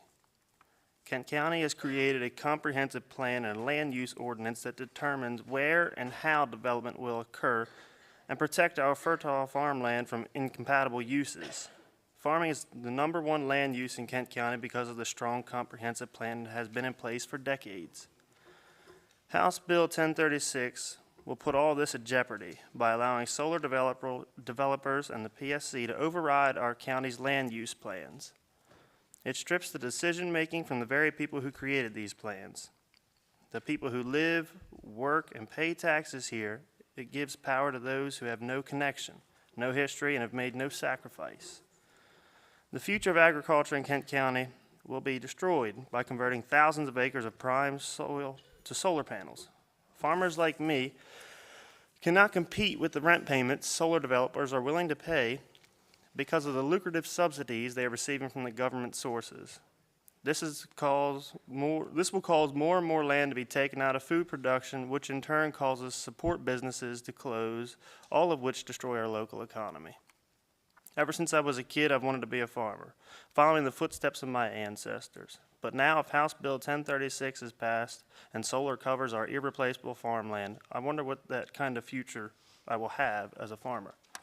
I urge you to consider the long-term consequences and effects of this bill and give House Bill 1036 an unfavorable recommendation. Thank you. Good afternoon, honorable committee members. My name is Allison Bullock, Vice President of the Anne Arundel Dairy Leasing 4-H Club, and I am here to oppose House Bill 1036 and Senate Bill 931, the Renewable Energy Certainty Act. This bill has the possibility to take prime farmland out of production and undermine local or community authority on solar siting. And while renewable energy is important, this bill threatens our needed agricultural land and the livelihoods of farmers and programs like 4-H that depend on the land. 4-H provides hands-on agricultural education for youth. My club leases the Navy Dairy Farm in Gambrels, where we raise and show dairy cattle. However, this land and others like it could be lost if state-level decisions allow solar development to override local protections. We've already had to fight to keep our lease from solar companies. To farmers, open fields aren't unused land. They are essential for pasture rotation, crop growth, and sustainability. Research from the University of Maryland Extension shows solar construction disrupts livestock and degrades soil, making it unsuitable for future farming. This isn't just about today, it's about food security for future generations. As a lifelong 4-H member and a young farmer raising livestock, I see firsthand how this bill endangers agriculture and my opportunities provided for youth like me. I provided more details with my sources for further reference in my written testimony, and I would also like you to consider how these solar panels will be disposed and their expiration date of 25 years, along with energy and resources for these, as well as to address the topsoil issue. The average cost per acre to replace topsoil is $72,000 to almost $300,000. I urge you to protect Maryland's farmland and future from solar. Please vote no on House Bill 1036. Thank you. Thank you. Next, seeing no questions for this panel, next we'll go to Kristen Kirkwood, Frank Lewis, Donna Landis Smith, and John Falstad. And you can start when ready.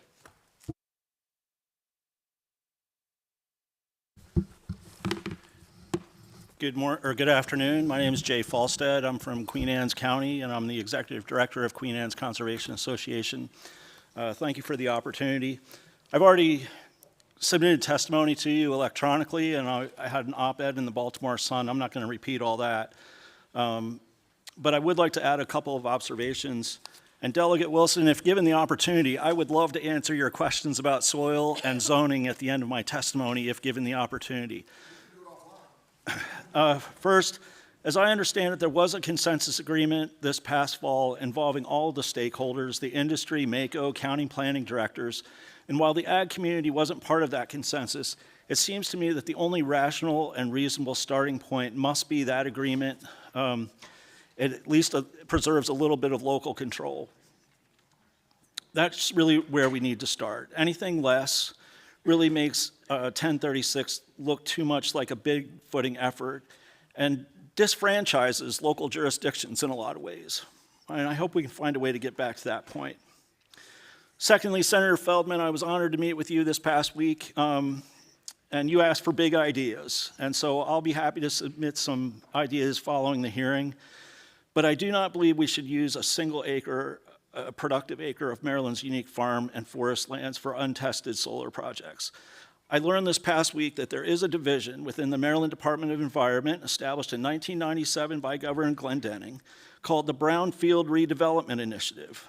It's on the website. If you go to it, there's brownfields all across the state in all 23 counties.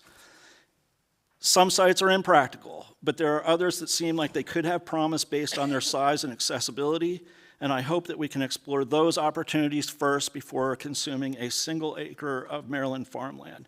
And lastly, if the aim is to get solar online as quick as possible, then I urge you to look within, because there's all kinds of surfaces, on this building included, that have not yet been touched upon solar. So thank you. Good afternoon, chairs and committee members. My name is Kristen Kirkwood. I'm the Executive Director of the Harford Land Trust in Harford County and also the Board Chair of Forever Maryland. Forever Maryland represents Maryland's land trust community, as there are more than 20 land trusts across the state of Maryland.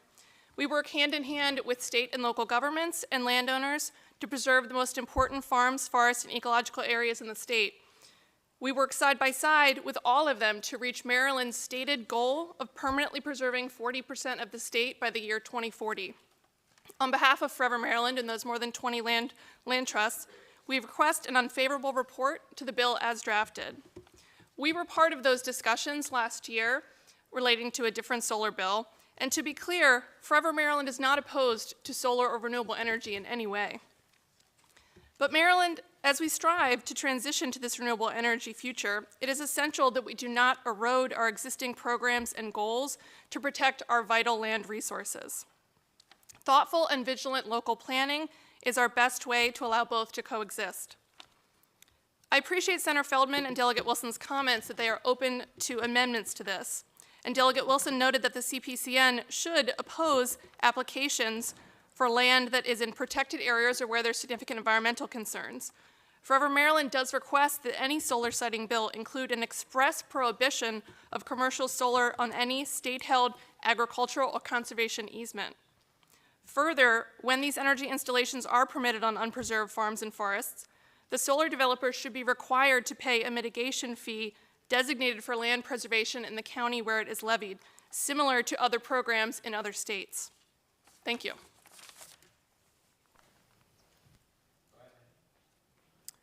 Good afternoon. I am Donna Landis Smith, and I have been the Queen Anne's County Land Preservation Specialist for the last 20 years.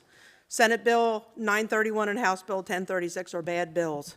There are no circumstances in which the state of Maryland, including the Public Service Commission, should be able to override local county decisions without the county's input in reference to the placement of renewable energy projects. I live in Queen Anne's County, and I am a fourth-generation farmer along with my son and grandson, who are the fifth and sixth-generation farmers. We grow corn, soybeans, and we grow 1 million chickens per year. Farmland in all counties is critical for the production of grain to feed the poultry industry, which in turn feeds the 6.2 million citizens of Maryland. The Delmarva, which is Delaware, Maryland, and Virginia, is a corn and soybean deficient area. In order to feed the poultry industry, there is a large amount of corn and soybeans that are imported every day from the western states. We cannot afford any productive farmland to be taken out of grain production. Keeping our farmland as agricultural land is key to the success of the poultry industry and the farming industry on the Delmarva. It takes 19 pounds of feed to feed one chicken in its 60-day life cycle. In Queen Anne's County, we have 6.4 million chickens on the ground at one time. That requires 71 million pounds of feed to feed those chickens for one flock. And Queen Anne's County has been certainly proactive in their solar efforts. One of the bills that Mr. Jack Wilson had referred to is taking part of the fees that the solar companies pay. I, in turn, have been able to use $1 million per year to use towards land preservation. We are now just surpassed 91,000 acres of land in Queen Anne's County, which is 45% of our farmland that is now preserved. That's why it's imperative that we cannot allow solar projects to be placed on easement properties. Taking the decision out of the county's hands and having to decide what is best for each county is irrational and irresponsible. Thank you very much, and we oppose Senate Bill 931, House Bill 1036. Thank you for being here. My name is Frank Lewis, and I'm an organic farmer in Kent County. Delegate Wilson, you earlier asked for some reality. Let me give you some reality you haven't heard before today. Number one, solar power itself is the worst form of energy generation that exists. It has a capacity factor of 20%, which is its Achilles heel, meaning it cannot provide power 80% of the time. That's because of the sun movements, and you can't change it. This has 4 significant consequences. Number one, you need 2 complete power systems to provide constant energy for the grid if you use renewable power. Natural gas, nuclear, and hydro can all stand on their own. Wind and solar cannot. Number 2, the need for a second system means that solar power will always cost you 2 to 2.5 times as much as conventional power. The belief that solar power is cheap is a myth, and there are multiple countries in the world that can prove that, primarily Germany, where a kilowatt hour costs 40 cents right now. In December, transiently, it went up to $1 for a few hours. Number 3, solar power requires natural gas 80% of the time to back it up and can only reduce emissions 20% of the time. So it's basically a fraud when it commits to reducing solar emissions. You can't do any better than that, no matter how big the field is. 4, solar power requires huge acreage. Meeting the 2030 RPS standards in Maryland with solar alone would require 46,000 acres of land, which is 5% of the farmland on the Eastern Shore. You're advocating battery storage, but battery storage for the grid can last at most for 4 hours, and it's incredibly unaffordable. 1 kilowatt hour costs $300,000. The reason for renewable energy being advocated is Sir, I think because you're it's going to have an incredibly opportunity to answer lucrative. here in a second. And that's because of state recs and Sir, federal. your Thank time you, is thank up. you, thank you, But sir. don't worry, you'll probably have a chance. Delegate Doug Charkoudian. Thank you, Mr. Chair. Are you familiar with the concept of a levelized cost of energy? Sir on the end, yes. Who was telling us about I'm how sorry, solar... can you speak louder? My question is, are you familiar with the concept of the levelized cost of energy? I'm intimately familiar with it. So I'll just explain it for everyone who may not be familiar with it. It's, the levelized cost of energy is meaningless in terms of generating real power for the grid. No, well, it it's generates not. the cost of a single type of energy when you only utilize that. Sir. What it considers is all of the inputs, like everything that it takes to build the plant, the fuel, everything else, and then it tells you per electron that's being put on the grid, per megawatt that's being put on the grid, what is the cost when you consider all of the components. So when you consider all the aspects of the land, the solar panels, when you consider all of the aspects of an energy generation plant, of gas, of coal, and in fact, the lowest cost energy right now in this country, levelized cost of energy, is utility scale solar. So there is a need, absolutely, to balance the grid with different sources of energy and battery storage, but it's just factually inaccurate to say that it's a scam. It is both the lowest cost energy and it is a very clean source of energy. So we can disagree about permitting and zoning and all of those kinds of things, but it's really important that we are factually accurate about the specifics of the concepts that we're talking about, even while we disagree about zoning and other things. May I respond? Sure. The reality of the world totally, and I respectfully disagree with you. The state in the United States which has the highest penetration of solar energy is renewable energy is California. They have 22% in 2024. The cost of electricity in California averages now 35 cents per kilowatt hour.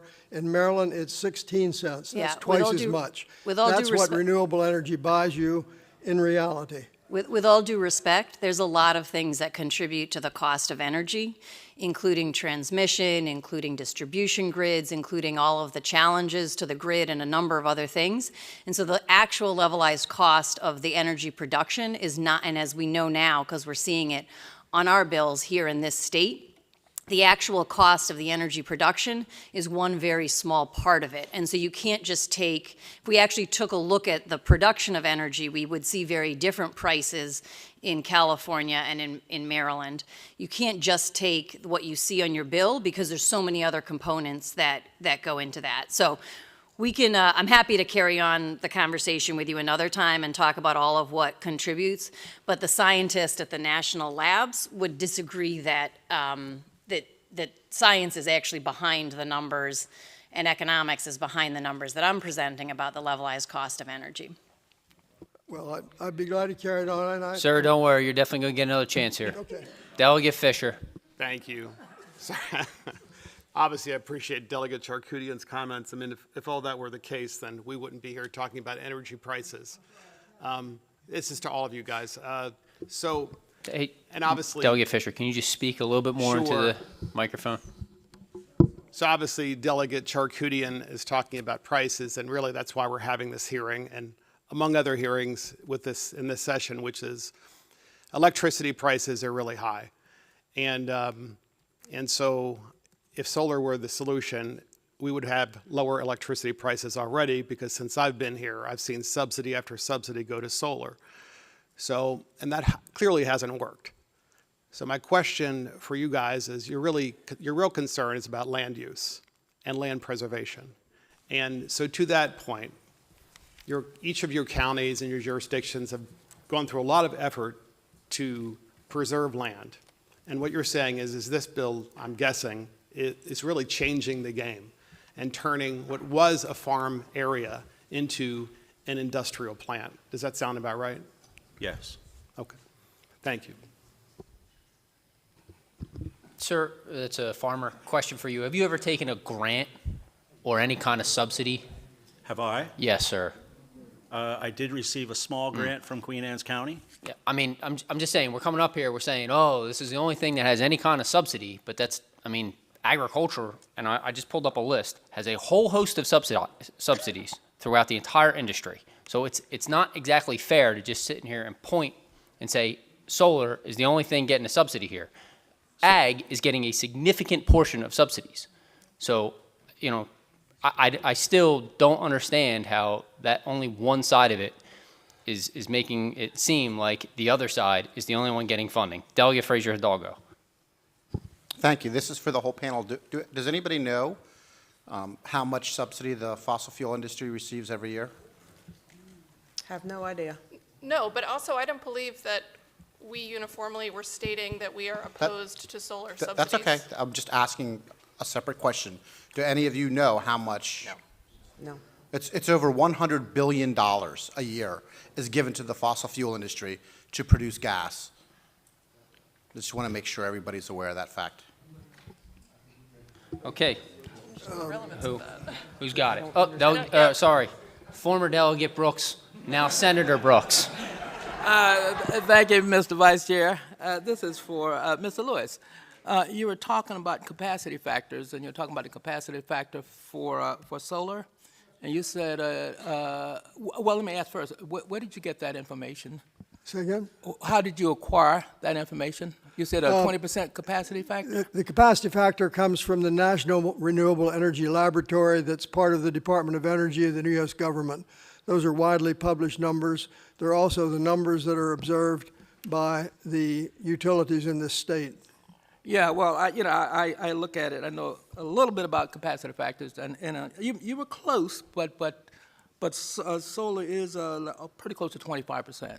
Yeah, and I want to say too, were you talking primarily about solar farms, community solar, or residential? I'm talking entirely about solar for the grid at the power. I'm not talking at all about solar for individual farms. It's an entirely different issue and has entirely different realities. Solar for a farm or for a small home is entirely realistic as a way to go. I'm talking about solar as a source of power on a 24-hour-a-day basis. Okay, well, yeah, right. You're not going to be generating electrons 24 hours a day. But if you're talking about a farm, anything that you generate, if it's just residential for that farm, anything you generate is going to be behind the meter. Majority of that's going to be behind the meter, and the cost is very, very low. Yes. Okay. Well, again, I think solar power for a farm may make sense. Okay. I'm not objecting to that. I'm only talking about the advocacy of solar power on an industrial level to supply the grid. Okay. All right. Well, thanks very much. I just thought you said it was a fake and whatnot, but I would tend to disagree with that. Thank you, sir. Senator Brooks, we miss you. Okay, that concludes this panel. It is next I'll call up Judy Gifford, Renee Hamady, Stephen Finley, and Caroline Taylor. And you can start when ready.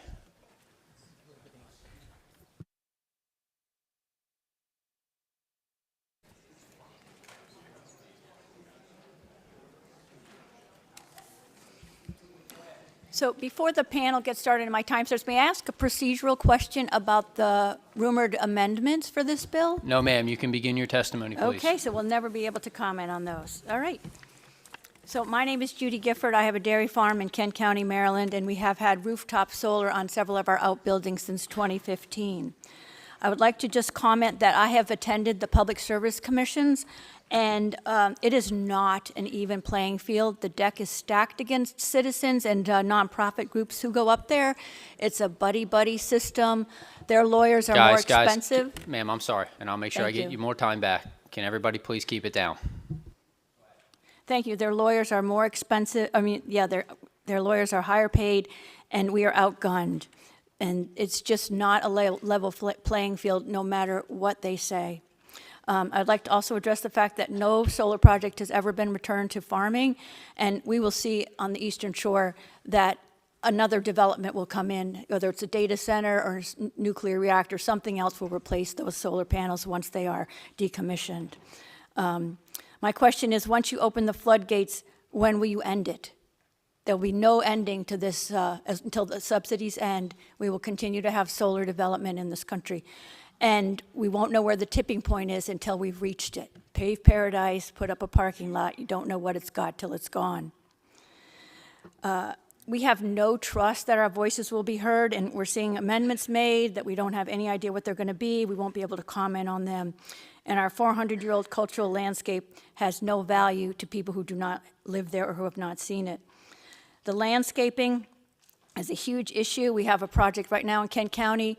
They refuse to cooperate with us, shall we say. We've just asked for, it is not stringent. These companies have a ton of money. They won't even put in irrigation to water the plants. And they're just so difficult. I don't understand why, but landscaping is a huge issue, and the project in Queen Anne's County looks abysmal, and I have pictures to show you if you would like to see them. Yeah, I just think this should have an unfavorable recommendation. Thank you. Committee members, my name is Renee Hamidi. I'm the Executive Director of Values Planning Council, a nonprofit that has been working on land use, zoning, and planning issues in Baltimore County for more than 60 years. I appreciate the opportunity to urge an unfavorable vote on House Bill 1036, Senate Bill 931. We all can agree that our current energy policy must be improved, but taking away the jurisdictional authority of counties by stripping them of their ability to regulate solar siting is not the answer. Many counties have spent years trying to balance solar with agriculture, the backbone of Maryland's economy. Counties know from sad experience that once farmland is lost, it is gone forever. And once farmers are lost, they also are gone forever. Farmers who rent land can't compete with the prices solar developers offer for agricultural land. Solar developers will say that once their lease expires in 25 or 30 years, solar panels can be removed and the land can be immediately farmed again. Even if that's true, I'd ask you to do a thought experiment with me. Will it make sense to convert land back to agriculture? Is it possible that in 30 years, we will no longer need that energy? And also, who will be left to farm that land? Values Planning Council did a study a few years ago, you can see it in my written testimony, that showed that the county and Baltimore City together have more than 30,000 acres of rooftops, parking lots, and brownfields available for solar. These spaces don't require the destruction of farmland or forests, but these bills lack the necessary protections to direct solar development toward more appropriate locations. The bills would leave communities with no say in projects that will shape their future for decades. Clean, renewable energy is essential, but we can't let it come at the cost of Maryland's economy, food security, and environmental health.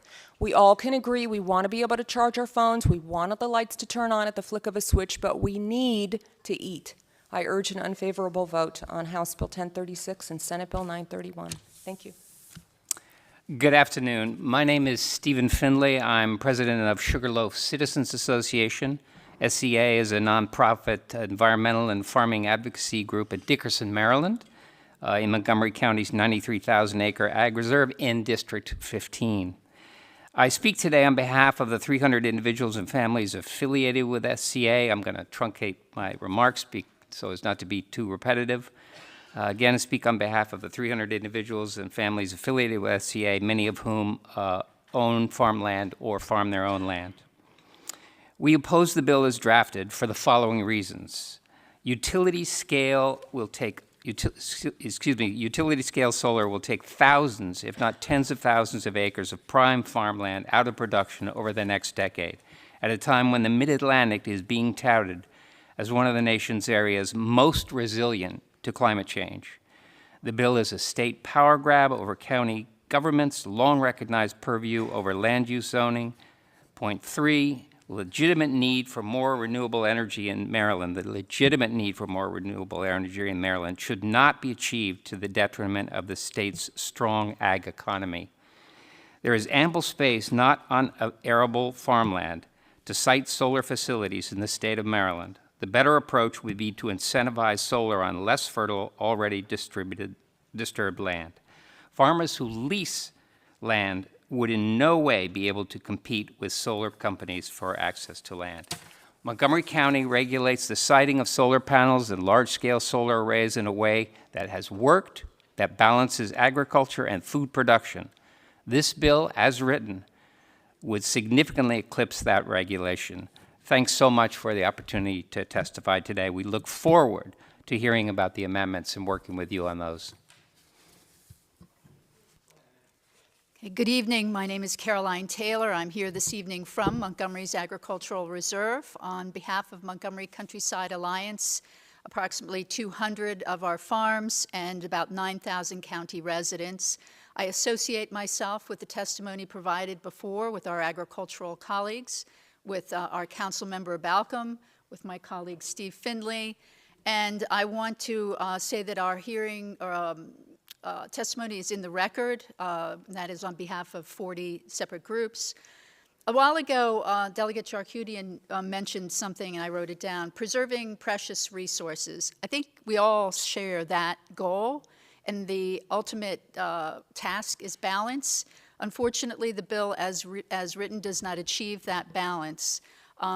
Another thing that was stated, with all respect, Chairman Wilson, was unnecessary barriers that were being put in place by counties. I would say, are they unnecessary barriers, or can we achieve appropriate standards that maintain a balance between renewable energy, the production of our food, the protection of our environment? This bill, this legislation is silent as to forest protection, and many counties have put enhanced forest protection in place, water quality protection, slopes, et cetera. I will also say, just so you know, the question of is anyone taking farmland from farmers to do this, in Montgomery County, 60% of our farmland is leased. We've already talked about the economics. The one thing I want to say about also about the battery storage is in Montgomery County, a third of the county is served by a groundwater aquifer designated as a sole source aquifer by the EPA. And I have significant concerns, and colleagues have concerns about how well these battery storage facilities will safeguard groundwater.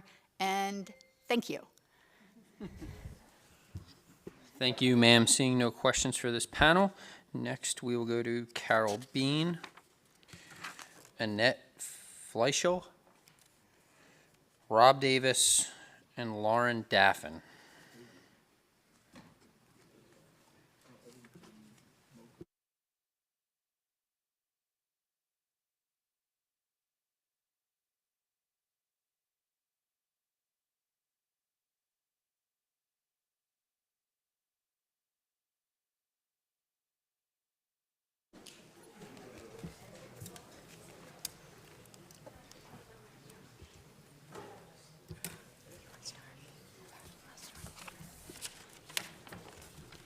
Good evening, Chairman and committee members. My name is Annette Fleischel. I live in a pre-Civil War farmhouse on a 50-acre farm on Fanny Dorsey Road. It is a quiet 2-acre road in Carroll County's agricultural zone. The state of Maryland, using the PSC, wants to construct not one, but 2 solar projects 0.6 miles apart from each other, one of which is across the street from me. That's unconscionable. I am adamantly opposed to the placement of solar energy facilities on our prime agricultural land in Carroll County. Solar panels belong in industrial or commercial zones, not anywhere near residential homes and not on prime farmland. Carroll County is no stranger to the energetic and aggressive attempts of big solar energy companies to construct solar farms on our cherished and valuable agricultural land. Carroll citizens and residents fought the placement of community solar energy for over 2 grueling years. On July 13, 2023, at a public hearing, the Carroll County Commissioners enacted a change in the ordinance which clearly states community solar energy generating systems in agricultural zones is hereby repealed and deleted in its entirety. The residents of Carroll County have spoken clearly and loudly. It was unanimous across all Carroll County communities, keep solar off our farmland. Currently, the Maryland Public Services Administration has proposed 8 submissions for CPCNs from energy companies. One of those has been approved as of 1/31/25. Carroll County is serious about protecting its agricultural land. Solar has been proven to damage and destroy prime farmland. It will destroy this land for future generations. The state of Maryland, using the PSC Commission, should not have the right to supersede Carroll County law. I oppose House Bill 1036 and Senate Bill 931. Thank you for listening. Members of the committee, my name is Rob Davis. I'm a 7th-generation farmer, grain farmer, and poultry farmer from the Eastern Shore of Maryland. I serve as a board member on the Maryland Grain Producers and co-founded the Farmers Alliance for Rural Maryland to advocate for responsible land use and policies that protect Maryland agriculture. I'll abbreviate my statement just so not to be redundant. Maryland farmers are world-class producers, world-class food producers operating on some of the best soils in the country. By some opinions, second only to Iowa. With a climate here for high-yielding crop production, unlike Midwestern states, we can grow, process, and distribute food to nearby cities, reducing transportation costs, emissions, and supply chain risks. Yet these bills prioritize solar over food production. I learned today that Maryland is a net importer of electrons. It's also a net importer of corn. When a 500-acre solar farm near us was converted to solar, it stopped producing 100,000 bushels of corn per year. The poultry industry must now import that corn from the Midwest, increasing costs, emissions, and supply chain dependency. On my family's farm, Rich Level's farm in Kent County, we offset 100% of our electricity for 6 chicken houses, our grain drying and storage facility, and our irrigation systems with just 1.5 acres of solar. A balanced approach that integrates clean energy without sacrificing farmland. I think a lot of the frustration from the farmers around here is when you all talk about, these 500-acre solar farms compared to the other options that we have, like nuclear and natural gas-powered electricity. People have complaints about those sources, but when you put a farm in solar, you're taking opportunity away from young farmers to continue to farm. Thank you for the opportunity and your time and consideration. Chair Feldman, Chair Wilson, members of the committee, my name is Carol Bean. I'm with the Eastern Shore Land Conservancy. We too understand the need for consistent and predictable siting standards to expedite renewable energy projects. However, we do oppose, as written, the Renewable Energy Certainty Act, believing it casts too broad of a net, treating projects that vary considerably in their size and impact the same, downplaying the important role of local governments in land use planning, and overlooks meaningful mitigation fees and the role that they can play in directing solar to the most appropriate places. Leaders in our rural counties are often intimately connected with farming and have deep generational knowledge of the land and familiarity with its contributions to the local economy. Minimizing their ability to guide solar siting decisions risks placing projects in inappropriate locations and continues this concern over the future viability of agriculture. I'm sure many of you are from counties that at one time had a much more thriving agricultural economy than it currently does. The Eastern Shore, however, has been able to maintain that. We have large tracts of highly productive farmland and a circular farm economy that's currently providing up to 74% of the state's agricultural sales. And so we see a real disproportionate interest in the agricultural lands on the Eastern Shore. And that's where this conflict of 70% of utility scale solar kind of looking towards the Eastern Shore where 74% of your ag economy is. That's where those concerns about that ag viability are coming from. And it's sort of stoked by, I had a farmer today just give me, this is sort of 3 months worth of solar flyers that they've received. Just to give you a sense of why there's this sort of level of angst. This is the level of pressure. This is, one farmer gave me this just in a few months. It's an overwhelming sense of pressure. seeing our lands converted. So we do think that the mitigation fee is something we would love to discuss with you further. We've seen that in other states, and you heard examples today of Queen Anne's County and how they've been able to use that to just keep a balance. Thank you. Go ahead, ma'am. Chair Wilson, Chair Feldman, Vice Chairs, and members of the committee. My name is Lauren Daffin. First of all, I would like to thank you for this opportunity to share my strong opposition to Senate Bill 931, House Bill 1036. I am not a farmer, but I come from generations of farmers. I had the privilege of growing up on my family's farm in Talbot County, and I am now a high school social studies teacher. In government class, I teach my students that legislators should reflect the values, concerns, and needs of their constituents when making decisions. Your primary duty is to serve the people and act in our best interest. Your primary duty is not to act in the best interest of solar developers whose main concern is profit and control. If our cherished farms are replaced with solar power, this will result in irrevocable damage to Maryland's small-town economies and rural communities. This preemption is unacceptable and inexcusable. Chair Feldman and Chair Wilson referred to county zoning laws as unnecessary barriers and even suggested that this bill somehow preserves farmland. But with all due respect, Chair Wilson, there are already very effective measures in place to preserve farmland at the county level. There is a reason for these zoning laws. They are there for a reason. Why do we even have local government? To suggest that the state or even you know what is best for our farms is quite frankly offensive. County zoning laws are necessary restrictions put into place to protect and reflect the needs, priorities, and concerns of local communities. Overriding these laws will irrevocably silence residents' voices regarding farming operations and land use decisions that directly impact them and the agriculture industry in the state of Maryland as a whole, especially on the Eastern Shore. Local governments carefully plan zoning laws to balance agricultural, residential, commercial, and industrial needs. State interference will lead to far-reaching conflicts with existing land use and farming operations. In addition, allowing the state government to override local zoning laws for solar projects could set a precedent for other types of state interference, weakening local governance and decision-making autonomy. As your constituent, I urge you to take ethical action in your decision-making and make us feel heard. Thank you again for this opportunity to share my opposition to this bill. Well, ma'am, just know you were heard. You heard some of the people up here before, and this is where we got stuck. I appreciate the gentleman who spoke a little while ago, because we were talking about zoning, but it clearly wasn't about zoning. It was about people saying, you know what, solar doesn't work. It's fake. I mean, science proves us wrong. So the state has always had the ability to preempt and the authority to dictate how land is used. This is nothing new.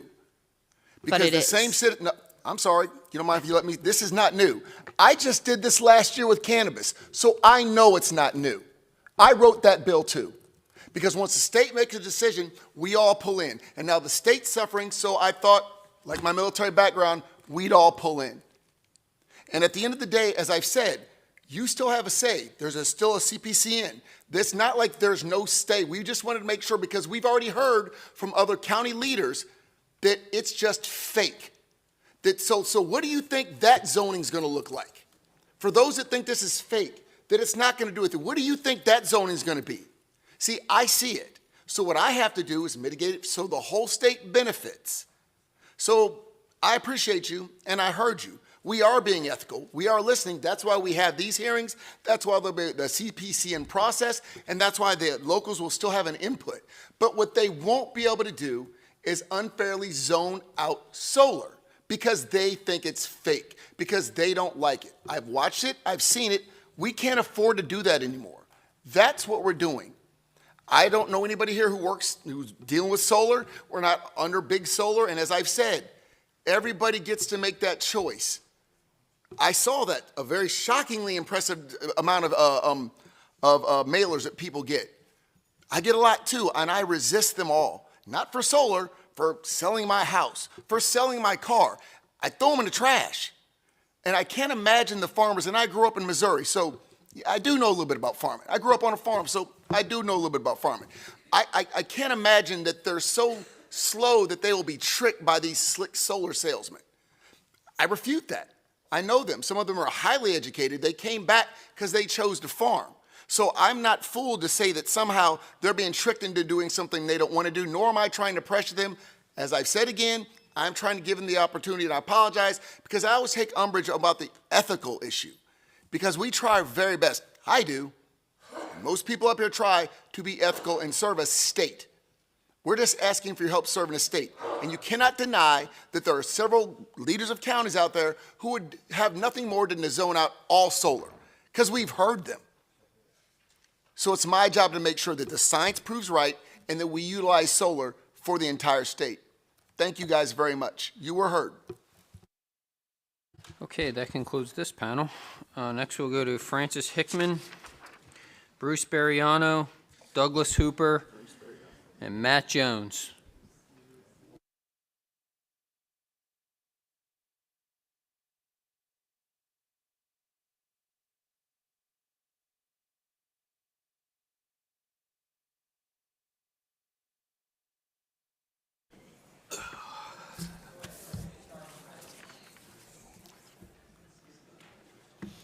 Go ahead, you can start when ready, sir. Oh, I should start? Yeah, go ahead. All right, my name's Doug Hooper. I'm not really affiliated with anything. I'm just a citizen. So what I would request is that the power to decide whether solar goes in remains with the counties. The situation I have at my house, I have 4 solar fields that are existing. I've got one that is being put in this summer. I've got 2 proposed. So when you say NIMBY, not in my backyard, it's not in my backyard. It's in my backyard, it's in both sides of my yards, and it's in front of my house. That is what you guys are doing to our neighborhoods. I mean, this is quite literally the plan. My house is right in the middle of a solar field. All right, so that was my first thing. My second thing is the giant loophole that the state, I think, is relying on in this, this bill, where it says that they have jurisdiction over any system that has an alternating current rating of more than 2 megawatts on the system's inverter. Well, you know what? Any developer can hook up 1 megawatt to a 2 megawatt capacity inverter and still fall under this. They can hook up a 0.5 megawatt to a 2 megawatt inverter and still fall under this. And just so you know, I know what I'm talking about. I work for a very large solar company. So I'm not against solar, I'm pro-solar, but I think solar needs to be done correctly, and I think that the people closely affected by it should have a say in it. And that's all I have. Good. I'm Matthew Jones, farmer, Caroline County. I'm not going to probably use up my 2 minutes because I'm going to just re-say everything everybody else has said. I think it's a good idea to make sure that our counties have say in this and do listen to our farmers and stuff out there. It's important. Ag on the shore is important. I appreciate it. My daughter's going to speak in a little while. She'll explain the dynamic of our farm and what they're faced with. I hope that you eased her mind on eminent domain. She's going to express some interest. I'm going to have to go before her, so I'm not going to be able to back her up. So take it easy on her. She's a good girl. She was a little worried, you know. We own a bunch of ground over there. We work real hard to get it, and we worry sometimes, you know. So I appreciate it. Thank you, guys. I appreciate that. Yeah. I want her to talk. It's her first time. Yep, thank you. Thank you, Senator Feldman and Delegate Wilson and the committee. Appreciate you sticking around to hear my testimony on Friday night. I'm Joe Hickman. I'm from Kent County, Maryland, and our family farms and manages farms on the Upper Eastern Shore. And we are fortunate to be working some of the most productive soils in the country. For 4 or 5 years, we've been inundated with letters, visits, phone calls, gift baskets from solar acquisition companies. Their aggressive requests and income numbers cannot compete with production agriculture.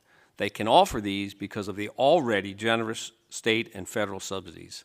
SB 0931 and HB 1036 will not only increase the incentive, but give these private companies an advantage over every other land use. Preemption from local zoning, no buffer landscape requirements, and even more galling, exempting them from personal property or state and local taxes. Our county, Kent, has spent the last 3 years updating our county land use ordinance. Our professional staff, our hired consultants, state of Maryland's planning staff, and hundreds of citizen hours were creating a land use ordinance which allows for residential growth, commercial and industrial uses, including solar, and agriculture in specific zoning districts, while respecting our rich cultural heritage as specified in our comp plan approved by the state. Preempting local zoning, imposing one-size-fits-all landscaping, and eliminating local authority to tax these sprawling projects, despite their immense cultural impacts, is unfair and unacceptable. About 30 miles down the road, there's a legislator working, and they're right now they're working with a chainsaw. The Feldman-Wilson bill is a chainsaw to local planning. Please send an unfavorable recommendation to these bills. Thank you. Good evening, Chairman and members of the committee. Bruce Berriano. I'm from the Bronx, New York. Live here in Maryland now, though. I really love this state, love it very dearly, and the entire state. I love the uniqueness of the various counties, the characteristics of diversity. And I have never seen in the 53 years that I've been working in the state legislature a piece of legislation. I don't say this critically. I'm just trying to put it in perspective. A piece of legislation that so directly brings to you and forces you to make very serious decisions on the role and function and relationship with state and local government. Because you're talking about the basic powers and functions of localities in terms of what you're doing. I understand the problem and the need, and I don't argue with that.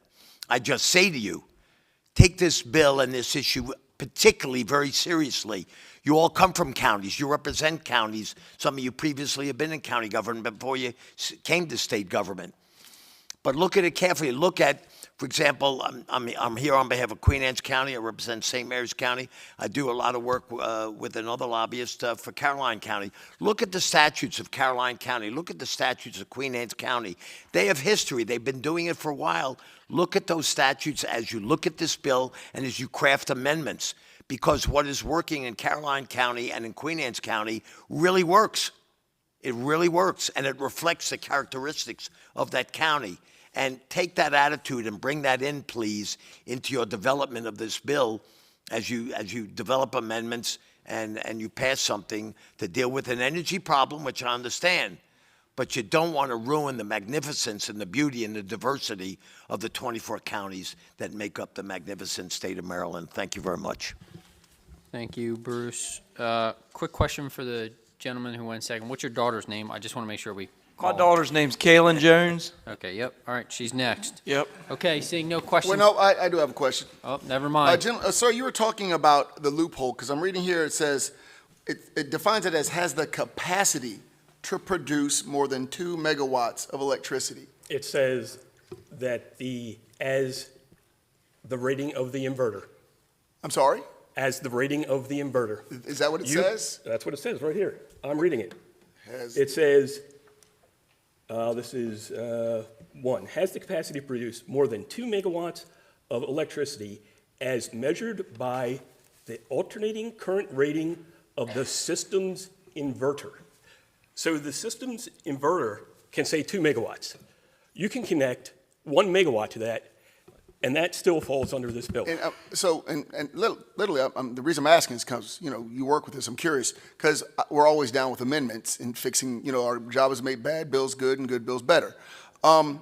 Briefly, I guess we can offline figure out how to close a loophole, because I'm always interested, talk offline, because I don't want everybody to be furious with me. No, it's fine. No, wait, I'll just catch you offline, I promise. Oh, okay. I just want to make sure you guys remember, the second biggest issue in Maryland is siting. That's what PJM says. The biggest problem we have with solar in Maryland is siting. It's financial and then siting. And don't worry, we heard you about the tax issue. We're going to address that too. I do appreciate that, pointing out about the tax breaks and are they necessary or not. But the second biggest issue is siting. So we're not doing this superfluously. It's because that's what's in the way of our solar projects, unlike a lot of other jurisdictions. It's not done out of menace, it's not done out of to harm. It's just because many of these counties are setting it up where the siting doesn't work. But again, that's why we're opening up, nope, it's not a question, we're opening up for amendments. This is not the final bill. We're here listening. Can I make one? I'm sorry, sir. I agree, citing, but we have land zoned, open land zoned for solar. And I know about your case specifically, sir. They don't use it. They want cheaper farmland. And so, like I said, we're open for amendments. I just want to let you know we're hearing. Well, the solar industry should use the land we've already zoned. Why don't they do that first? Look at that. Thank you very much, sir. Thank you. Okay, that concludes this panel. Next, we'll call Caroline Taylor. I promise we will be nice. Sean James, Joseph Howard, and James Moran. You can start when ready. Caroline Taylor already testified. Okay. Then we'll go to Sally Taylor.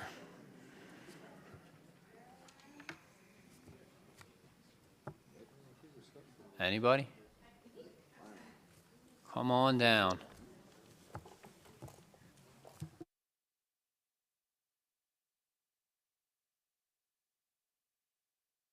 Man, what's your name as you come down? Okay. I didn't see anybody else there. Edwin Fry, Matt Nielsen, and Julie Young. And that is everybody I have on my list. Who's the young lady up there?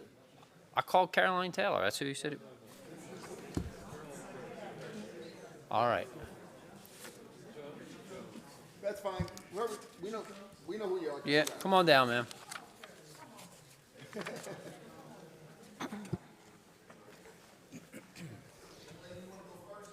Sure. All right.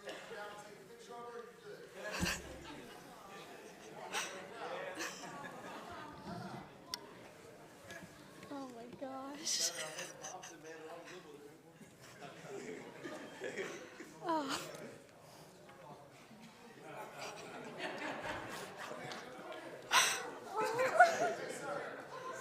This is not happening to me right now. Don't let me see one of the big voices.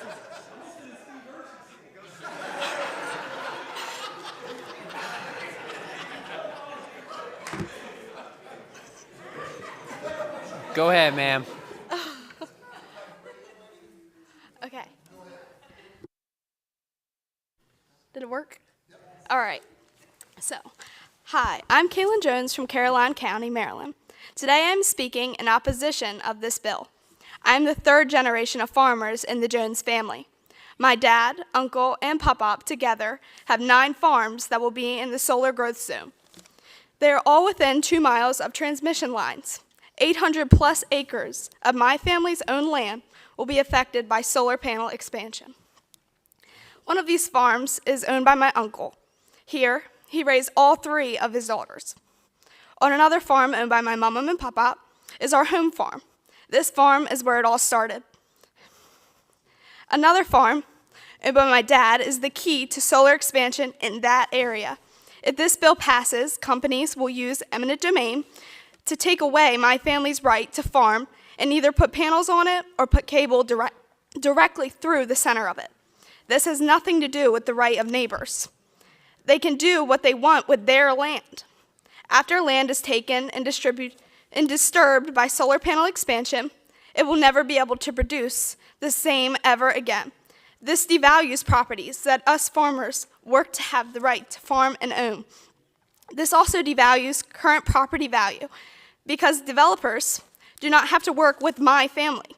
If my family decides to not cooperate with these companies, they will take the land, no matter how it affects us. Now, I'd like to ask you, as Maryland representatives, why would you give this much power to private companies that are not publicly traded and have no public input? How do you know who these people truly are and how they will treat your farmers and your landowners? Thank you for this opportunity, and I hope you take mine as well as all the other families and farmers that want to continue agriculture in Maryland's concerns into consideration as you amend the bill. Thank you.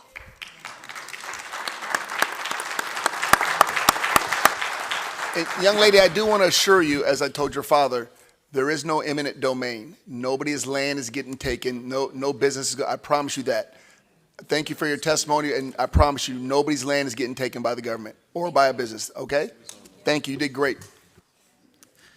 Tough act to follow. My name is Matt Nielsen. I'm a first-generation farmer from Centerville, Maryland, in Queen Anne's County. I started my operation, Tidewater Organics, in 2017, and since that time, I've had the opportunity to expand our business to 850 leased acres, all of which are leased. On the farm, we raise certified organic corn, soybeans, and wheat. Our corn and soybeans help feed the local organic poultry industry on the shore, and we sell our wheat to local stone mills, as well as larger regional mills in the Northeast, as far away as New York, where the flour supports bakeries both large and small. To accomplish this, Tidewater has 2 full-time employees, seasonal part-time help, and utilizes the services and products of many other associated businesses involved in the agricultural economy of our area.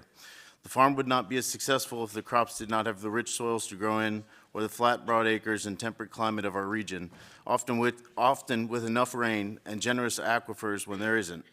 All this, and perhaps most important to a business and our food security, we are situated within a 6-hour drive of 18% of the nation's population. The picture of long-term sustainability, regeneration, and community building that is my farm and the many other farms in our state is diametrically opposite the impacts of utility-scale solar projects. As tracts the size of family farms are converted to utility-scale solar in our area, the damage to the land, farm communities, and agricultural infrastructure that supports them will be irreparable. We are in a critical period of land and business transfer to a next generation of farmers that will not be able to compete with this gold rush-style solar expansion. I believe that the rapid development of utility-scale solar to meet a renewable energy goal in our state is short-sighted and an inefficient use of our most valuable asset and will change the communities and habitats where they are built forever. Dangerously, the bill greenlights development by bypassing local planning authority, the work communities have invested in comprehensive plans, and the ability to levy taxes in jurisdictions see fit. Thank you for the opportunity to share with you today, and yeah. Thank you, sir. Ma'am, before you start, I did miss a witness. It's on me. Travis Breeding, if you want to come on down. Go ahead, ma'am. You can start. Okay. Good afternoon, Chairman and committee members. For the record, my name is Sally Taylor. I'm from Carroll County, home of one of the country's largest community solar rooftop arrays and one of the best countrywide farmland preservation programs. I'm concerned about energy sprawl, and I oppose this bill. My comments will focus on community solar program. At first, the program focused on mounting solar panels to rooftops, on brownfields, industrial zones, and parking lots. Then, proponents of the program acknowledged the truth. In order to reach the state's aggressive renewable standards, we need to construct these facilities on the ground, and agricultural land became an easy target. I believe Marylanders have a right and a responsibility to preserve productive farmland for the simple reason of food security. The high number of small projects make it imperative that local governments retain their decision-making authority because they can provide more citizen participation and they have the comprehensive knowledge of the land. They will place a higher priority on the long-term monitoring that these projects demand, such as ensuring that decommissioning the contracts are honored, the disposal process is completed, and the land is reclaimed as promised. At a hearing supporting statewide standards, a former state senator said, "You meet the standards and we're going to approve it." This is the wrong approach. We need thoughtful, local processes to ensure the success of these projects. Please issue an unfavorable report on these bills. Thank you. All right, I guess I've earned the dreaded spot of going last on this bill. Everybody's happy to hear that. My name's Travis Breeding. I'm the president of Caroline County Commissioners. I heard earlier today that someone testified that 1%, it's estimated that 1% of the state's agricultural land will be consumed. Caroline County is fast approaching 2%, and this bill will kick the door wide open for that development to happen even faster. And I want to address Senator Feldman hours ago when this marathon started, brought up preemption of local governments. And it is my understanding that we are in fact preempted, but that is on a case-by-case basis. So currently, the way it happens is each application goes in front of a public utility law judge, and they determine the merits of the county ordinances, whether they apply or whether they get overruled. So basically, it's like a door that a public utility law judge can open and close, depending on the arguments that we make against the developer. If this bill passes, that goes away and the door is wide open. We are not at the table, other than in a visual role. So I think it's very important to consider that. I would argue that we should probably actually talk about giving control back to the counties who have been responsible. Maybe not the counties that you're referring to, but I would like to have more control locally so that we can make sure that that prime ag land does not get consumed by solar. I think that's going to be very difficult to do at the state level. It's going to be hard for us to do. I'm not going to pull any punches about that. So, in closing, thank you for your time. Thank you all. Aaron, Travis, good to see you. Caroline, is it?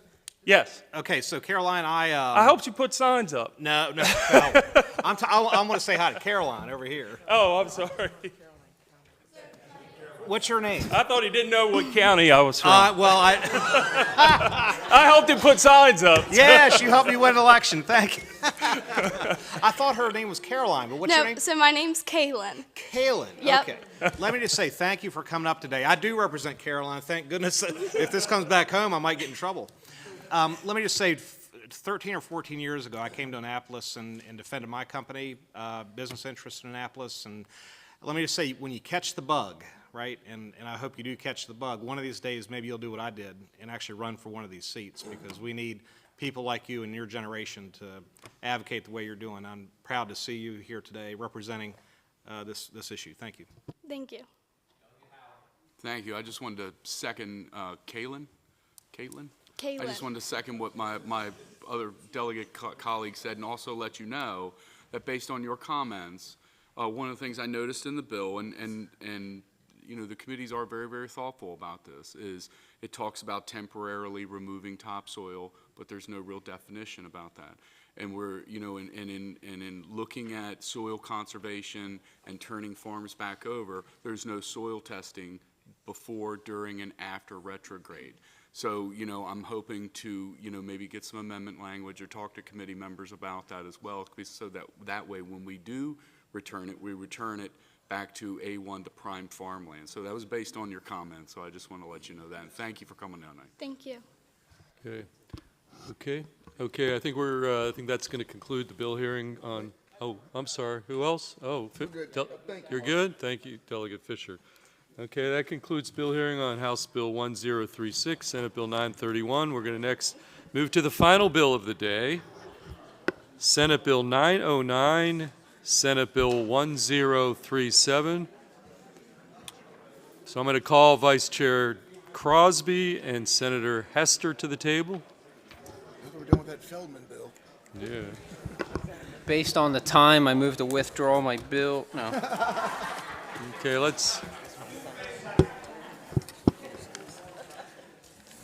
Okay, guys. All right. Just good evening. Wait one more minute, just because it's a little loud back there. So why don't you, everybody who wants to leave, it's got opportunity to get out the door. Okay, with that said, we're going to lead off with you, Vice Chair Crosby, on, again, House Bill 1037 / Senate Bill 909. Vice Chair Crosby, it's all on you. Good evening, chairs and colleagues. For the record, Delegate Brian Crosby here with Senator Katie Fry Hester to present Senate Bill 909 and House Bill 1037, Energy Resource Adequacy Planning Act. This bill is a crucial step towards securing Maryland's energy future by establishing an integrated resource planning office to develop a comprehensive state energy and integrated resource plan, a long overdue data-driven strategy to ensure reliable, affordable, and sustainable energy infrastructure while advancing Maryland's energy goals. As technology evolves, so must our approach to energy production and consumption. What was once theoretical is now a reality, and Maryland must proactively plan for the future energy demands. Unlike neighboring deregulated mid-Atlantic states such as New Jersey, which has implemented a statewide energy strategy, Maryland still lacks a coordinated, data-driven approach to anticipate future energy needs and ensure grid stability. Without proactive planning, we face grid instability, jeopardizing reliability and security, rising energy costs disproportionately affecting ratepayers, and falling far behind our energy goals and commitments, stalling Maryland's progress. These risks are no longer hypothetical. Just last summer, PJM's capacity auction revealed an alarming 800% increase in capacity demand, translating to nearly $15 billion in additional costs for consumers across PJM's 15-state region between June 1, 2025 and May 31, 2026. We are all hearing from our constituents that their utility bills are just getting higher and higher, and without a strategic plan, these prices and spikes and reliability concerns will only worsen. Is this where I take over? Is that it? You're up. I'm up, okay. Are you done? Sorry. I'll turn it over to Senator Katie Fryhester. Thought we were Okay, more we're coordinated, my fault. We're going to pivot to Senator Katie Fryhester. Thank you. I know we're standing between you and the weekend, so I will be brief. It's my job to try to explain what the bill does to meet the challenges that the Vice Chair just outlined. So you all should have just a one-page overview. If you start with the circle, this is the new Integrated Resource Planning Office that the bill creates, which will work to model real-world scenarios for the development of our state's 25-year energy forecast. There are three inputs to the Integrated Resource Planning Office. The first is obviously we're not starting from scratch. We're going to collaborate with the existing multiple agencies that are currently working on energy policy. The second is that the office will add to this existing expertise by adding an energy model, which will allow us to analyze electricity prices, the resource mix, and commercialization timelines for emerging technologies. This model will also provide locational value planning, assess grid reliability, strengthen transmission and distribution systems, and run annual policy scenarios. The third input to this resource is a study. The study will explore additional strategies related to resource adequacy, grid constraints, and reconductoring, and some other things as well. Okay, so taking all these three inputs, the Integrated Resource Planning Office will then produce a 25-year comprehensive energy forecast. This will analyze the energy scenarios and options for meeting the state's energy needs while ensuring affordability, reliability, and sustainability. Everybody still with me? Okay. So this energy forecast will then serve as a foundation for the data-driven legislation and regulatory policy. And this policy will in turn drive an integrated resource planning process to align with the state's energy forecast and policy objectives. In this process, each electric company must contribute to the state planning process. This will support a system in which the different components, generation, storage, distribution, and demand response, are sufficiently robust to enable us to meet the state's goals in a cost-effective manner. We do have an expert, a partner at Calibro Strategies, Ed Randolph, who has extensive expertise in the state-level IRP planning, and he's available virtually if any of you have any questions. The end of this great flow chart is that the combined results of starting the office, doing the forecast, having more data-informed legislation and regulatory policy will yield long-term benefits for our ratepayers. Lower costs, a stronger grid, and a more sustainable future. And so by passing this legislation, colleagues, Maryland will take control of its energy future with a proactive and strategic approach. And for these reasons, we are respectfully requesting your favorable report on Senate Bill 909. Okay, thank you. Any questions for our two sponsors? Who's got a light on? Okay, Senator Gallion, we'll start with you, then we'll go over to the House side. Thank you, Mr. Chair. To me, just at first glance, I really haven't dug into this yet. This looks like just a added government bureaucracy to me. Can you explain to me why can't the PSC already do some of this stuff, working with the different agencies? I mean, they work on strategic stuff all the time, right, already? Why do we need to add this huge new bureaucracy in the middle? I'm happy to take that. So, Senator, what I would say is I guess structure is more of your question, right? The PSC does not do this long-term planning. The way we have structured it is, it would be an independent agency that would report to the General Assembly, similar to DLS does, right? There could be another strategy to house it under the PSC, but we have chosen not to do that, so it can stand independent to do so. So, I mean, I guess to your point, right, is like we could have brought forth a bill to set this up underneath the PSC, but they don't have the current resources to do it, so there would be a cost implemented standing up there. But this is going to be a standalone agency to provide us long-term data-driven statistics so that we can make policy decisions similar to our analysts here at DLS. So you're basically saying that this cannot be done with existing resources by shifting jobs around.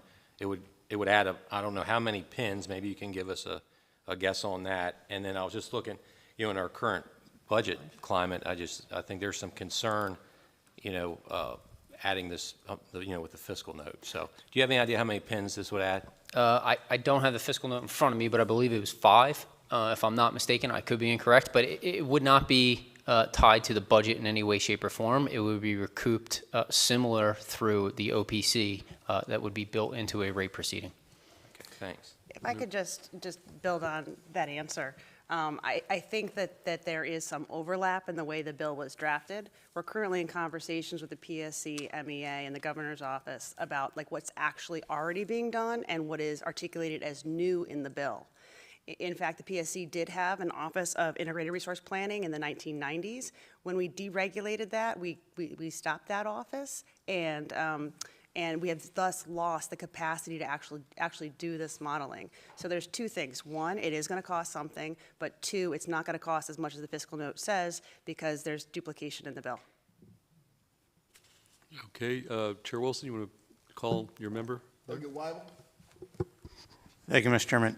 I'm sorry, Delegate, what was your name again? I'm just kidding. So my question was on the fiscal note as well. So it's actually says it's $9 million, which the tab would be picked up by ratepayers, right? Because it's correct. I do not believe that it's going to be nearly as high in the end, but there will be a cost associated with it. But yes, it would run similar to OPC. And it does say there's 20 positions plus consultants. So yeah, I think that in the beginning, there would be consultants needed to immediately stand it up or help stand it up, but long-term, I think that we have reduced some of those pins. I can confirm that for you. Okay. But I do, as Senator Freihester mentioned, there were some redundancies and efficiencies that we think that we could pick up on just from existing resources and positions that already exist, and make sure that we properly coordinate between the agencies. Okay, and then my last question, the PJM, what kind of forecasting do they do now along with the other utilities? I assume it's not 25 years, but do you know how long their long-range forecasting is? I don't know off the top of my head, but this would be more specific to Maryland. I mean, this is going to be a Maryland long-term or long-range plan so that we wouldn't have to rely on PJM and kind of get lumped in with everything that they're doing. Okay, thank you. Okay, we actually are going to have the PSC here testifying shortly, but before we get to them, we have one panel to call up. So thank you. Seeing no further questions, we're going to call Brittany Baker. Is Brittany Baker here? Ms. Baker. Carlos Sanchez is here. Is Alex Pavlak still here, or did he depart? Don't see him. We're going to go to Robin Adutta. I see you there. Fatima Wahid. I think no longer here, and then after this we'll take the PSC, and then we do have the virtual witness is appearing, the experts. We'll bring him in last virtually. Okay, so why don't we start, Ms. Sanchez, former Delegate Sanchez, and we'll take it from there. For the third and final time today, Carlos Sanchez with the Sierra Club. On behalf of our 70,000 members and supporters, we thank you for sticking around this late. Luckily, it's not Valentine's Day, or a lot of us would be in trouble. We urge a favorable report on this bill. I'll keep it short. And I would just say we encourage the committees to advance this bill alongside the Affordable Grid Act, because together we believe that these bills will ensure that Maryland is planning for the energy future at once and has everything it needs to reach that future. So we urge a favorable. Thank you. Okay, thank you, Ms. Baker. Hello, Brittany Baker again, Maryland Director, Chesapeake Climate Action Network. We also urge a favorable report on HB 1037, SB 909. We know this agency is badly needed because we would have used their resources today. In Maryland, we have the MEA and the PSC, but they also have other tasks that they really have to attend to and are also part of building out our energy future. We also have PJM, but their lack of proactivity has cost us billions of dollars. And then last but not least, today we had Reliability First, who gave us some really good information, but also many of her slides were not Maryland specific, did not include battery storage data, and last but not least, her recommendations were that we need to do our own planning on her last slide. And so I just want to emphasize two things about the bill. One, I personally really appreciate how ratepayer impact is one of the features that they will be looking at in the plan. As we saw today, actually the Eastern Shore is one of the most energy burdened areas in our state. The second most energy burdened area is Baltimore City, and we didn't see anyone from there today. And the last piece I want to say is I really appreciate how the bill considers various scenarios related to how much in-state generation we're looking at. They model for 60%, 80%, and 100% in-state generation, and we do need to look at all of those options. Thank you. I urge a favorable report. Okay, thank you. Mr. Duda? Dutta? Robin Dutta, Executive Director, Chesapeake Solar and Storage Association. Good evening, everyone. Thanks for sticking around. We're favorable with amendment, but it's really, I think, a technicality. My testimony is very much in line with what you've just heard. We'd love, this is as Chair Wilson said, there are good bills always trying to be made better. This is one of those bills. We're very much in favor of having the analysis, doing the studies, looking at essentially both sides of the ledger, energy demand and energy supply, and all the different ways to smartly, make sure that power can be provided and provided in an affordable, resilient, and reliable manner to everyone in Maryland. And it's these kinds of studies, the good questions that can then have very good processes and then have very thoughtful answers, because meeting resource adequacy in Maryland is a costly endeavor, no matter which way you go. And so it's important to make sure that you have the processes that, and you can evaluate all the variables and inputs that can then allow for the best decisions that hopefully then, reduce the ratepayer costs in order to meet those resource adequacy needs. We do also hope that the Affordable Grid Act, SB 908, HB 1225, can be included and merged into this bill. We think that by combining them, that it can provide for a more comprehensive and kind of orderly structure and guidance to the Public Service Commission. I think they're very complementary bills. We urge a favorable report with those amendments. Thank you. Okay, any questions for this panel of witnesses? Seeing none, thank you. We're going to bring up the Public Service Commission next. Chair Hoover, Fred Hoover, and Ben Baker. Why don't you guys come up here?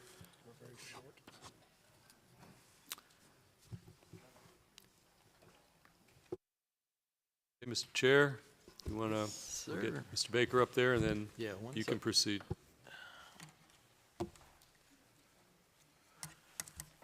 Chair Feldman, Chair Wilson, Vice Chair Crosby.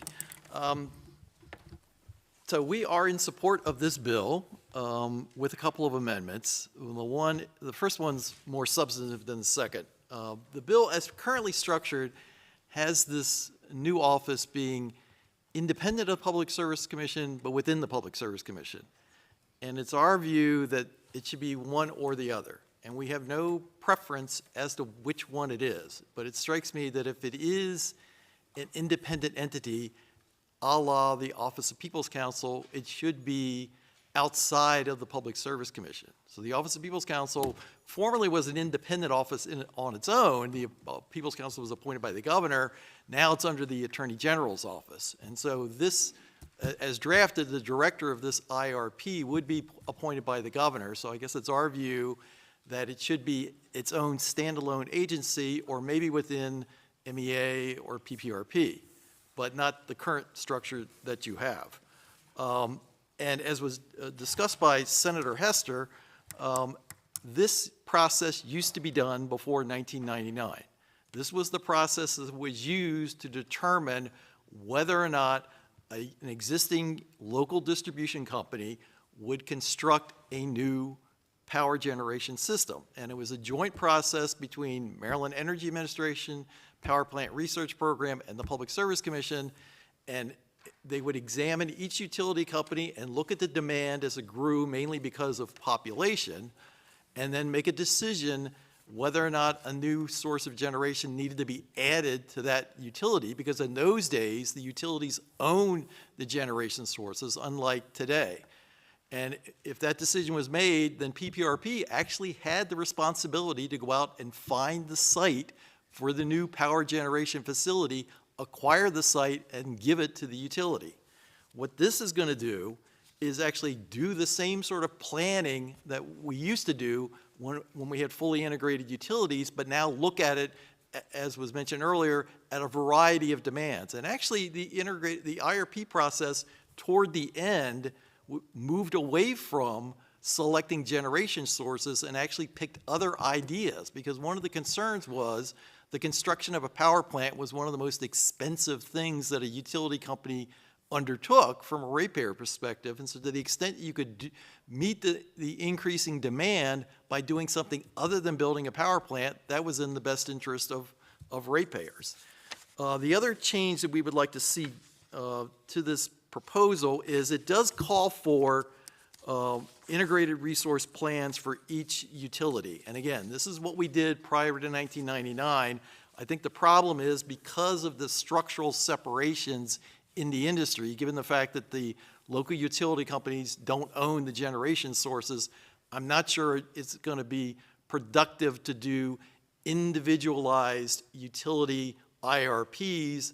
Instead, the IRP should be more holistic and look at the demands that are affecting the state across the board, and then figure out solutions to that. And with that, you know, we are in support of this. I mean, I think we will be eager recipients of the information that this office will develop, and I think it's time to bring it back. As Vice Chair Crosby mentioned and Senator Hester, I mean, this is a way of trying to pull back some of our control of our own fate, as opposed to, you know, no criticism of PJM and the process they go through, but they are the biggest RTO in the world, and so they may not necessarily have a focus on what happens here within the great state of Maryland, and having an office here that is focused only on what happens here is probably in our long-term best interest. Okay, thank you, Chair Hoover. Is Mr. Baker here just for questions? Just for questions. Okay. Questions for our Public Service Commission panel? Okay, seeing none, thank you. Now, we do have one virtual witness who's here only for questions. He's the expert that Senator Hester referenced earlier. Does anybody raise your hand if you want me to pull up the virtual witness, the expert, for some really in-depth questions? If I don't see any, we can tell him he can depart. Okay, seeing none. Oh, there he is. But any questions? Going once, twice, three times? Okay, that concludes the bill hearing on Senate Bill 909, House Bill 1037. That concludes the bill hearings for today and the work for the week. Have a great weekend, guys.